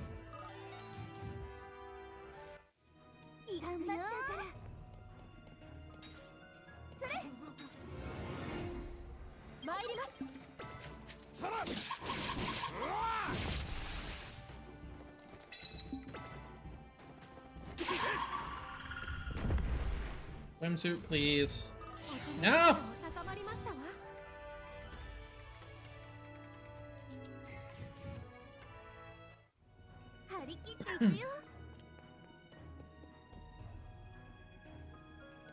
Also, for whatever reason, during this grind, the party members get really talkative. I don't know why. Like, I don't know if there's like a trigger for dialogue in this section. I don't know if it's fighting the mobs and leveling up that triggers it. I don't know why. They just start talking a lot.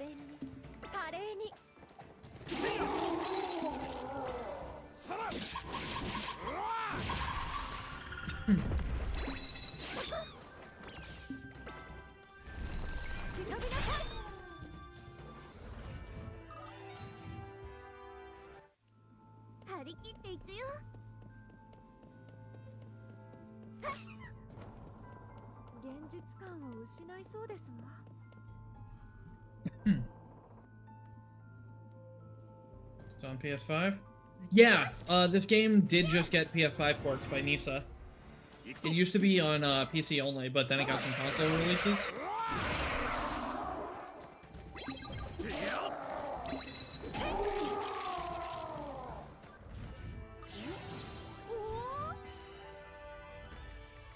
Oh man, Mikazuchi's EXP is just awkward enough to not level up on time here.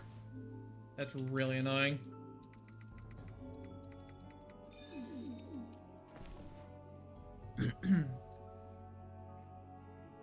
This is bad. I need the swimsuit, dude.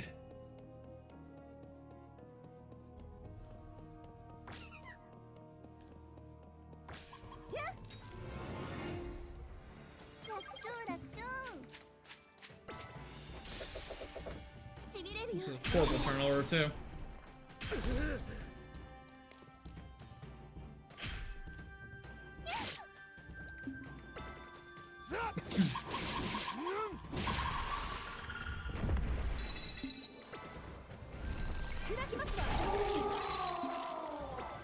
Still no flash drizzle.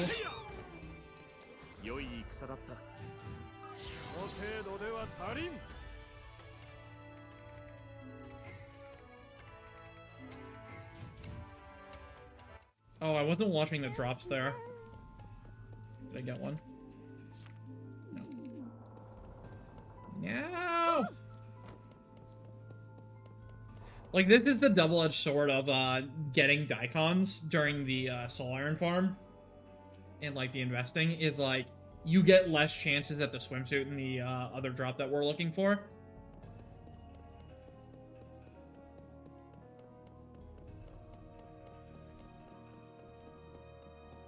Because you have to just kill, like, 10 less fish, you know? Because you're already so high level. But again, there is a backup. It's just, I don't like doing it, because it is weaker. But there is a backup. Maybe?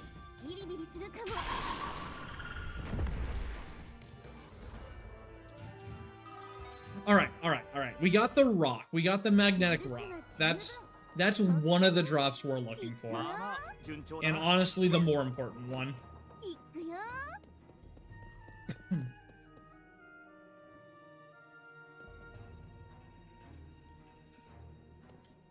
I'm not gonna kill that shark.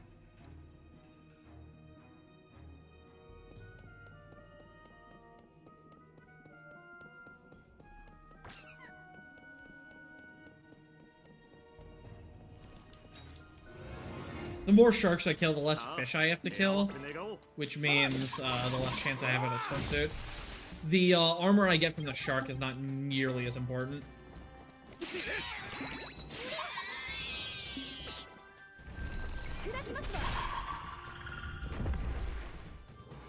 But I could just, you know, get the swimsuit, right? I could just get the swimsuit and I wouldn't have to worry anymore.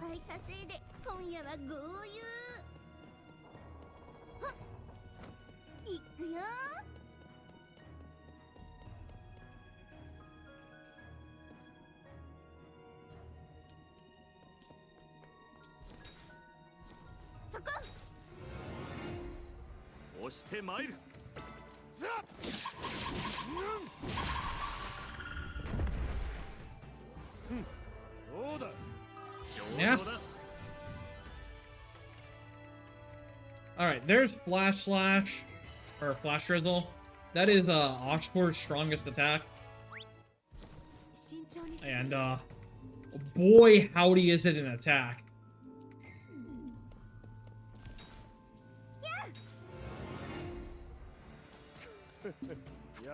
Shunya. Shunya, no.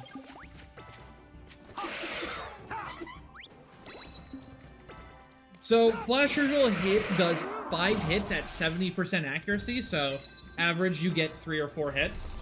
And it just does insane damage. It's like Phantom Slash on Mikazuchi, which we've been using the entire game, but like sometimes it's better.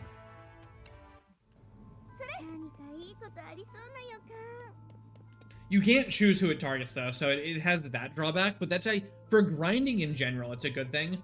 Also, the funniest thing about that 70% is that is just 70%. You know how the Dions are supposed to be super evasive and stuff? It ignores that. It is 70% unchanging, regardless of enemies' evasion. Which is, you know, the game never tells you that, because this game doesn't tell you anything. But, that is a mechanic to it that is absurdly busted if you want to try to kill Dions. Unfortunately for us, beyond this point, killing a Dion does absolutely nothing for us. So we can't use it for that purpose, but like, casually speaking, it's insane.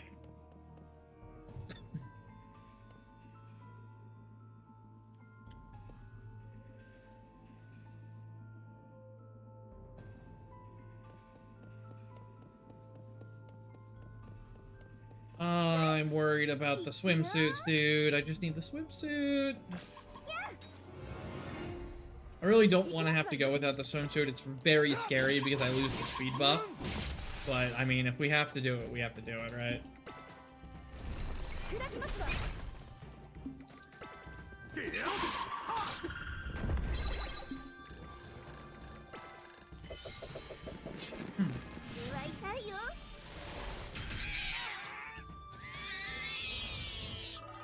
Okay. Alright, we got it. We got it. We in there. We in there. We in there. We in there. We got it. Easy every time. Wasn't even worried.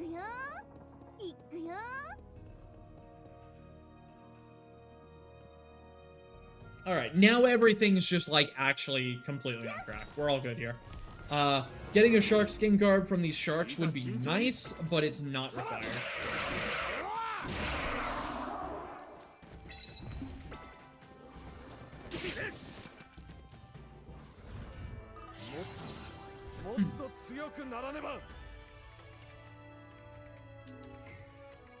We can, since we got this, this swimsuit, we can dump everything into defense for Shunya now.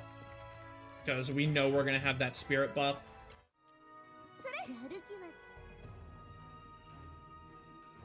If it wasn't clear, defense is physical defense and spirit is, not only magical defense, but affects how much you heal. It's not really relevant on Shunya for healing. Like, Shunya does have a heal spell, don't get me wrong. She has a really, really powerful single target heal.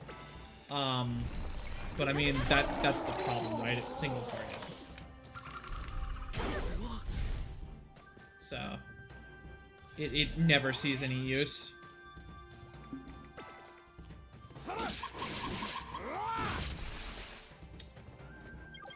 That's Sigil, man.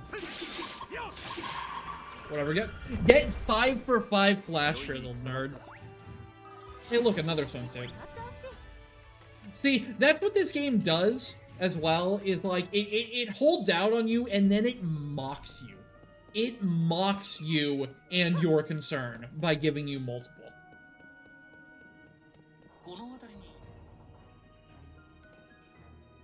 And multiples don't do anything. We can't put the guys in a swimsuit, unfortunately, for us.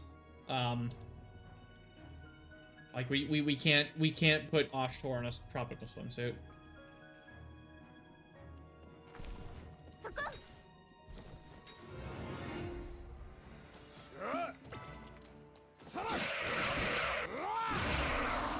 Nice crit. Those were all crits, by the way.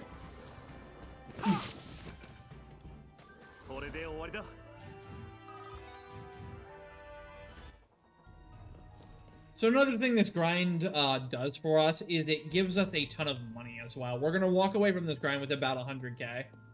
And what that 100k allows us to do is it allows us to skip picking up a lot of chests that have armor in it later on. so that I have enough money for the rest of the game. Because we're basically done upgrading ourselves at this point, but there's still a few weapons that we pick up that we need to upgrade later on. Rude.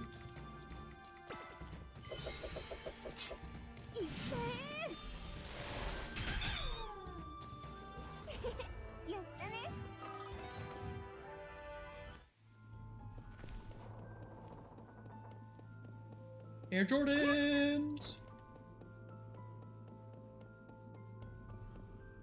Just jump up a flight of stairs, says Shunya. Nice, to double. This is the arrangement you really want to get out here, is a shark and a fish. Because this is like just the most the amount of EXP you can get.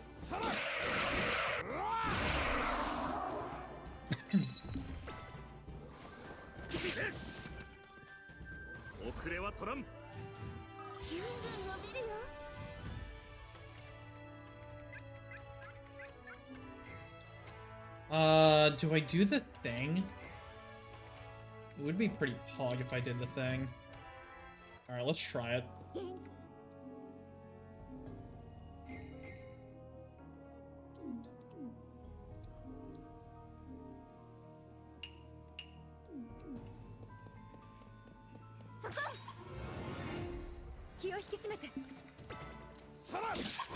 So somebody asked earlier, do you ever try to focus EXP on people?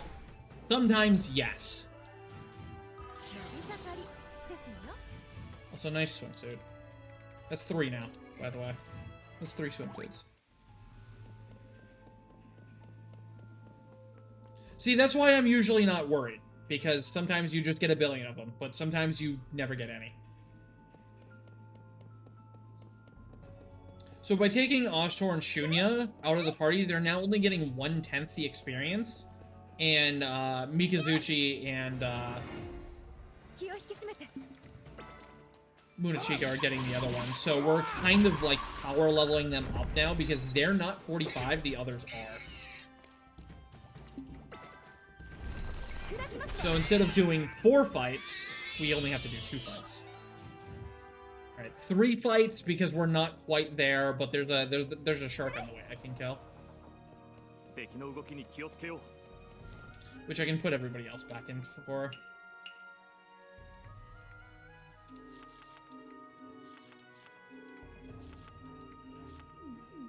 Oh my god, it's so awkward, dude. I don't have a lot of experience with that menu because I've literally only started doing that strat as of my last practice run before this marathon run. So, I don't exactly have a lot of knowledge on how all the switching and swapping works. Because, like, you never do it, you know? But we are basically in go mode from here. We're really gonna start cutting down on all the stuff we're picking up. We don't need to invest anymore. There's not a whole lot of chests and resources we need anymore. So we're just kind of gonna beeline from here to the end of the game. Which is only like 2 or 3 dungeons away.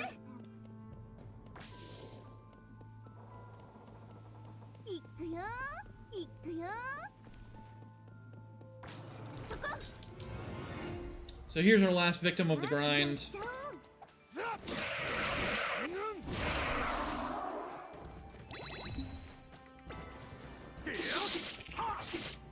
You want to, like, hit the other one, Ashtor? Like, just once? Just one time? No? Alright. Alright, no shark skin garb. That's whatever. It's a shame, but, the shark skin garb is the thing you need the least of. Like, it's armor for Ashtor for the next little bit, but that's about it.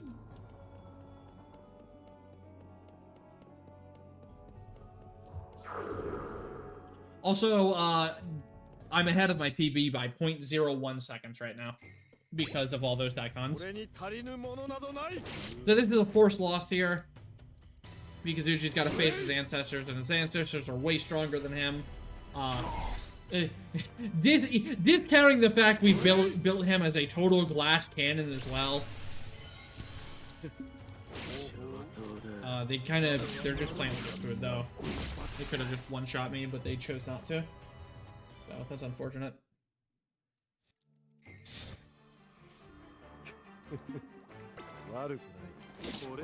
So, same gimmick here. One of them's weak to physical, the other's weak to magic. Because one of them's a mage, one of them's not a mage.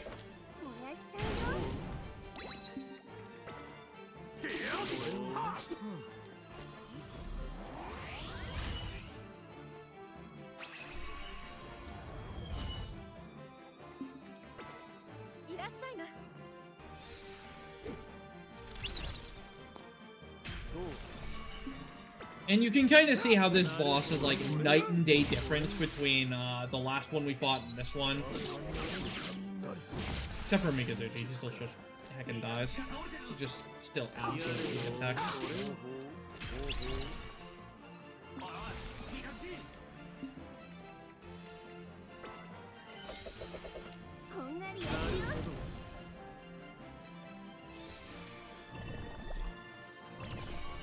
That's annoying.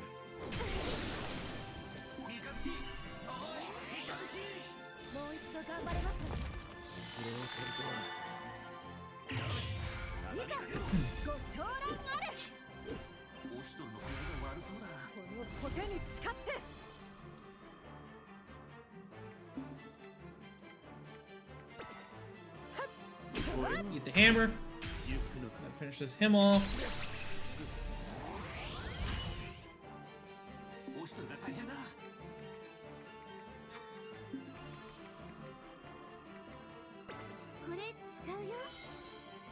Wake up, sir.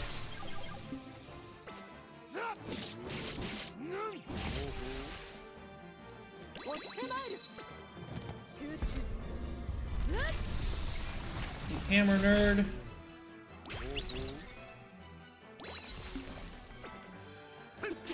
But yeah, it's pretty night and day difference. You can see how much more damage we're doing. You can see how much less damage we're taking.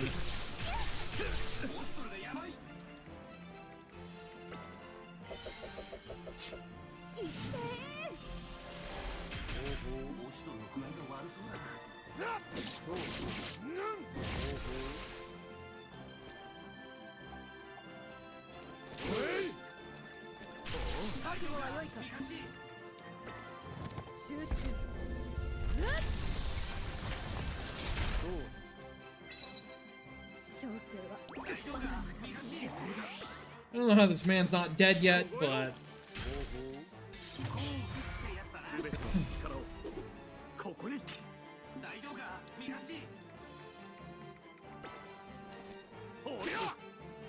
Oh, there he goes.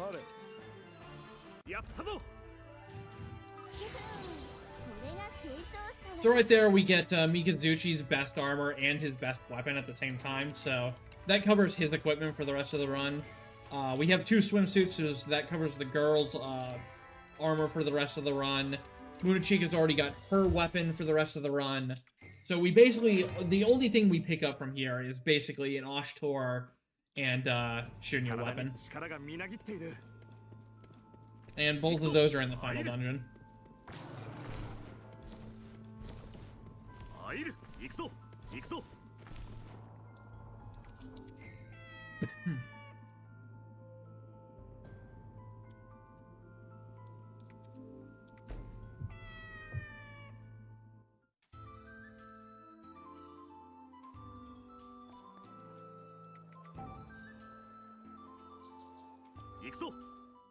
So now if we didn't mess anything up, we should be able to get Shunya's next soul stone here. Excellent. We still can't get Zelius, which is the ability I get after overzealing 30 times, because we just haven't overzealed 30 times yet. But we'll get it soon. Look at all these swimsuits, man.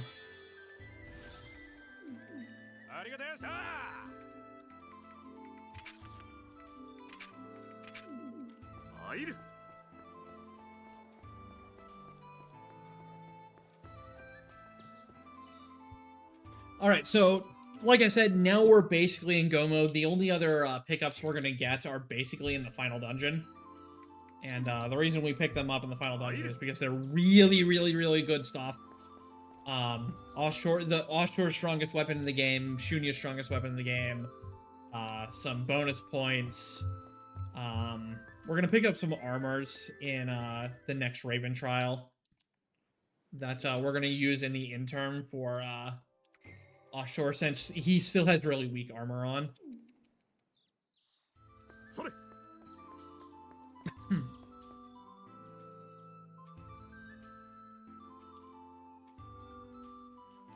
First, we gotta do some more errands around the capital to advance the story.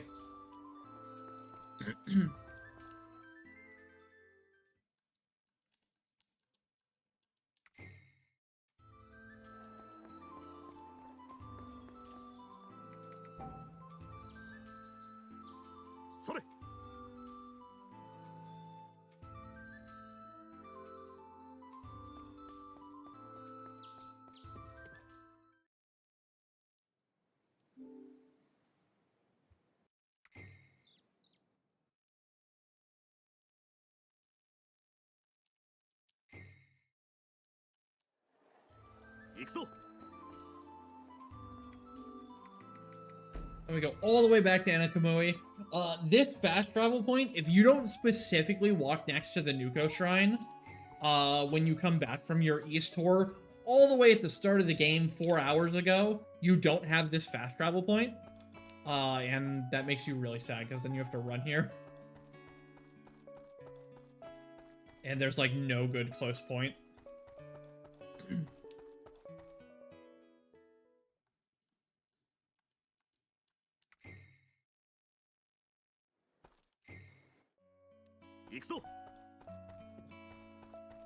So here, Shunya's kind of sad about not being able to meet our mom, because our mom is not her mom, and she's just kind of, you know, it's a little torn up about that she has to kind of wait outside in the dark, or not feel like a member of Offshore's family, even though she is, because they have the same father. So she runs off back into the mountains where we first met her. And after some soul searching, we're gonna go through an old abandoned mine where we think our father had some secret headquarters.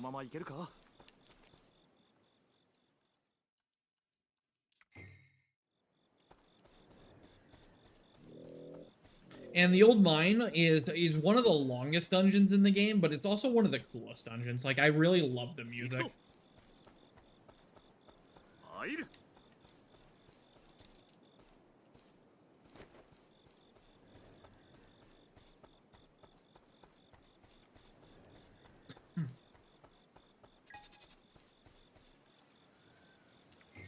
This mine casually is just an absolute hellhole to navigate. Fortunately, we're just gonna zip right through it as fast as possible in the speedrun. But, like, this dungeon takes forever, casually. At least it looks really pretty, though.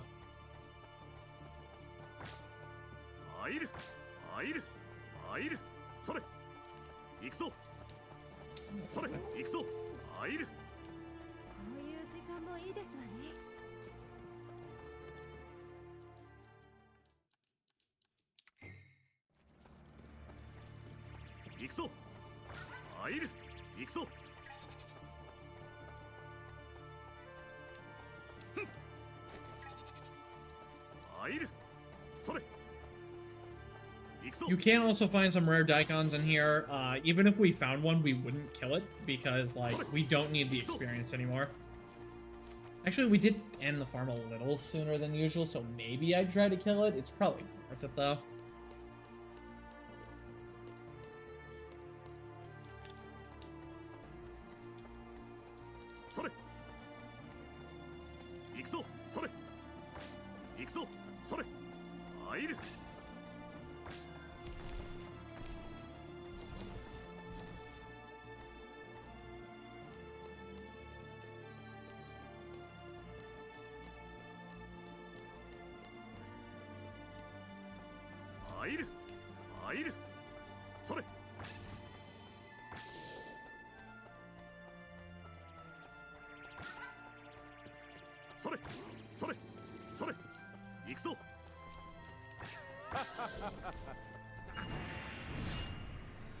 Turtle jump scare, dude. No.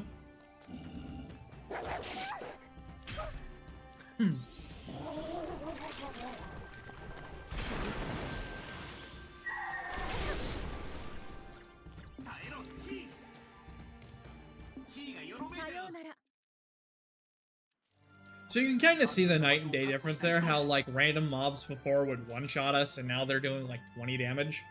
Like that's why we had to grind as much as we did, is because we were so far behind the curve.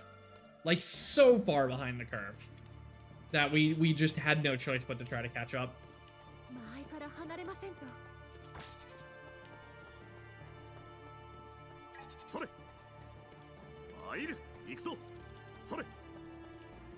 We're gonna tag this for the heal.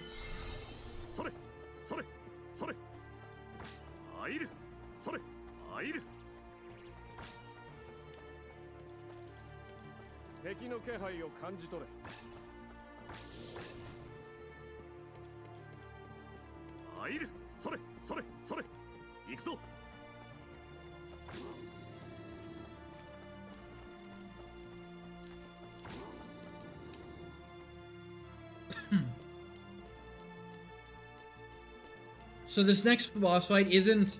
He's not very tough.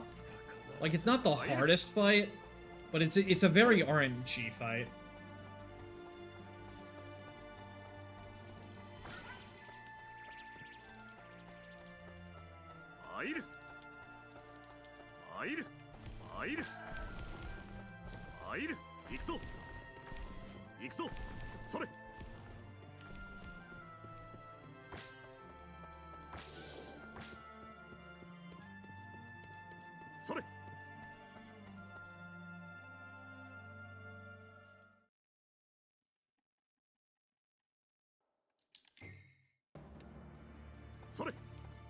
So up there is our father's secret hideout, but we gotta find our way up there. And throughout the game, one of the major themes is like Shunya's wish to see a rainbow bridge, and her father promised to show her one, and we're finally gonna get to see one here. Alright, this is a pretty good turn order. So this fight is a ton of RNG because there's freaking 4 side mobs that can inflict a bunch of status on you.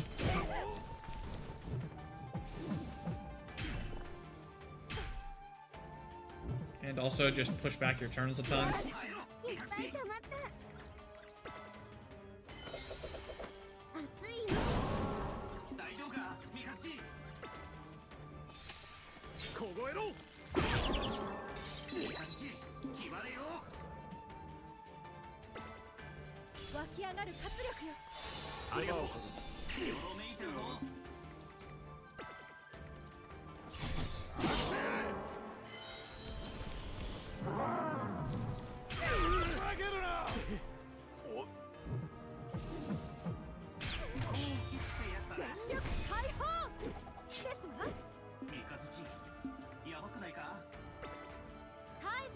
Oops.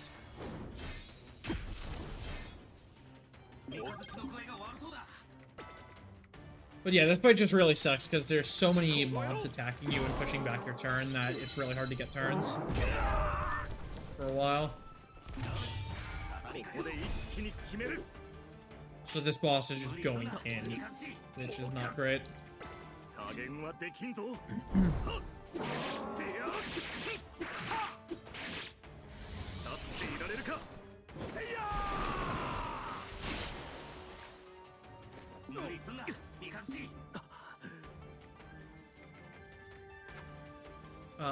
Who is sealed?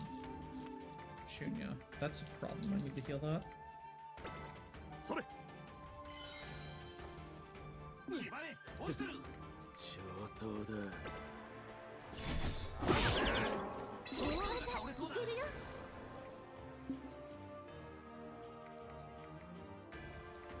Alright. Now the ads are dead, the boss is by himself, this gets a lot easier. Heal up.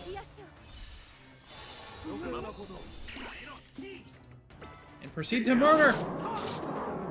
Yeah, that was a bad roll.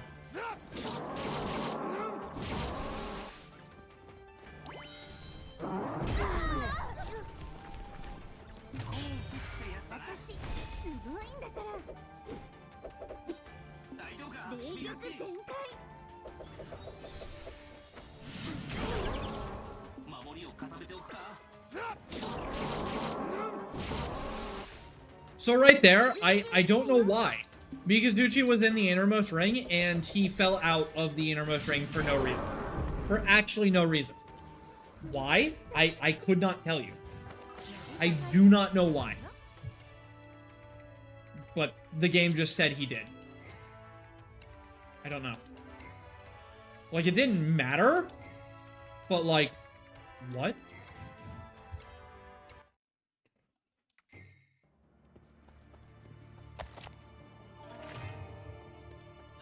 We're gonna take a Prism Stone, and, you know, we mentioned that Rainbow Bridge, right? You know, Prism of Light, Rainbow, Color Spectrum.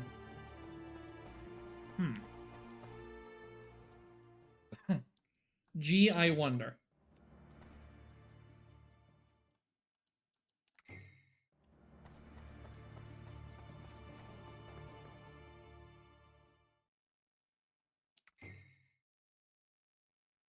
Oh, hey, look, the Mark of the Ravens. Hey, look, a Rainbow Bridge. Rainbow Bridge! Rainbow Bridge! Junior's wish is fulfilled.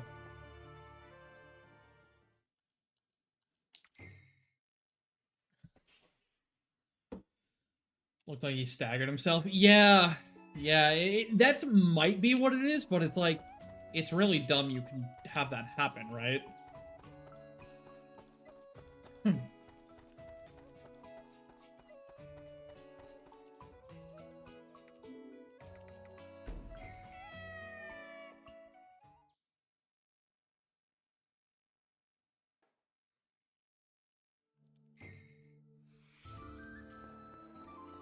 Alright, and we got a little bit more story here at the capital, and then we're off to the final shrine, which is the second final dungeon.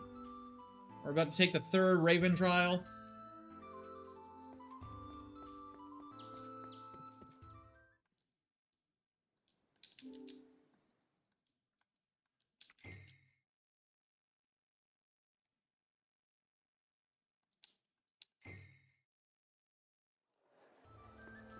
So once we pass this trial, we are officially Ravens. It would be a gosh darn shame if something were to happen to the capital after we complete our trial to become a Raven. That would make it so we can't become Ravens anymore, right? Like that would be an absolute shame. Also, what do you mean the girls who caused the zombie apocalypse are skulking around the capital when we run into them? And they're totally not up to nefarious deeds. What do you mean?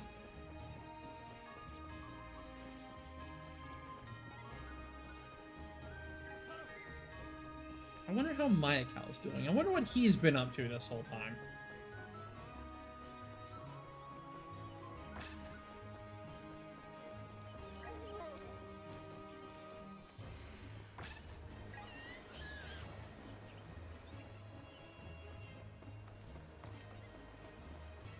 Do I need these? Yes.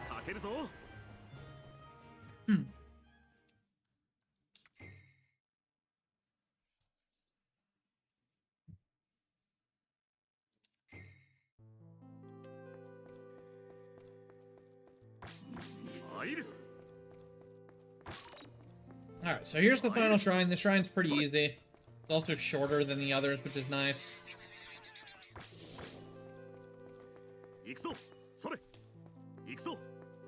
And unlike the other ones, we don't die in one hit to anything. Except for the giant dinosaur over here. We still die to him.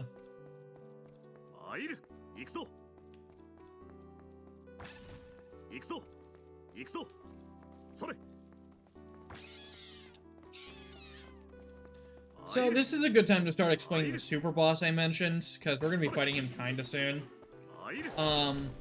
So basically, the super boss has way more health, way more damage, way more speed. He's basically all in all a harder fight than the final boss, but in reality he's actually, like, numbers wise he's harder, but in reality he's actually way easier.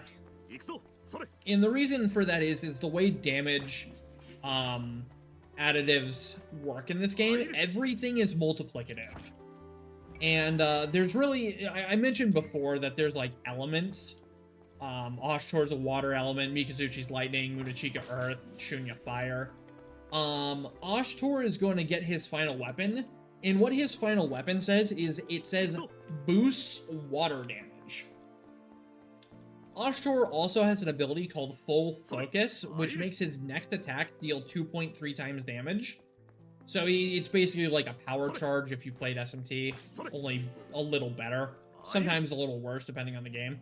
But basically, it makes your next attack slap really, really hard. That stacks multiplicatively with that water damage boost from his weapon. So that it magnifies that by a ton. And then the super boss itself is also weak to water. And Ashtor's best skill, his ultimate attack that you can only use when overzealed, is a water attack. If you can see how this is shaping up, it basically means we have a ton of multiplicatively stacking water damage modifiers at the same time, and this is really scary. These turtles are being jerks. And so basically the super boss, the strongest numbers-wise boss in the entire game, is going to die in 3 hits. 3 hits is all it takes from Ashtor to kill the boss.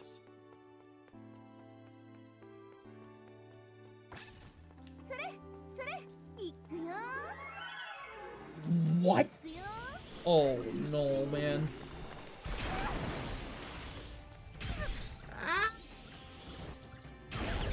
How did I even get hit here, dude? What? Do I run or do I res? I res. I res because I'm gonna die if I don't.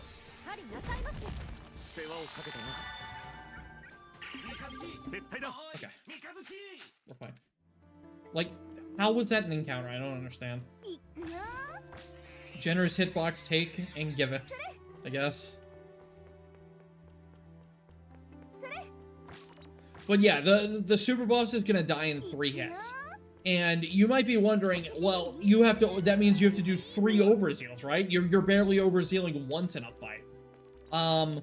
We've been hoarding items this whole time called candy, and also that snake liver juice I mentioned earlier. Snake liver juice gives you 90% of an overzeal meter. And then you just toss a candy and bam, you're overzealed. Which means you get an instant turn and you use your ultimate after you power charged, and that's 1 hit. We have 2 snake liver juice, so we can do that twice. And then we have 3 also Maoi candy, which give you 33% of a zeal meter. So use all 3 of those and you're overzealed. So we basically have exactly 3 zeal gauges worth of items that we can toss on Ashtor. The only problem is surviving long enough to use them. Good tank me. Good tank. 4 for 5, nice.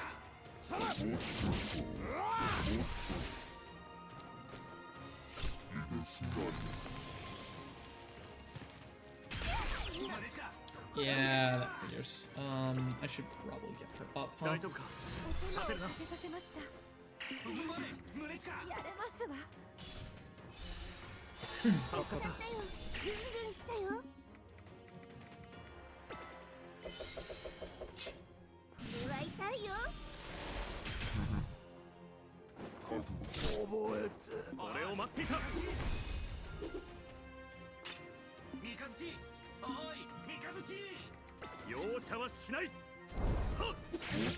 So yeah, this is the attack we'll be using on the boss, the Celestial Waters.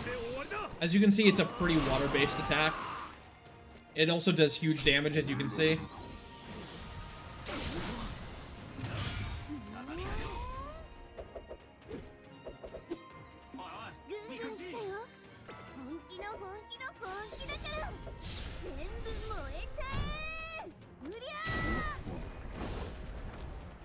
As you can see, Shun uses fire and it's big damage.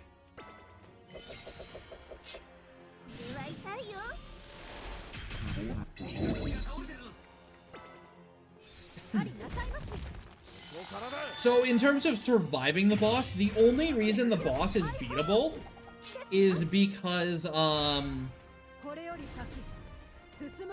Munachika has an ability called Wall Shield. And Wall Shield nulls a single physical attack on the character. And the super boss only uses physical attacks. And it only has one multi-hit.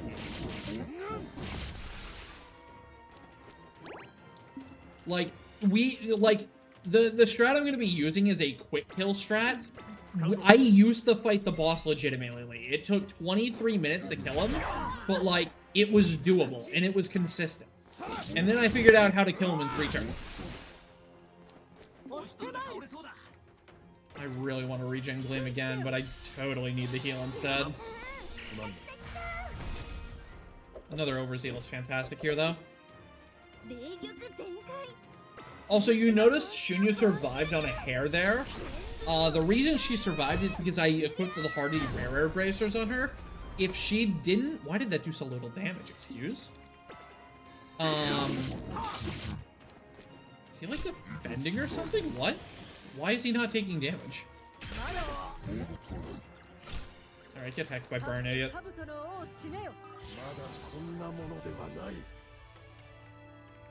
The reason she survived is those Hardy Rare Bracers. If I had upgraded armor, like if I went all the way to armor 12, she wouldn't need those to survive. But because we're weaker, I have to have a different accessory on for that fight in order to not get one shot.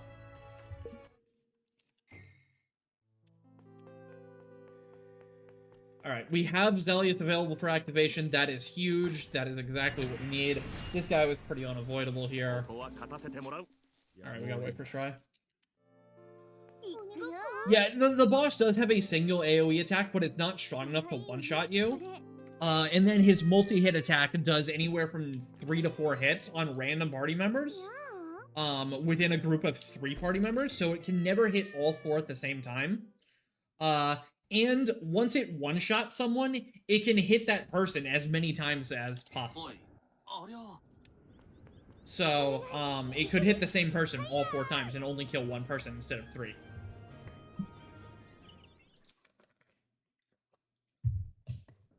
Also, add into the fact that Ashtor's ultimate puts those X's on the turn ring so that enemies get their turn completely reset when they hit them. And that's what's buying you so much time to execute the strat. Like, there's so many factors working in your favor.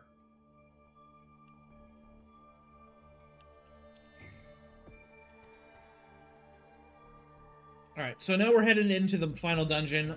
This dungeon is really long, and the game is really nice, and it gives you a way to warp to the very end of it once you clear it. So basically, we're going to go into the dungeon and loot all the stuff in it. And then we're going to pop out, kill the super boss, and then go back in and finish the game. Because the final weapons we need for the strategy to work are in this final dungeon. This final dungeon is also super cool aesthetically. And I'm not going to spoil what it is, because it's just sick. I love it. It's a really cool final dungeon.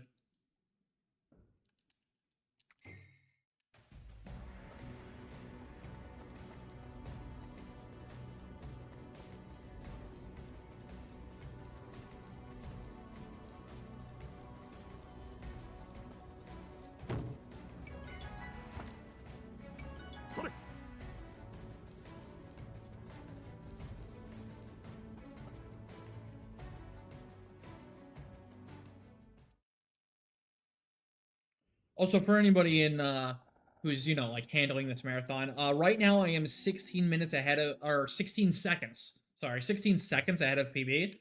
And PB is a 5:36. So we're about 40 minutes out at this point.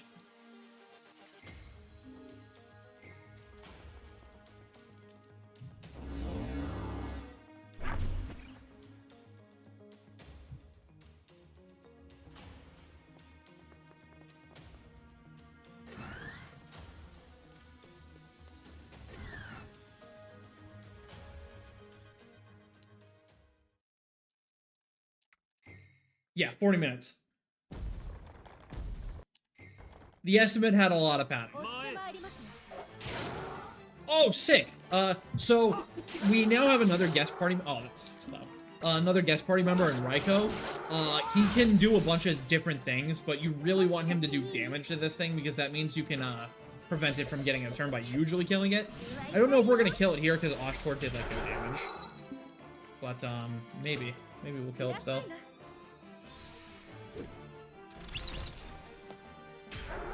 Dang.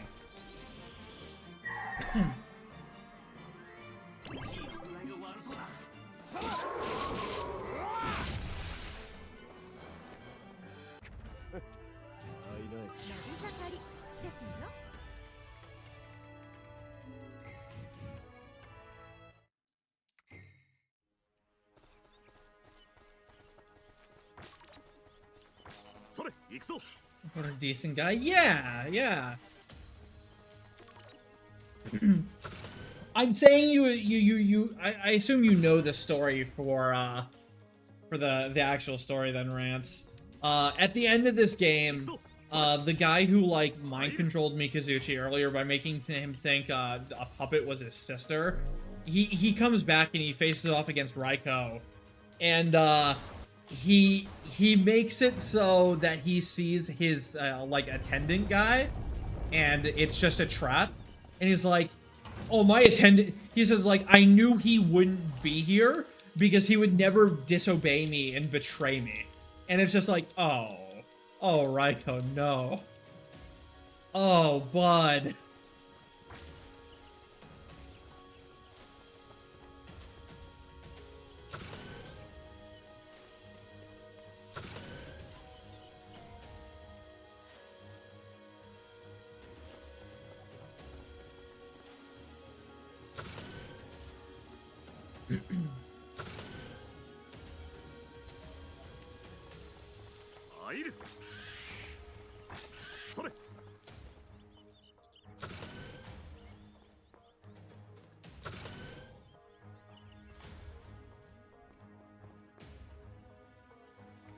So yeah, this dungeon is basically a bunch of different biomes that are linked together, and you go into the biomes and literally rotate them to get you access to different parts of other biomes. And you basically maze and puzzle yourself through this final dungeon. It's so sick. Like, it's such a cool concept for a final dungeon.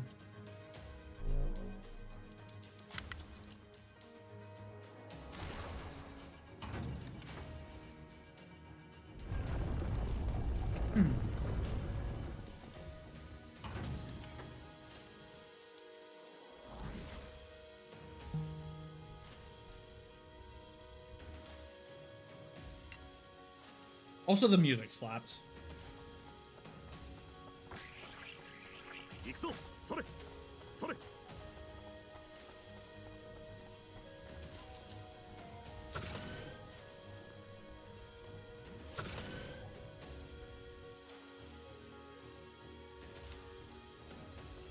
So here's where we pick up our third and final Mario candy.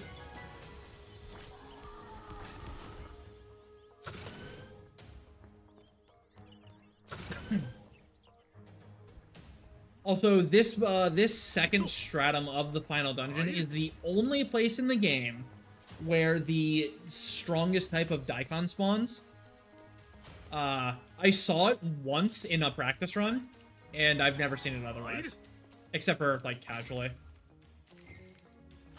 And, even if we saw it, there's no point in killing it. There's no point in even attempting to kill it because, like, it's nearly impossible to kill. I'd lose way more time than it's even worth trying to kill it.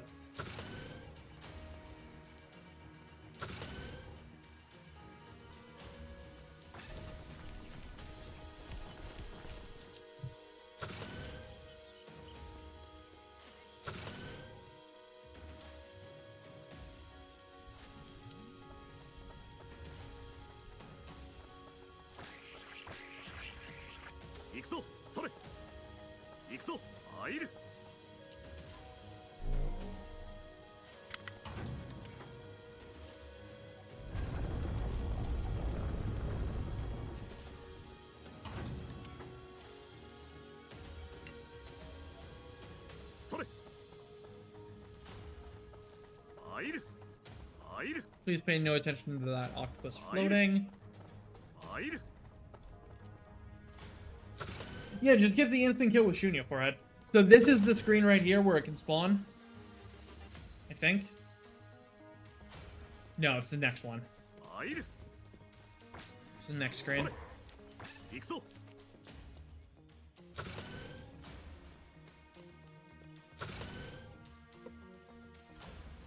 Yeah, this screen. This is the screen where it can spawn.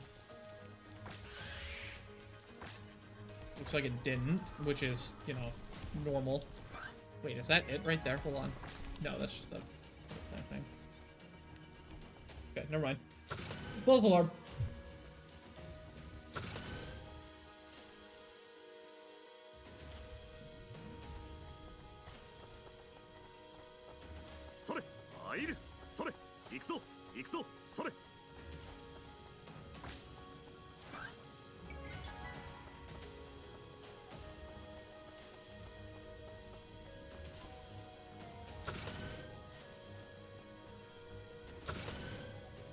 Alright, that's the second stratum down.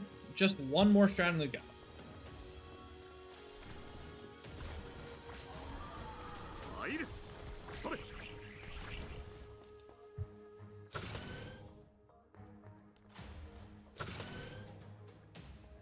Unfortunately, this last stratum is by far the longest one.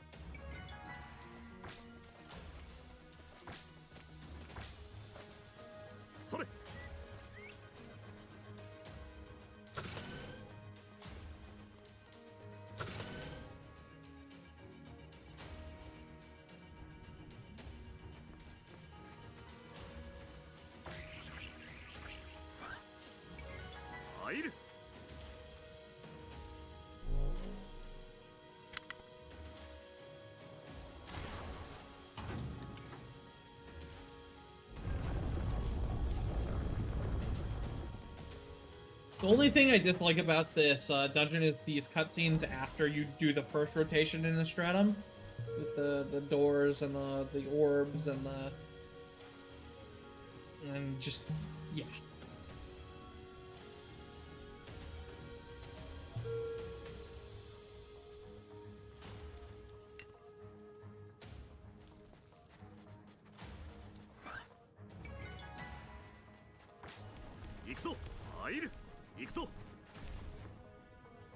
So in this stratum, you don't just have one rotatable biome, you have two of them.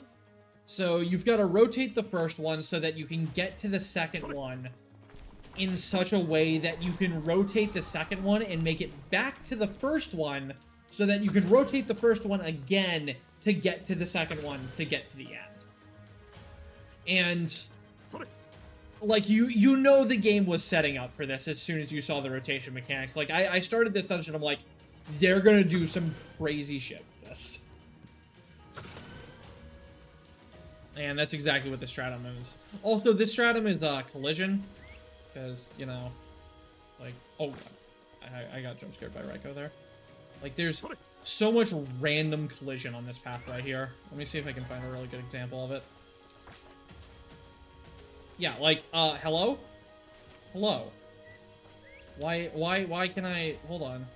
What am I running against, you know? Like...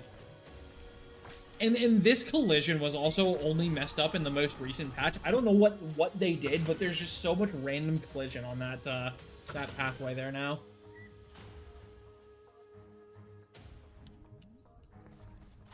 That didn't used to be there.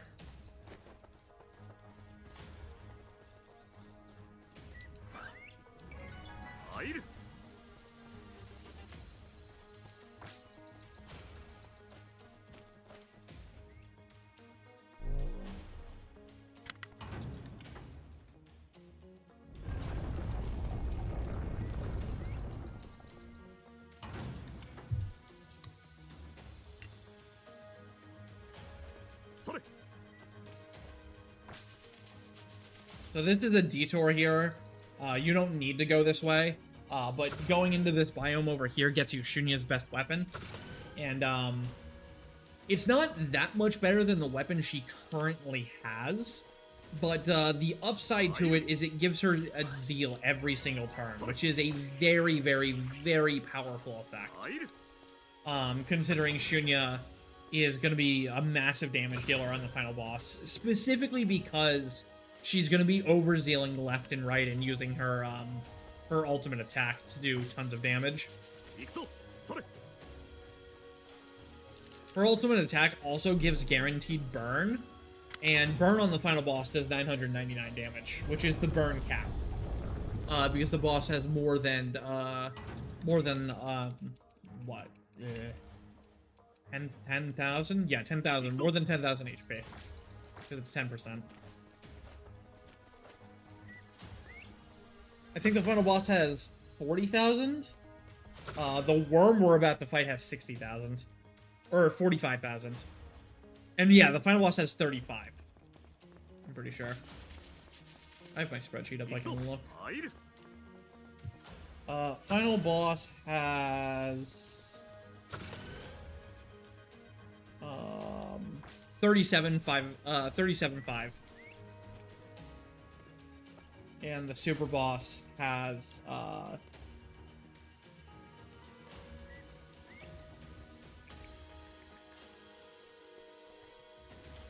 38, it looks like? No, that can't be right. Oh, no, yeah, super boss has 50,000. Super boss has 50,000. Final boss has 37.5. So, you know, just a casual 13,500 more HP on the super boss, yet it's the way easier fight.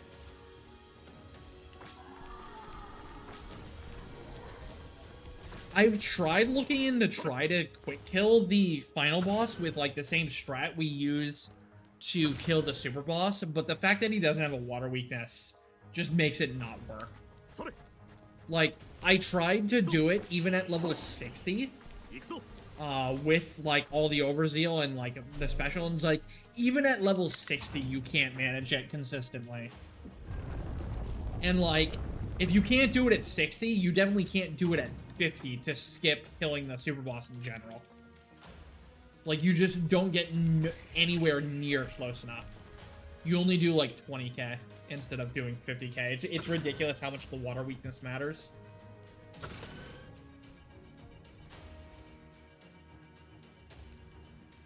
Fish jump scare. So right here, this is the final chest, or second final chest. Oh my god, hi. Yeah. This fish is Omega dangerous, so I want to get away. But that Radiant Punisher right there is Offshore's final weapon. It gives him the water boost that we need.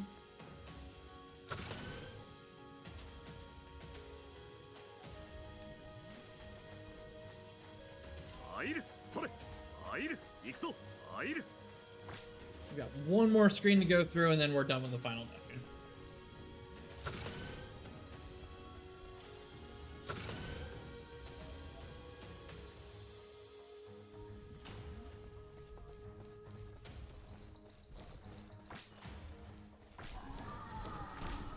Pick up this chest right here. This is the best male exclusive armor in the game, Flora and Fauna.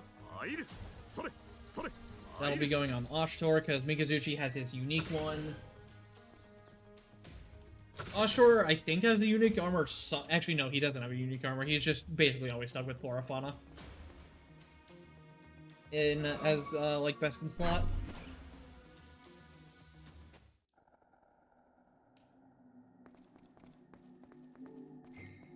So right there we get a prompt saying, hey, you've beat the dungeon.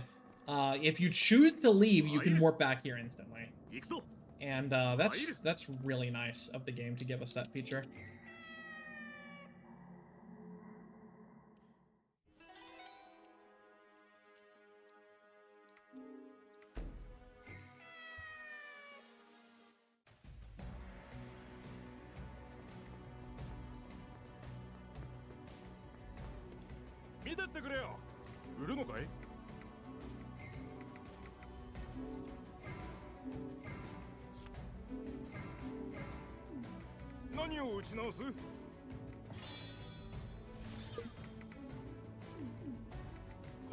Also, upgrading these final weapons costs an absurd amount of money.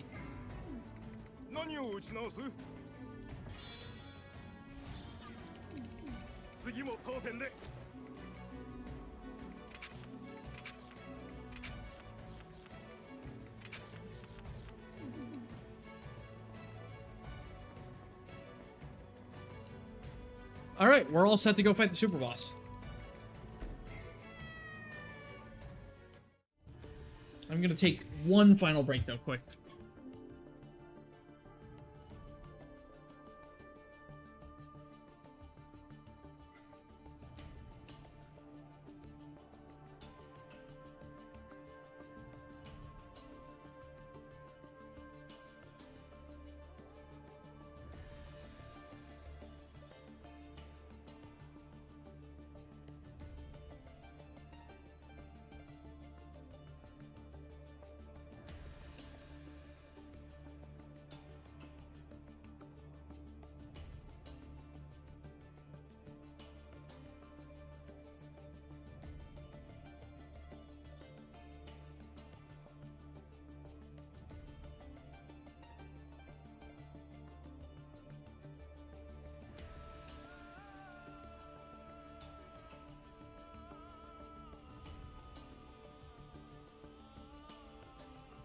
Okay.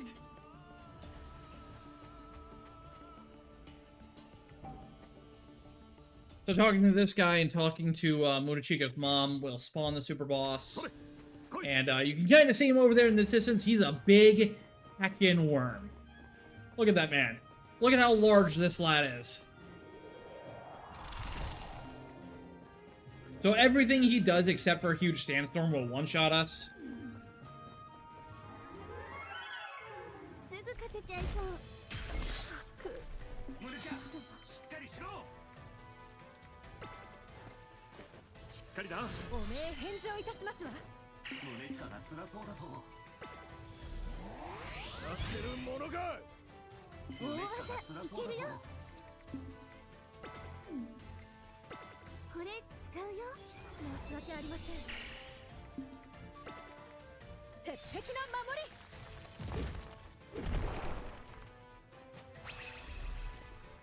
I'm shooting you.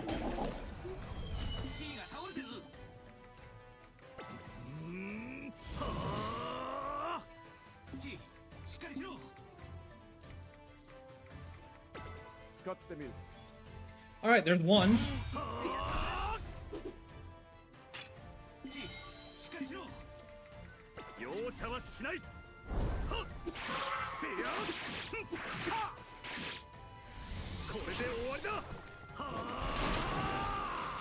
$21,000 damage, by the way.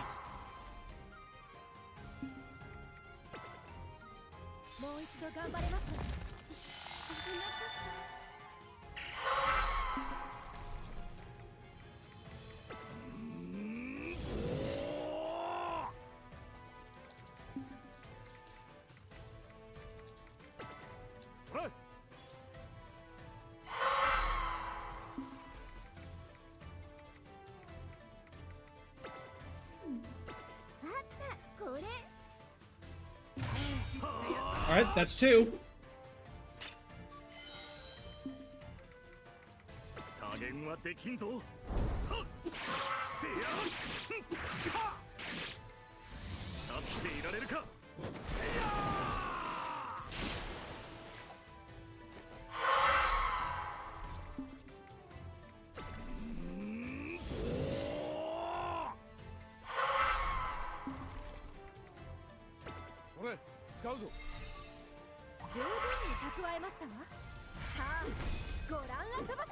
I think I win.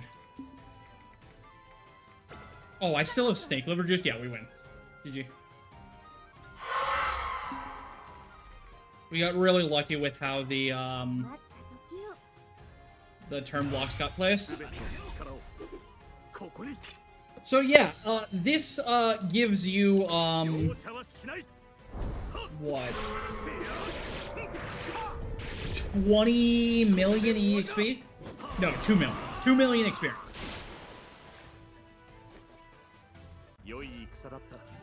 And that's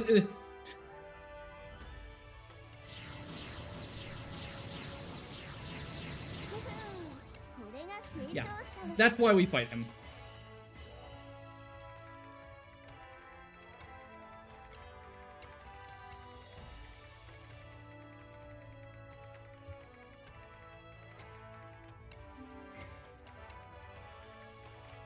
Oops.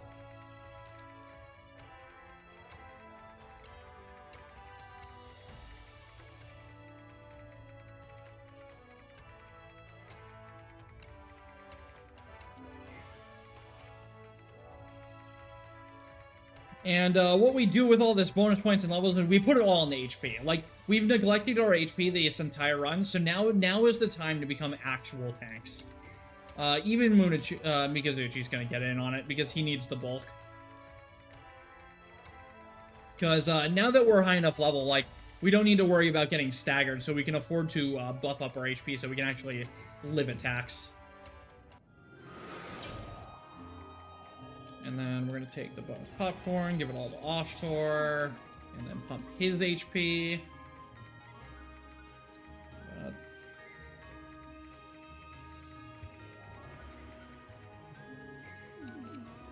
Alright, let's go fight the final boss now.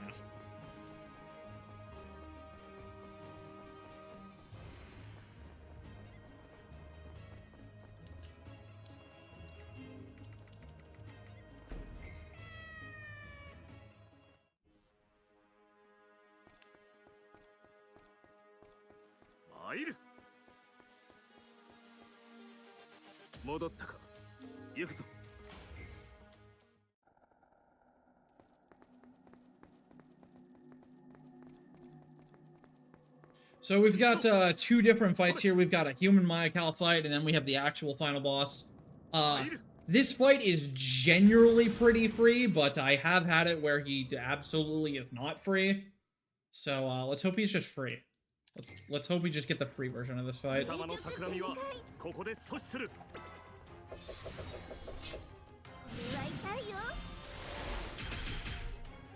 I mean, did you see how fast that was? Like, how could you not route that in, right?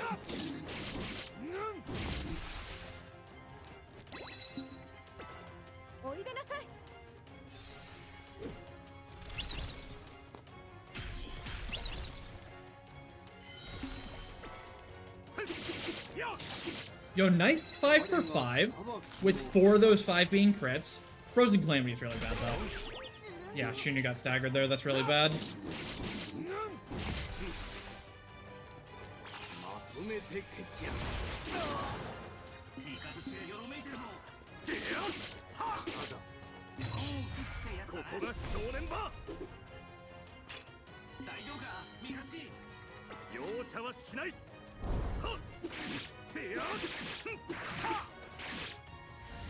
Yeah, I looked into that, Zane. It just doesn't work out. You only do like 18k with all of your overzeals.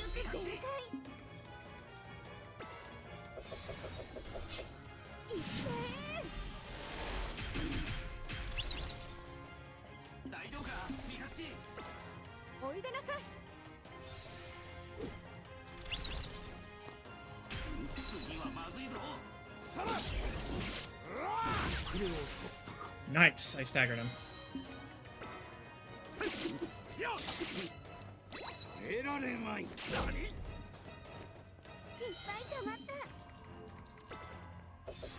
So yeah, this boss is already almost dead.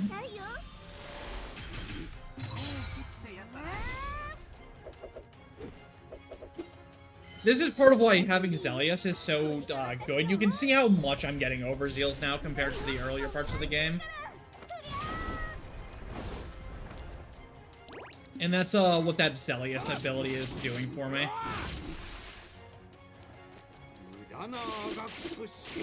Yo, that's just heckin' rude. Whatever, just get her up. Because this guy does give you a good chunk of EXP. This guy gives, like, an actual fraction of what we just got, but it is still EXP. That, usually will get you to level 61. How are you not dead, my dude?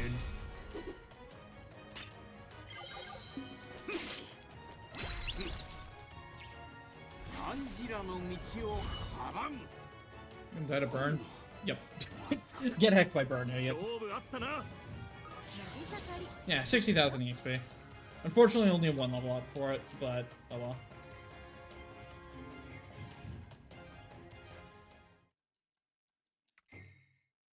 Alright, on to the actual final boss.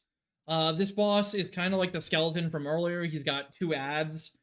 This time, though, we want to keep those ads dead. The ads are very, very, very, very, very scary in this fight. And we really don't want him getting into the inner rings. If he gets into the inner rings, we can still win. It's just a really bad time. We're going to talk to this merchant and just max out our MP healing and our really strong HP healing. And then we're just going to go over. Double check my equipment. Warrior sucks. There we are.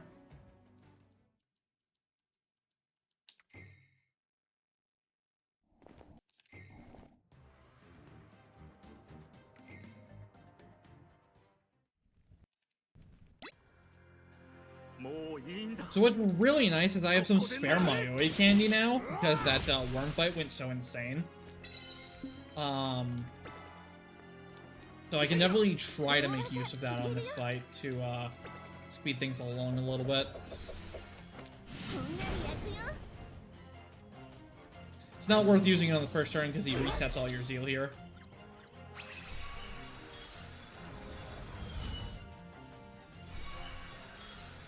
Okay. Hardship sucks because it steals your MP, but, like, it's whatever.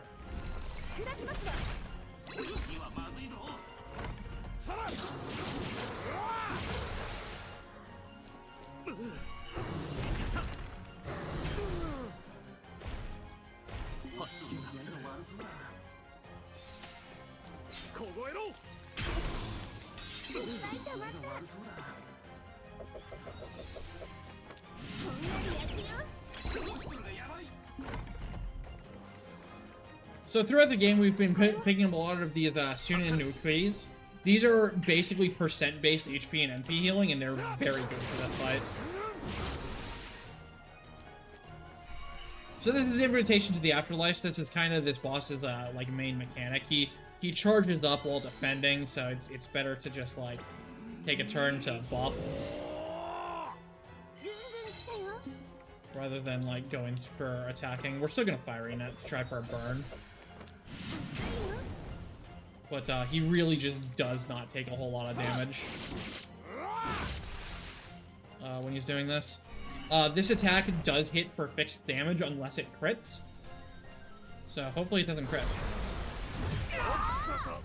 Well, it crit Mikazuchi. Of course it did. We're gonna hold off on that.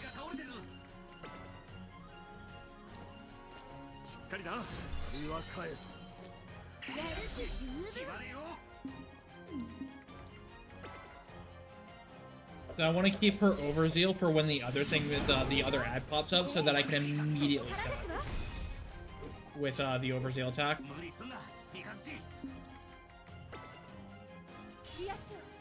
Oh, she might get staggered. That could be bad.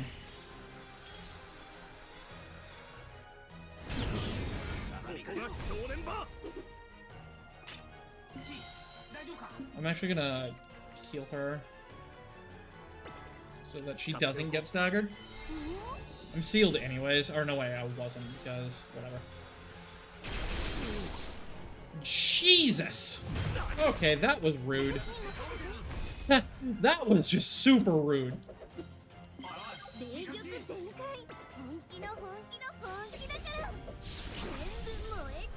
You can kind of see how this fight just would not be doable at level 50. Like, you can get a sense for it.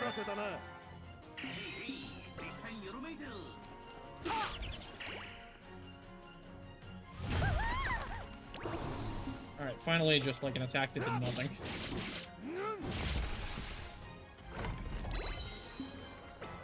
Alright, now we can focus back on the boss. These ads are going to be dead for quite a while.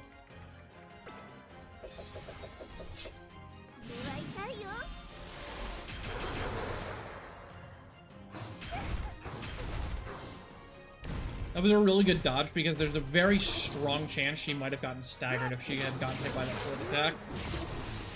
And getting staggered on this fight is really something you need to avoid.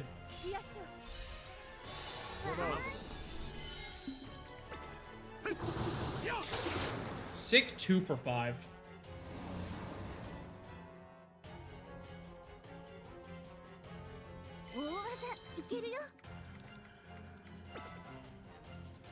Alright, so we can't really do damage in this phase, so we're just gonna kind of lick our wounds a little bit here.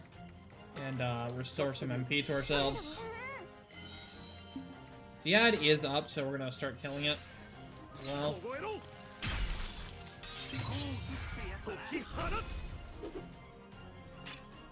This is actually really awkward. I don't know if this is the right play or not. I don't think it is, because I think he's just gonna stay in his defend phase longer now. But maybe it's the right play. I don't know. I don't know how this is actually gonna work. Okay, no, okay, it's gonna work exactly how I want it to work. Cool.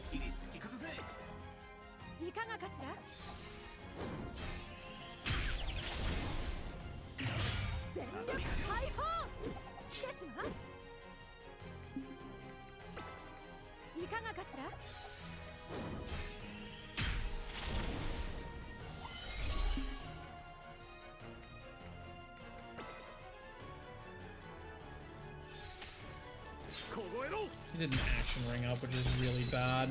Now the boss is in the middle. I can work on that, but it's gonna take a while to fix that problem.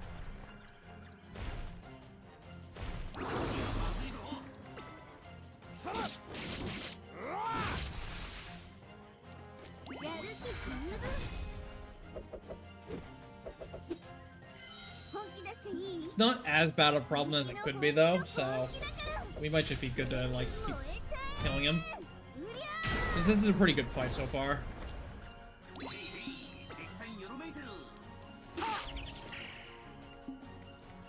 How is it not dead? What?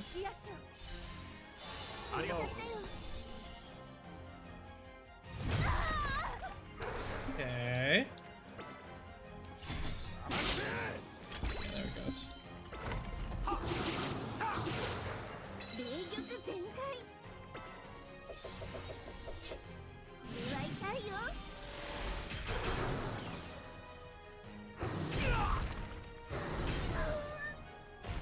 Interesting.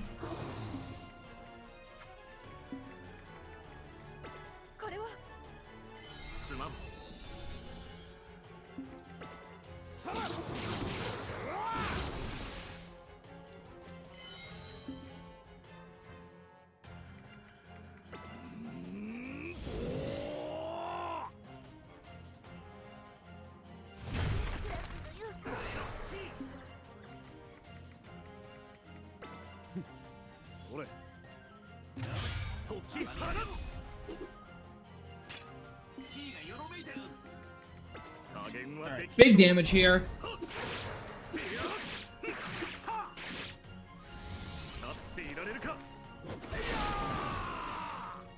I was kind of hoping that would just finish the fight, honestly. Let's heal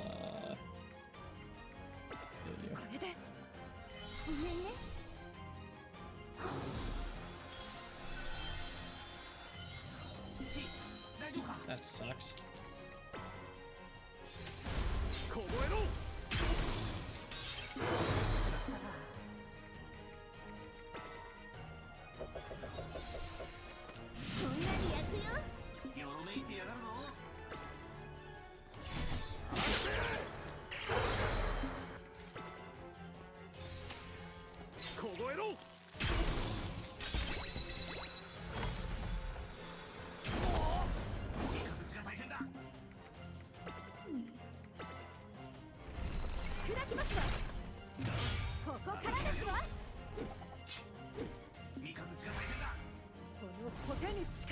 Alright, boss is almost dead here.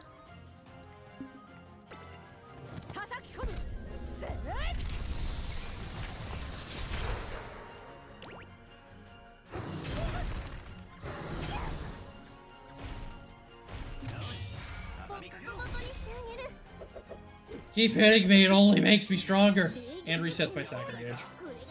That's the way more meaningful part, is it's resetting my stagger gauge.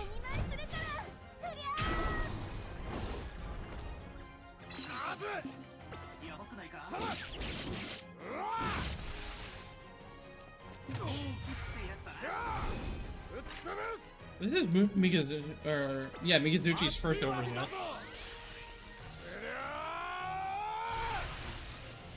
This might just be lethal. No, not quite.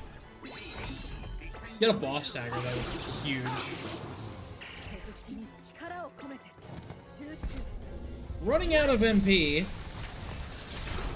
Need this to be over. No! Actually, I mean, I guess this lets me get my MP back, right? Full focus.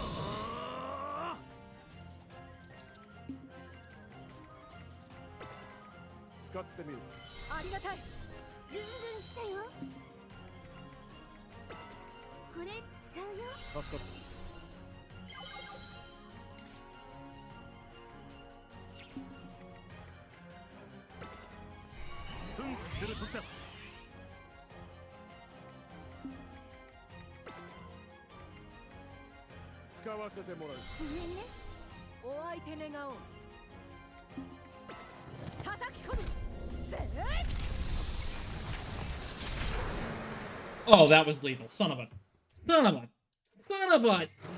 Man! Alright, so now we got one more victory lap fight here, and then a kaiju fight, and that time will be on the final hit of the kaiju fight.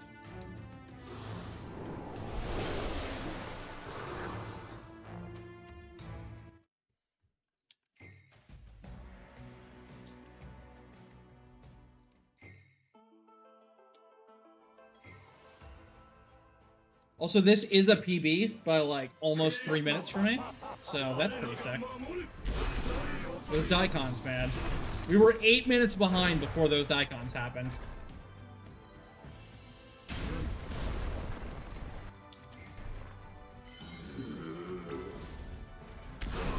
Good crit. This is a hard crit.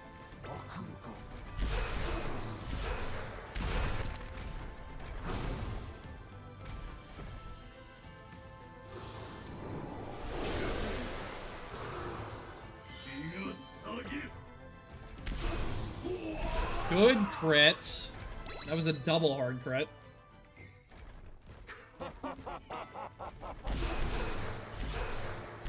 One hard crit. One soft crit.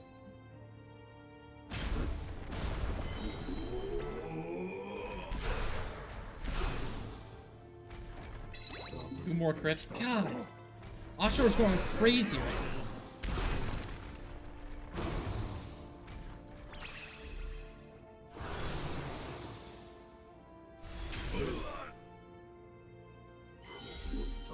This should do it.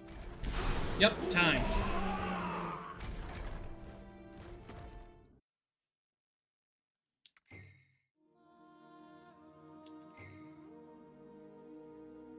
So now for the actual resolution, Shunya sees into the future for a second here and sees that this thing is gonna explode with like nuclear force and absolutely blow up the entire capital.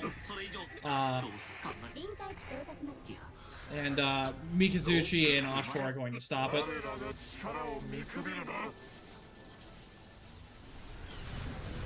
This cutscene's super sick. So. 見ているがいい。アクルトゥルカとはどういうものかを。そして知れ。我らに不可能はないとな。でもオストル。なんて顔をしている。笑ってくれ。お前には笑顔の方が似合っている。王様、おじちゃん。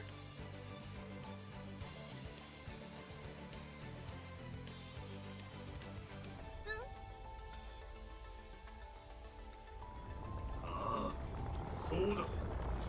それでいい。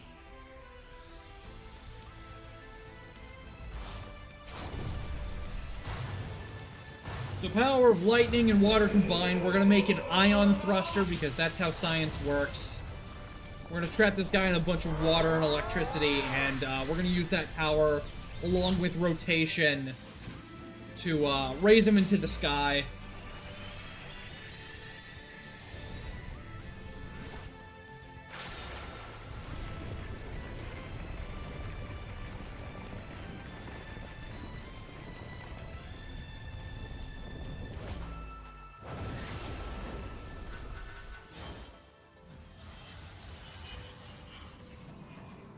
It's such a sick cutscene.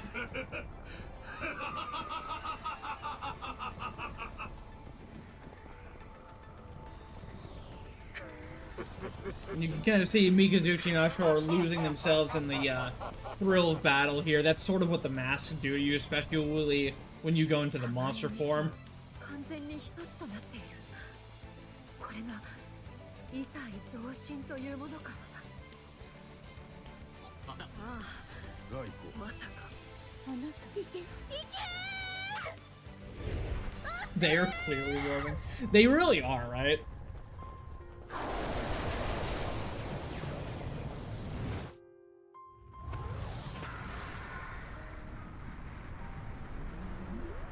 So instead of the town getting nuked, we got them high enough in the orbit so that everything didn't get nuked. Everybody's all happy. But...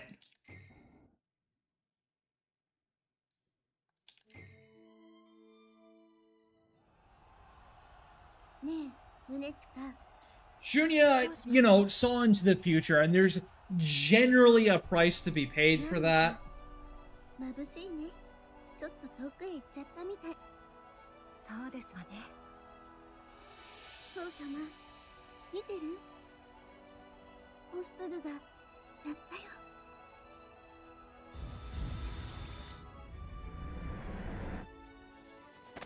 シューニャちゃん？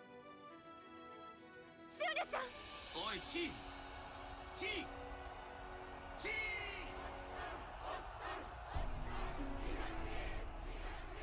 And that's how the credits roll. But don't worry, she's fine, I promise. Or is she?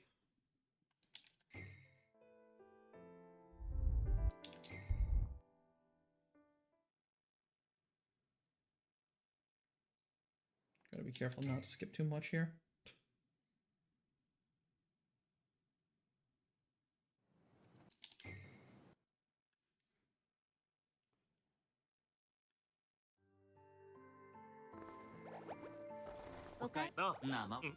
So we haven't really seen it, but this game does have a fast forward. So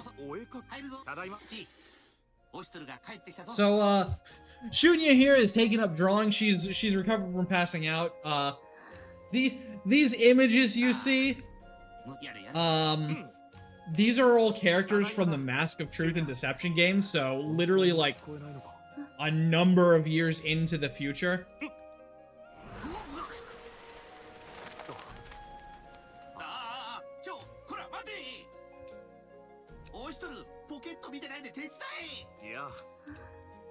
And all of her artwork blows away. You get to see it here.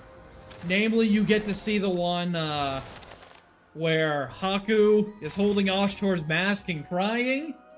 Shunya drew that? So, you know. やっと気がついたか。ただいまだ、シュニャ。そんな恨みがましい目で見ないでくれ。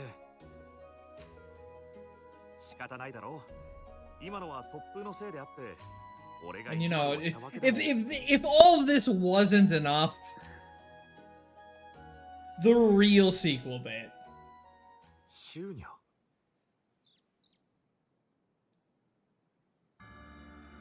違う。お前は。貴様は誰だ。